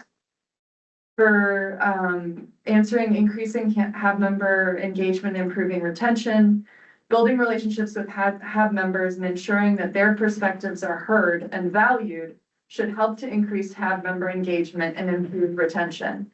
When someone feels connected, it is more likely they will stay engaged. And then for improving communication with HAB member constituencies, communicate early and often with HAB member constituencies, be transparent and honest about challenges and setbacks that occur on site, share regular updates about cleanup projects and create visuals, graphics that support the updates, openly meet one-on-one with HAB member constituencies to hear their individual concerns and perspectives, involve HAB members in the decision-making process by keeping them informed, soliciting their input, and asking for actionable policy-level advice well before making a decision. And that's it. Thank you. Bob? I don't really have too much to say. Other than, could be some way of getting to have more involved in the local media or the newspapers, whatever. I don't know if Annette Carey really does much anymore. Very seldom do I see an article of her in the Tri-City Herald. Maybe something to her for what the HAB is doing. Get in touch with her. Maybe it was called Tumbleweird. I mean, that'd be a good thing to try to get some sort of, say, perhaps a younger audience. Research somehow to grab those people. I would say Facebook, but as you can tell, I really don't follow that many people on Facebook. Other than relatives, so, but yeah, it's reaching out. Also, those things we know. I know Ted Miller writes monthly for the for Tumbleweird, and many years out of Hanford. So I mean, Ted could be, say, Ted, you cover the HAB or something like that. Right? Mixed feelings. So I don't think we need to promote the HAB in general, except for I do believe we need to promote it in an aspect of we can have public involvement join us for that reason, and maybe like our retirement benefits and the specialist people, when we have people retire, maybe that could be in a packet of maybe a consideration to join the HAB. That would help, because I think that for starters, it takes a special person to be able to volunteer for this. I'll just say, for instance, I have a neighbor that I don't know how long he's been doing Habitat for Humanity. Volunteers, his truck is out his driveway at 7:30 every morning, and I don't know where he's going, but he's building a house, helping some people build a house for somebody, right? That's a special guy right there. So, people that are on here that kind of have the big picture, which I'm not sure I even have yet after a year and a half of what this is all about.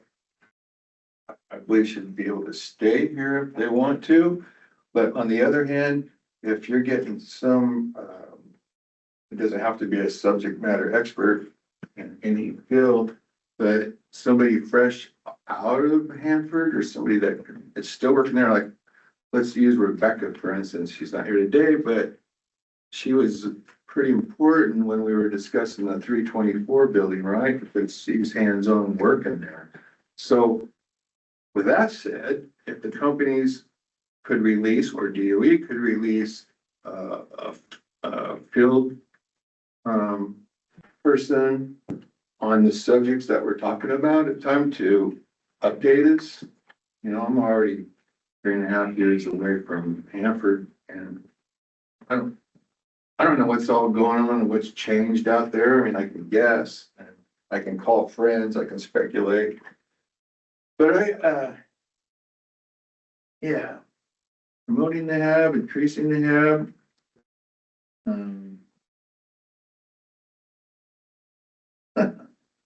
It's just the public involvement thing, I think is big for me, and I'm trying to recruit friends that have retired to join. I'm not sure much longer I'll be here, but somebody fresh out of the farm or fresh, you know what I mean? A fresh retired person to give you, you know, a lot of information. Nothing against anybody that's been retired 4, 5, 15, 20 years. I don't care, because, you know, if you know what the HAB's all about, then that's great. But, yeah, invite the Herald, invite TV networks to one of our meetings, maybe, or, you know, to help promote it. I don't know. Just a thought. So I think the first question comes at the existential question that we constantly struggle with at the HAB. Is the HAB here to provide content and information for our constituencies and the public? Or is the HAB here solely to write advice that's been requested by the TPA agencies? Right now, we're here to write advice that the TPA agencies request. We're not here as a public information resource. If we want to be a public information resource, we need content and agendas that are consistent and exciting and what people want to talk about. So that's point one, right? You can't promote something that is us wordsmithing. It's gonna do no good. You need to have a balance between interesting, approachable content and then the nitty-gritty, like sausage making, right? We gotta balance that. As far as increasing HAB member engagement, same answer. Believe it or not, it took me about 2 years before I talked a lot at the HAB. It takes 18 months for someone coming in to become fluent in Hanford. That doesn't mean they're a subject matter expert. That means they can understand the conversation. That's a whole term gone. So I fully support Hanford Field Office waivers for EMSSAB term limits. It's something that had been done by every site manager before Brian Vance. And that changed. I think it should change back. Content makes engagement. If you have an interesting agenda that is consistent and trustworthy and you know it's going to happen and the road doesn't get pulled out from under you, if someone requests a topic that isn't on the work plan because they want to talk about it, that means they're engaged.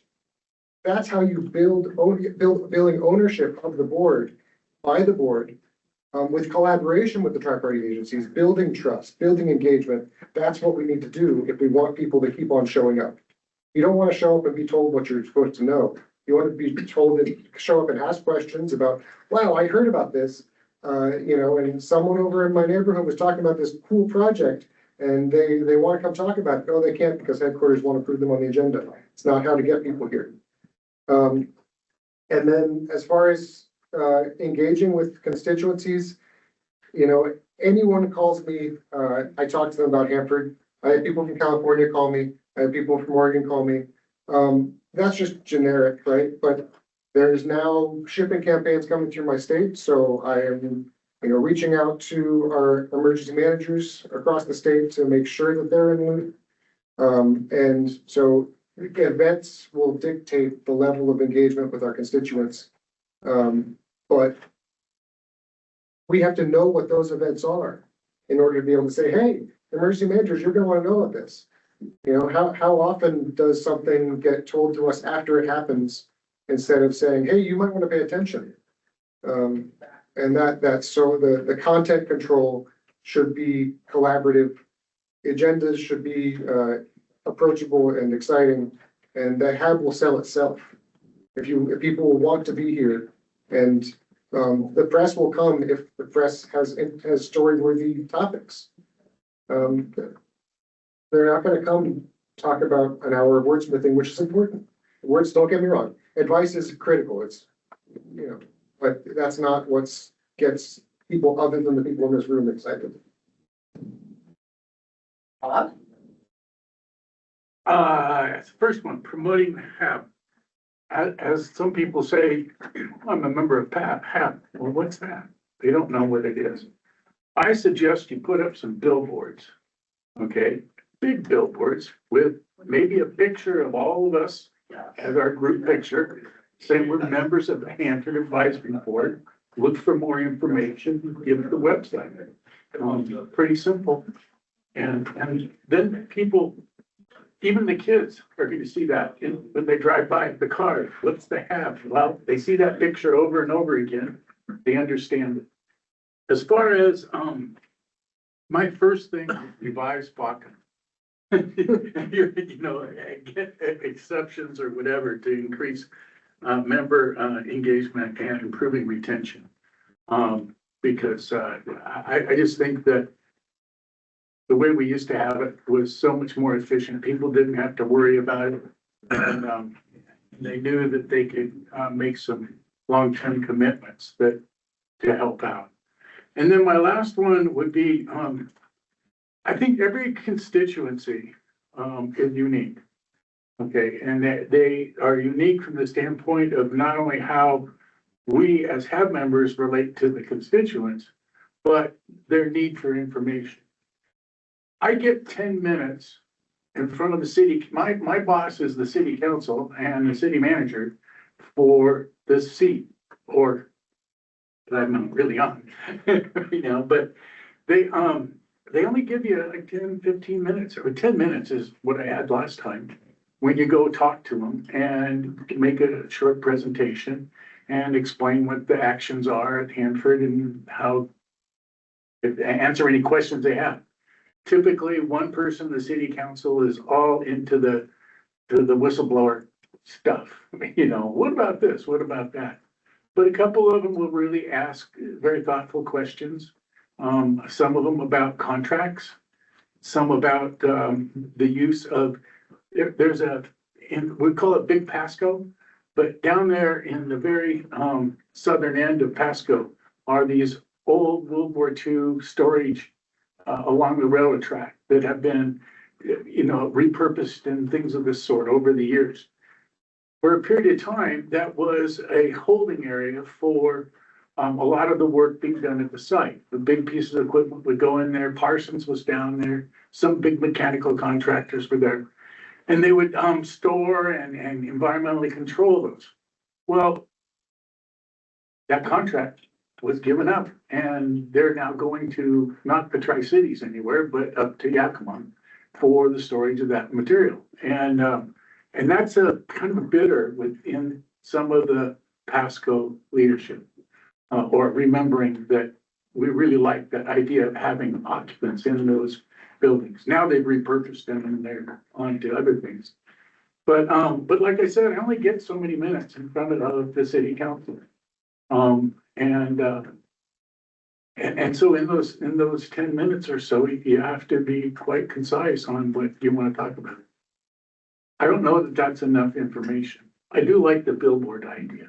Okay, I really do. I think you can put one at all three of the major entrances into the Tri-Cities, okay, or put them on the highway of 240 or on the highway of 12 and 182.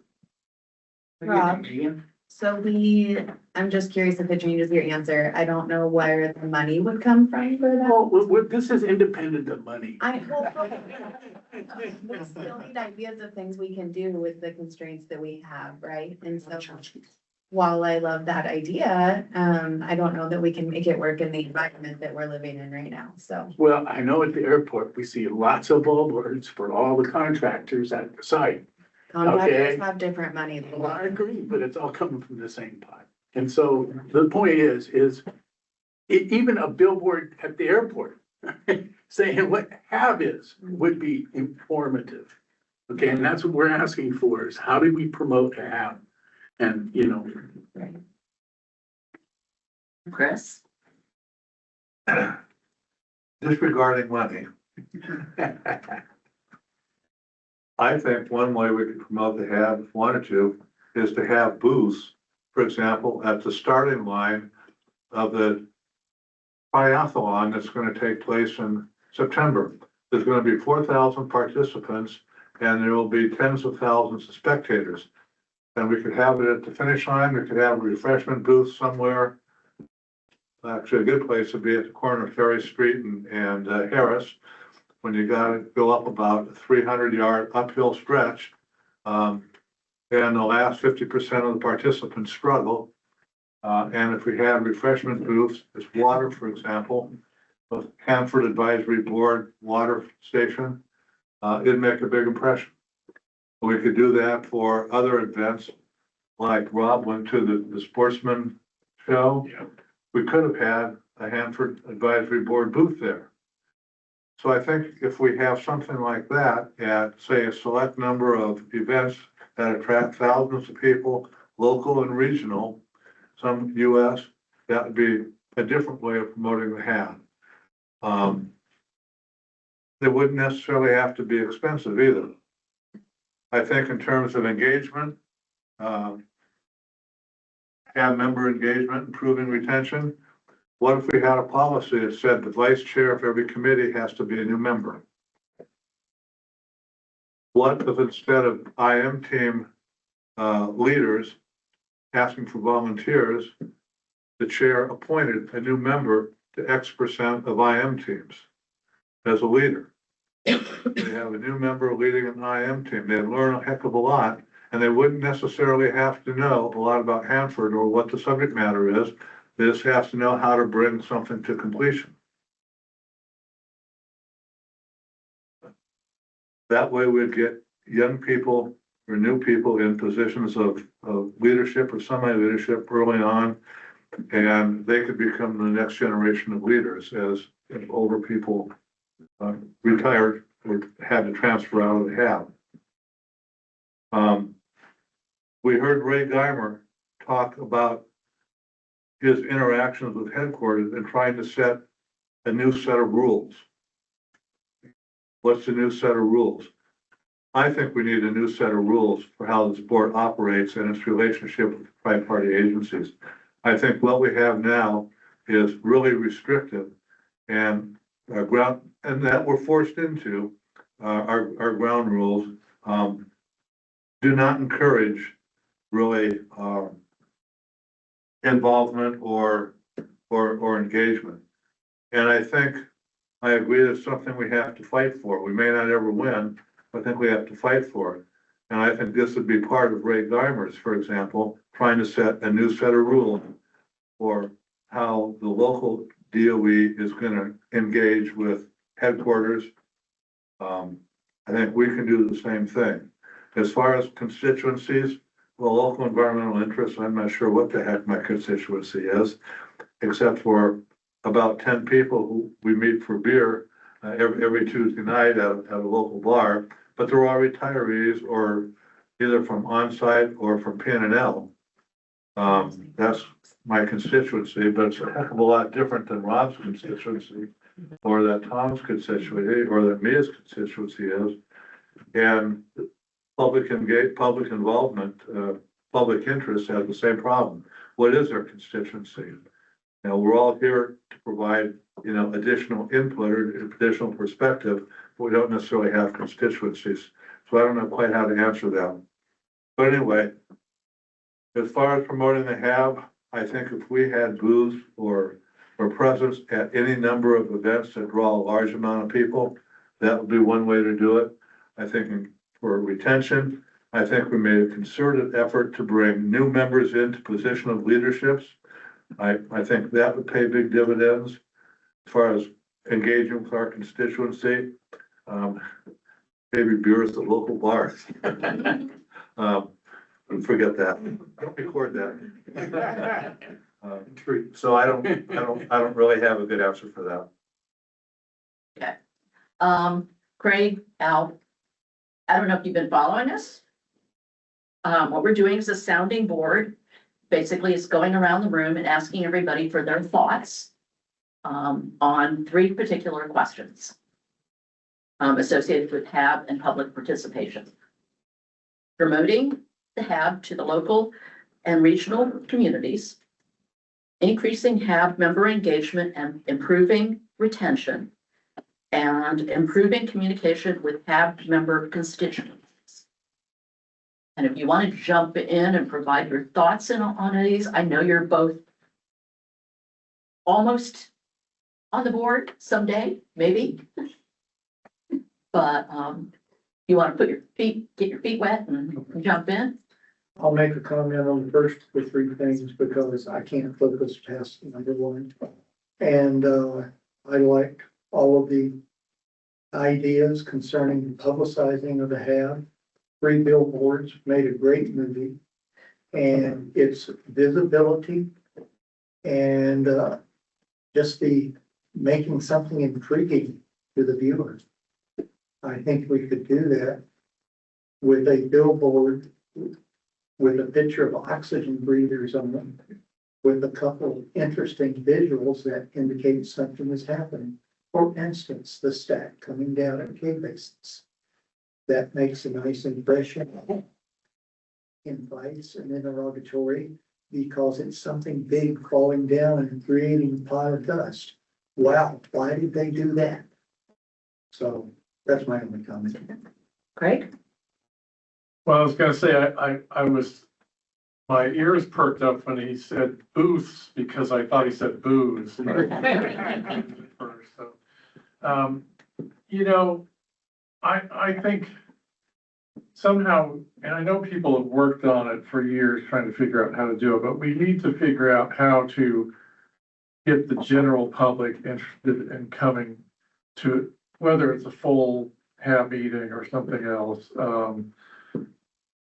rather than just all the professional Hanford followers, because that's usually where you're, even us as public members, we're professional Hanford followers in a sense, even though we're not paid to do it. But there's got to be some way to get some more attention on things and make it clear that, I mean, I think that being able to provide public comment on different things and be able to come here and do it can be a useful mechanism for drawing people in if there's a Hanford topic that they're particularly interested or concerned about.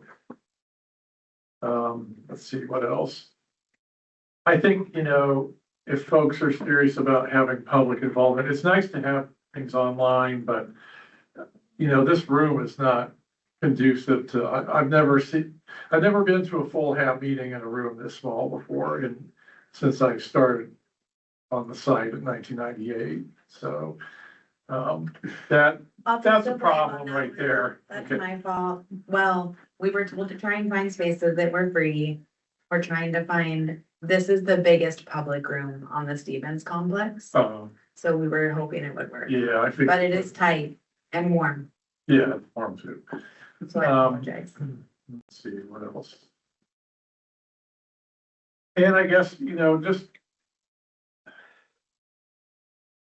the process of applying and then not being picked and not knowing what's going on and having it happen to a lot of people. I think if you want people to be interested in being on the board, you have to treat them better than that. And it's not your guys' fault, but that's not really very acceptable, especially when people are we've got, Al and I, I'm sure, have other things we could be doing, but we think we can provide some benefit having worked here for many years, and we wouldn't need 2 years, a whole session to get up to speed on Hanford. So not only that, but we have connections with people that have worked on Hanford and still work on Hanford. So it's just, it seems like we're shooting ourselves in the foot if we're going to make it this difficult to do. So those are the things I can say. Al, is it?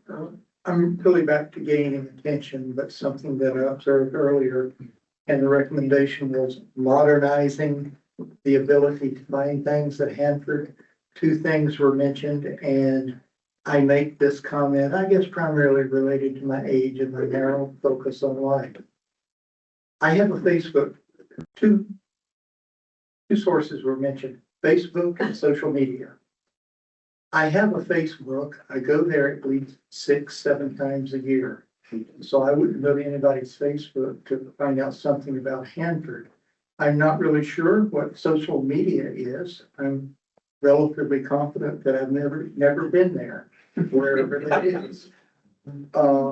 So at the break I took for lunch, I went to my office and Googled on Chrome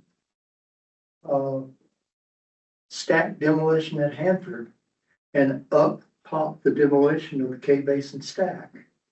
Now that's a function of 2 things. Number one, the crawler. I think they're all about the same, Chrome, Firefox, whatever you use, but it only finds things based on the metadata.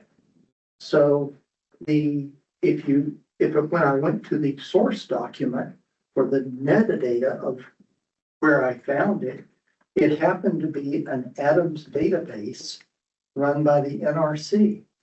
And I didn't have to go anywhere. I just typed in stack demolition at Hanford and up popped the video. But it was because of the metadata. And as opposed to something new, maybe you could query AI as to how to make the metadata for anything relative to Hanford more applicable. So you could find it on the first search. Okay. All right, let's go online. And I noticed we've got somebody that wrote something in the queue, Yeah. in chat. Simone had to hop off, but she offered. She recommends partnering with local schools and STEM/environmental science clubs to invite students to attend the HAB. If there's enough interest, it could turn into something offered to students for credit perhaps, to build their interests in Hanford, intergovernmental working groups, etc. Like student mentoring partnership things. All right, who else do we have online? We have Matt Hendrickson, Kevin Danby, Rose. Let's go with Matt. Matt, you still around?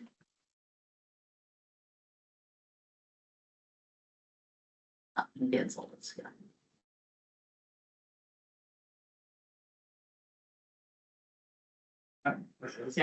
I had to give permission for my computer to use my camera for this meeting, apparently. I don't have too much unique to add above what some of the other members have stated. I think some of what I would say has been stated by our community group and what we did with the tank waste and how we try to get interest moving forward within those advices. I would reiterate, and this is probably one of my big things, is right now I am a member of the public due to the packet issues.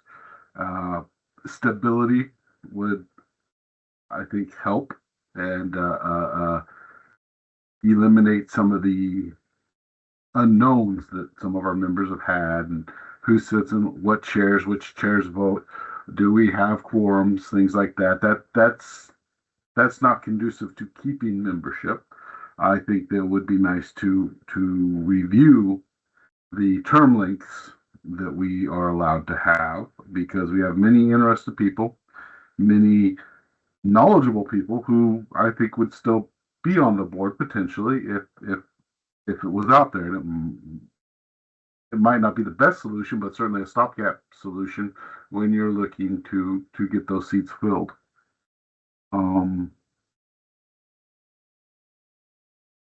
Yeah, and I would also reiterate what Tom said long ago. This is a two-way street. I myself personally worked pretty hard on the advice. I know Chris and everyone else in Tanks worked hard, collaboratively did the best we could. But it's a two-way street. You know, we have to have this advice requested. We have to have something to work on that we will believe that the TPA agencies will value, look at, and respect the opinion of. And if we don't get that, what work product is expected from us is a floating question. So I'd love to see, going back to what other people said, more and earlier, the interactions we can have more and earlier, and ask about future projects or timelines, or give us information about running up against difficulties with double tank space and things like that. That's what I have to say. Thank you. Kevin? I don't have a lot to add to what has already been said. I do want to say that there's not a lot of interest in Grant County regarding Hanford, and I assume that's because we're upriver. I did recently give a presentation to our 3 county commissioners, as I felt that they had a right to understand what was going on, and I focused on the past, the present, and where we're going in the future.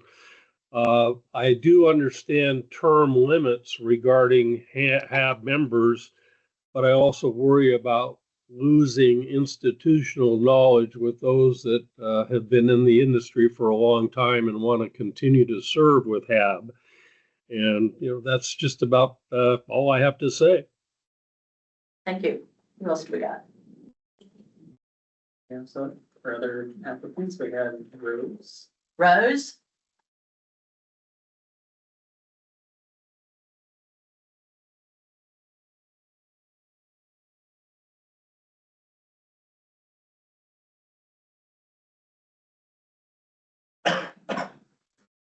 Back to Rose if she, all right, who else we got?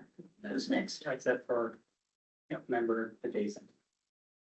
I have something. I have something else this week. Okay, let me see who else we got first. All right, so we need to call me, we got Rose, if she ever comes back on. Peter, no, Rizal. Yeah, were you calling my name? I did, Rose. Oh, okay. I was like, are you calling me? Because I couldn't quite, I couldn't quite make out the Rose part of it. And I was like, is she talking to me? Yes. For your thoughts on the sounding board topics. Oh, okay. Well, the biggest sounding board topic I would have would be agreeing with what was just said, and with regards to, I do have some very serious concerns about the term limit situation. I feel like we've lost a lot of institutional knowledge that at this point in time right now, with everything that's going on with Hanford and the administration and everything that's going on, to not have the institutional knowledge on this board is a great loss. I wish we could revisit that and find a way to bring some of the folks on that have this years of experience with Hanford and offered so much to this board. So that I'll stop there, but that would be my prime topic of a sounding board topic. Thank you. And I think last online is Dan. Dan Solitz. True Public. Dan?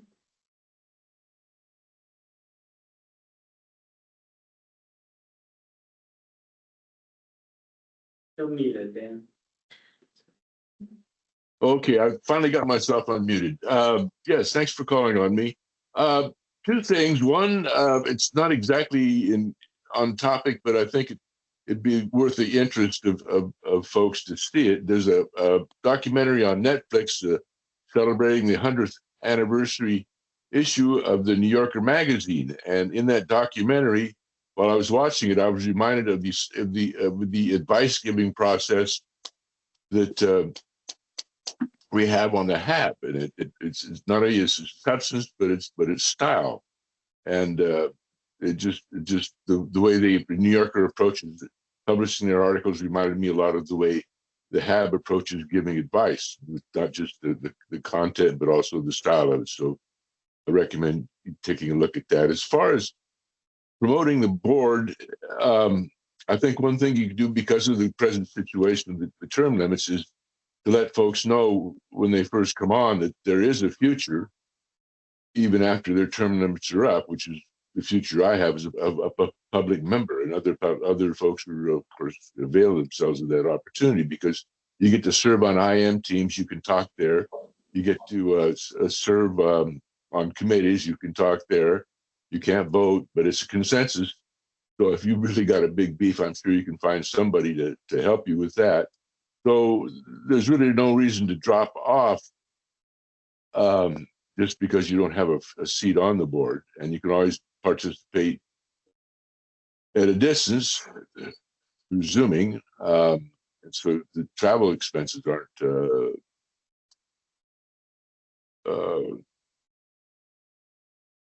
I'm trying to lower my hand. There it goes.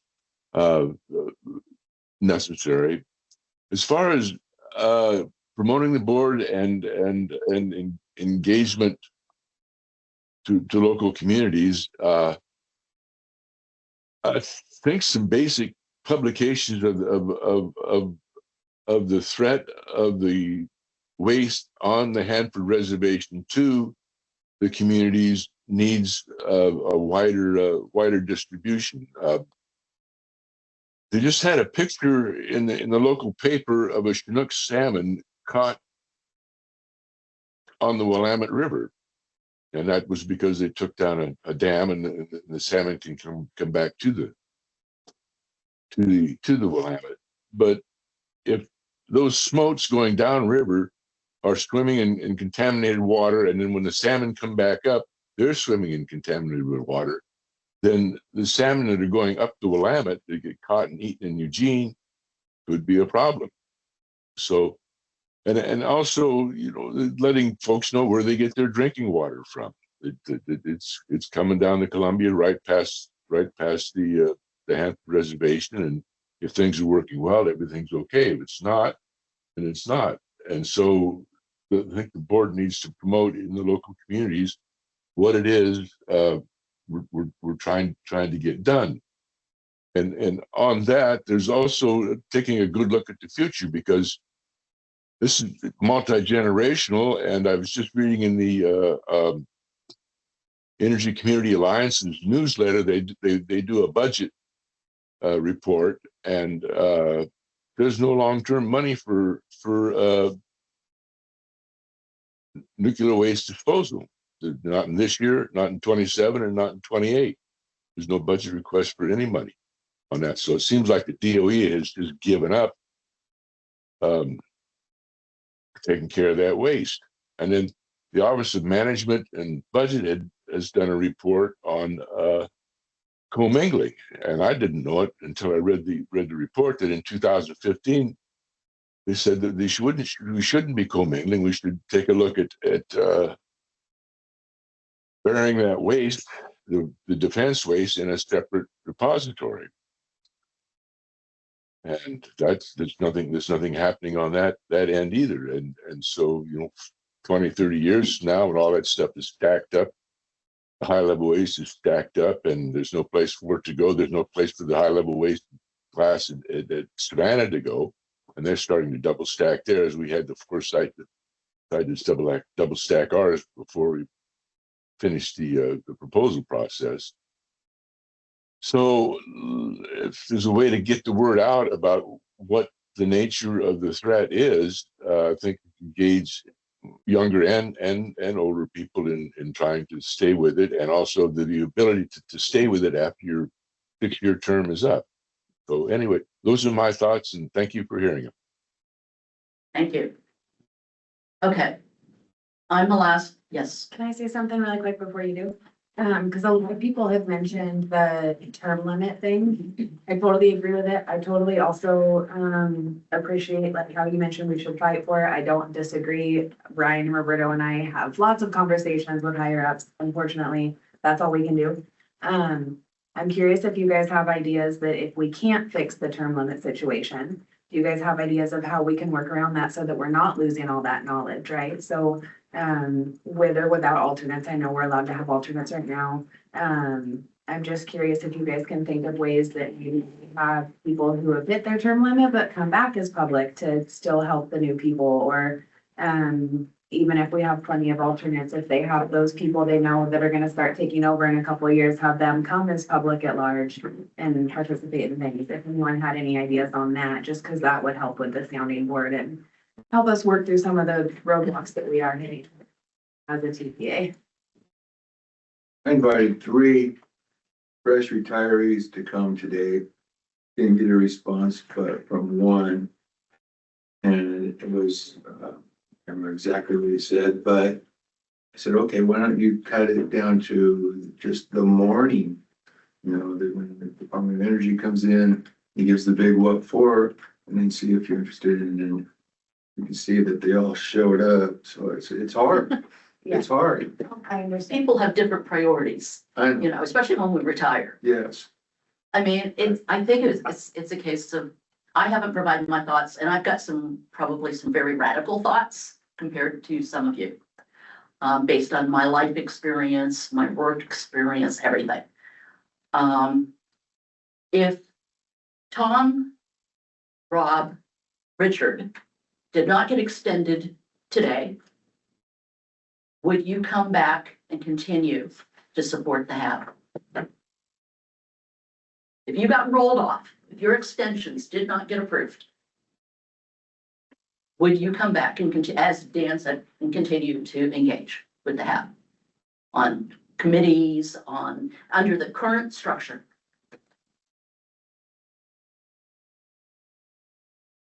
If my director told me to, I would.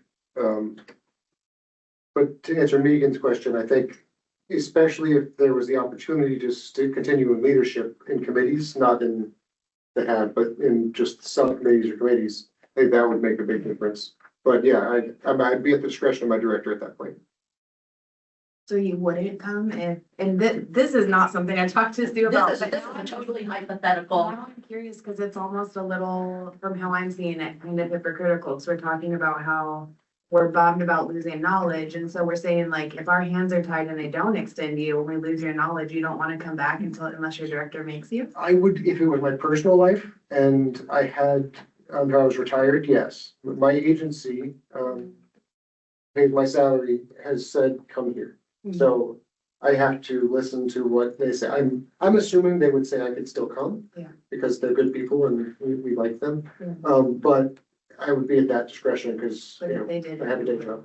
But that just brings up a bigger concern in my eyes. I don't know how Ryan and Roberto feel, but that we need to make it something that you would want to be at, or maybe we need to look at how we make it so that people who do have jobs can still come, or That's always been a challenge. yeah, so Spud something to think about. nuts. I'm cute. I would bring spud nuts every meeting. So I've always said food and tchotchkes are like, make the HAB fun again, right? And unfortunately, the law does not allow me to buy either of those, so that's all out of my own pocket. So I think Rose has some ideas on this. Yeah, well, the only other thing I was gonna just maybe add to this part of it was that, first of all, if you live in Tri-Cities, it's easier to come and participate in these in person and to be more involved. But we don't just, obviously, we're not just looking for people who live in Tri-Cities to participate, because it impacts really the Pacific Northwest. So we want people, we want a variety of people. So that's kind of first thing that I would say. So that makes it complicated, because people are not getting reimbursed for coming. And then, of course, being able to have your company or your job, whoever it is you work for, allow you the time to come, obviously, is another big issue. And right now, and again, in this current environment, everybody's probably doing the job of two people. And so to try and fit extra things in, it's not a matter of whether or not you care or not. It's a matter of, did something come up? And I'm going to say this, I care very much about this board, but you guys all know I've been doing double duty, and I have not been participating as much as I would like to. And I'm a member of, I'm an alternate on this board, and I can't not participate as much as I would want to. So for somebody who is either retired or working in another position or something, to be able to, sometimes to carve out the time, if there's other things coming up, it isn't a matter of whether or not they care. It's a matter of being able to fit it into their schedule, especially if they're working and, their employer is saying, oh no, you got to do this today. You got to let that go, and you're going to have to do this today. I think that when you are a member of the board, a couple of things happens. Number one, you are actually part of it, and you are able to have discussion. You're able to participate. I'm not saying that the public at large can't participate. They do, but they're kind of set off, and it's a different level of participation. And being able to really work on the advice and some of those types of things that that we're doing. It is different if you are a public at large person. And so the impact that somebody has when they're coming in as a public at large, they may not feel that they are making an impact, and that can be discouraging. And it can be something that people would think, well, it doesn't matter if I go or not, because I don't really have much of a voice in this. If you're a member of the board, you feel a part of it, you feel like you have a voice, you feel like you can comment on all the different things. And I feel like that makes a difference.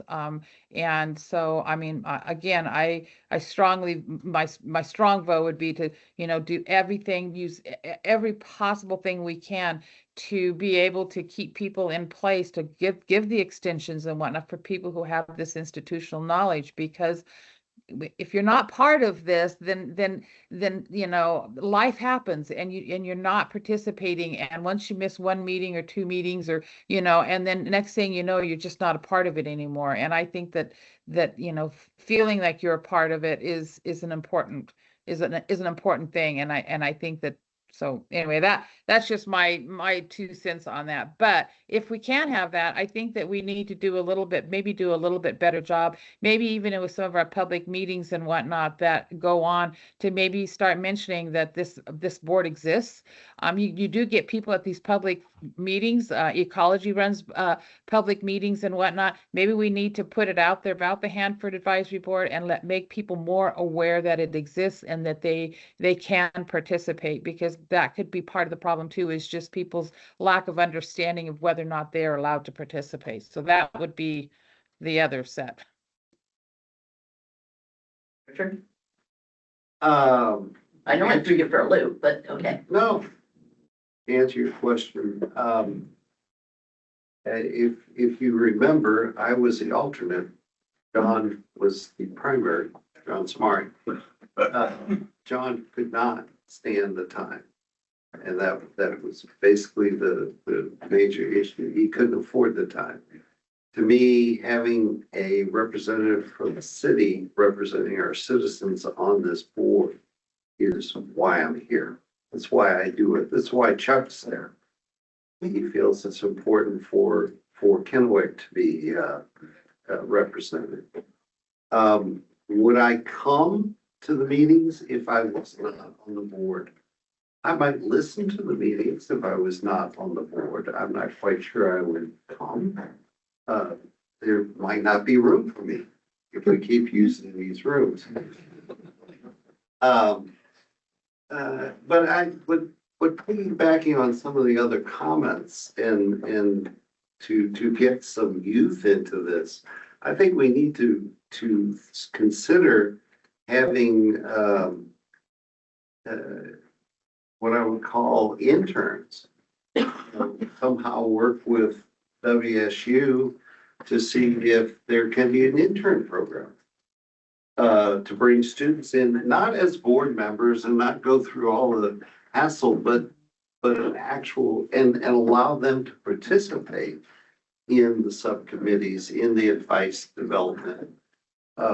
There's certain, unfortunately, WSU doesn't have a public administration degree program here. There's one in Vancouver. We could reach out to Vancouver and they can do it remotely, correct? And that would bring fresh blood in. And your comment about fresh blood is good to get those opinions of, totally ignorant of Hanford people, right? What's their impression of what's going on? And I will admit that, working at Hanford for years and years, it took me 1.5 years before I got involved with really what was going on in the HAB. So I sat back and watched. So it takes a while to come up to speed and to step up to it.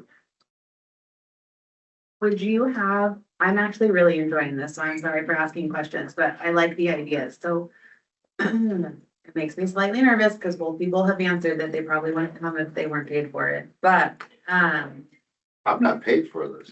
I mean, but you're okay. I don't know what I mean. It's not a 5-hour drive, so it's a challenge. You could attend virtually.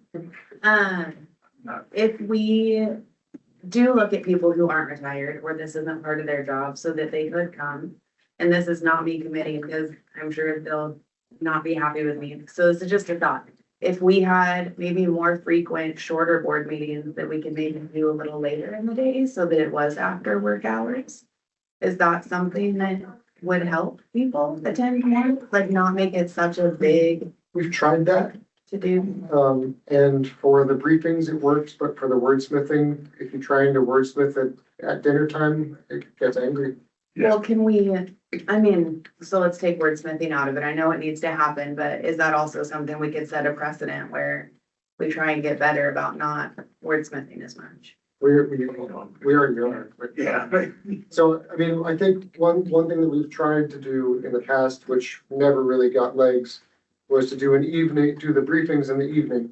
And then like a morning session the next day to do the board business. Mm-hmm. And I think we did that once or twice and then someone decided it wasn't a good idea and we stopped doing it. No. But that's a viable solution as long as we have topics that people want to hear about. Mhm. And you're not gonna get anyone here who's not on the board if it's not an interesting topic. But if you look at even, we don't get attendance here. We went to Yakima, we didn't get attendance there.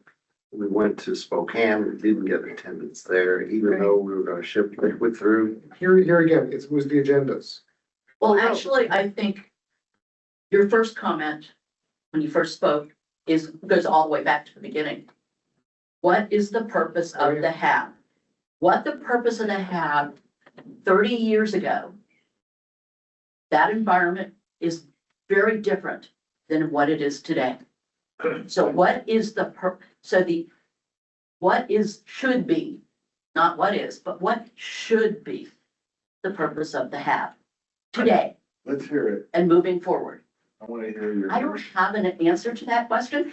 I'm rolling off, but I've got the last 5 years of experience in leadership between vice and chair for this board. I've talked to a lot of people and observed a lot.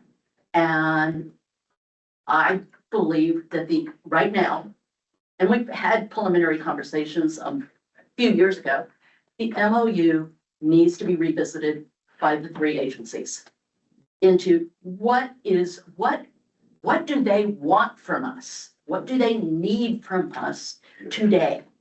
Because that drives what the purpose of this organization should be. I agree 125%. That's new rules. We tried that. It goes back, but we gotta go back to the beginning. We've gotta every organization evolves. So we shouldn't look like what we did 30 years ago. We should, we've evolved, but expectations, opinions, processes may not have. I've talked to people that have rolled off the board, or by choice. The conversations, the briefings are too technical. They're not at a citizen level to be able to understand what's going on, what the conversation is. Us old timers have strong opinions. We have strong experience. Sometimes we roll over without realizing it, those that are new to Hanford. We need fresh blood is absolutely critical to the evolution of this board. As old timers, we get stuck in our ruts, and AI being an example, we may not be familiar with it, but we need that fresh blood coming in and saying, why are you doing this way? There are easier ways to do it. They may not have Hanford experience, but they've got other life experience that they bring to the table. So from my perspective, what I would request is everybody stop and think with an open mind. That's what I kind of meant as out of the box. Open mind. What should we be doing today? What should the HAB look like? Not what it looked like or what we were used to or what we were comfortable with, but if you were a business owner today, what should it look like? What should we be doing? Yes, ma'am. Only for time purposes. I love that. What are your thoughts about doing some type of a sounding board in July at our next full board on that question? Like, what do you think HAB should look like? Give everybody time to Give think about everyone it. time to it's because time wise too, we're at. We're at the end of this session. And then we'll get opinions. I'm gonna flip that. Let's have the TPA agencies come to the board and say what the board should look like, and then. But what if we want your opinions too? Our opinions. I want everyone's opinions, pretty much everyone was the same. There were some caveats, but Sue, I did not expect any of those answers to come out of that are very different from everyone. What if everyone takes that question? What should HAB members be doing? What do you guys think HAB should be doing so that it helps the TVA agencies? Because I personally am tired of telling everyone what to do. I'm sure Ryan or Roberta want other perspectives too, but I'm not you guys haven't said anything, so if you guys wanna, would you guys like to hear that next time? Rather than extending now or just getting one perspective on that? We've given you lists of things. No, you've given me a list of presentations you want. I'm talking about what do you think the board should. This is strategic planning. Yeah. This is back to strategic planning 101. Yeah, why are we here? Okay, so the next question I would ask is, what's the other models out there that people like? Okay, so what if we gave you the model? So in July, I could work with Kelly and figure out how all of the other boards work. We could do a presentation on it so that you know what it's like. And then we could have a round robin type situation with everyone about what you guys think HAB should look like, knowing that. Practical question. And that's good information. It's because I pay attention to the other boards, and a lot of them are online, so they're visible. Hanford's also different, so we can't tell you what the other boards are like. I don't think that should determine what. Right. But it's a case of, if you guys had a blank piece of paper to redesign, to basically start the HAB from scratch. There's a, you mentioned strategic vision, and I think that this might be an ask of our funding sources to find an affordable consultant who works with strategic visions and strategic plans, sort of like the convening report was with the HAB, to take a look at where we are, to a check-in with someone who knows the questions to ask and how to ask them, so they're not going to get an echo chamber, and actually do this analysis as opposed to having the people who are long in the tooth or brand new on the board and, have entrenched opinions. We don't have money. That's the problem. You know, one thing that hasn't been mentioned here You have to invest if you want the answers. is what should the Hansel Advisory Board be, is EM's mission is changing. It's not the same mission that it was 10 years ago. We've heard Secretary Tim Walsh say EM's mission is to become a leader in artificial intelligence, the world leader in artificial intelligence. That has been publicly said, and it's been said to Congress. They want to be a leader in the generation of nuclear energy through modular nuclear reactors. That is now part of EM's mission, and it's been stated explicitly. Oh, and also environmental remediation, but it has to be done faster so we can have more money for our other mission objectives. So EM's mission is changing. And what that means is, well, environmental remediation dollars may not be used for these other things. They're going to be in competition for dollars from Congress for these other things. We can't expect to get the same dollars with the dollars that are going for these other big mission objectives. So when we think about, and I could see the future where DOE headquarters could say, we want the Hanford Advisory Board to advise us on these other missions, not just environmental remediation. I think that's coming down the road. And I think faster than anybody thinks. You may not realize that DOE just let $1 billion, has had a contract with SoftBank and another company to build the largest AI data center in the world at Portsmouth. You think with all the land we have out here that isn't coming our way? Sure as hell is.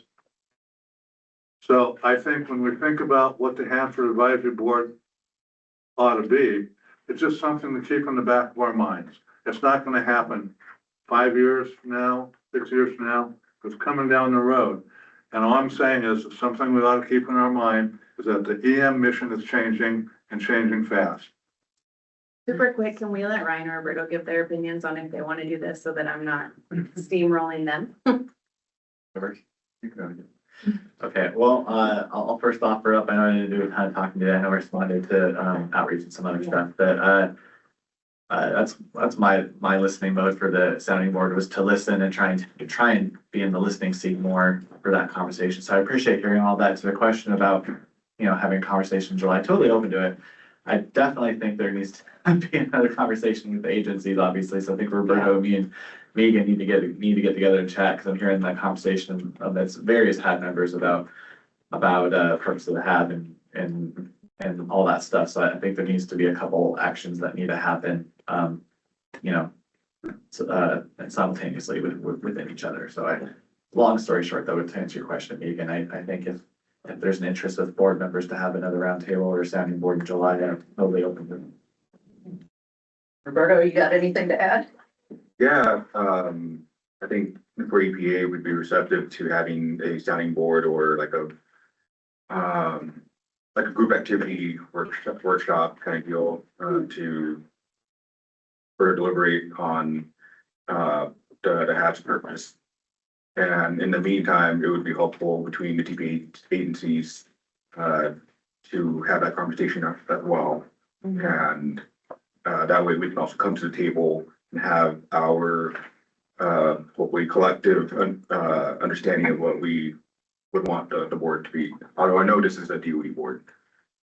I just like the idea of, like, if nothing's changing, right? Like Sue mentioned, if we look at changing things, I'm not thinking we change anything. I just mean, like, how can we look at the work plan and maybe change the work plan so that we're hitting with you guys, and then same goes the other way too, right? Like, what could we look like that we have changed from 30 years ago, and I think everything's the same from 30 years ago, at least instruction wise, right? So.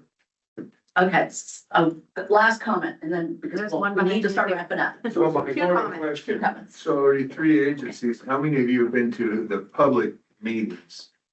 I go to every public meeting if I can. I'm not out of town. Whatever I can.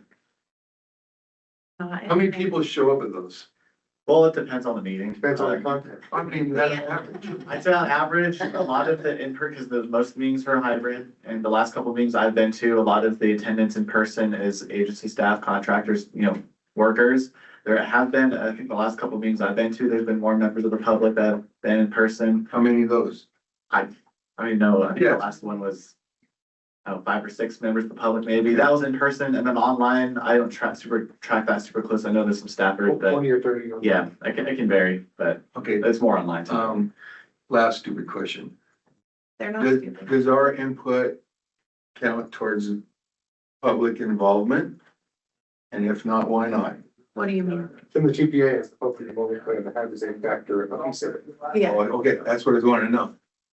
So, when you get input from the public, is that us? some of it is, but some of it, like some of you guys represent different stakeholder groups too. So it's the public and stakeholder groups. I'm just always wanted to ask that, but haven't felt comfortable enough. Glad you're comfortable. And you know what? We all kind of wanted to know her answer. Nobody had the kahunas to ask. And I'm glad. Everyone should be comfortable to say everything here is kind of what it should be. No one should feel like they have to be silenced. Alfonso? Yeah, mine's over funding over the board. You mentioned earlier that you didn't have funding for billboards. Could that money be raised?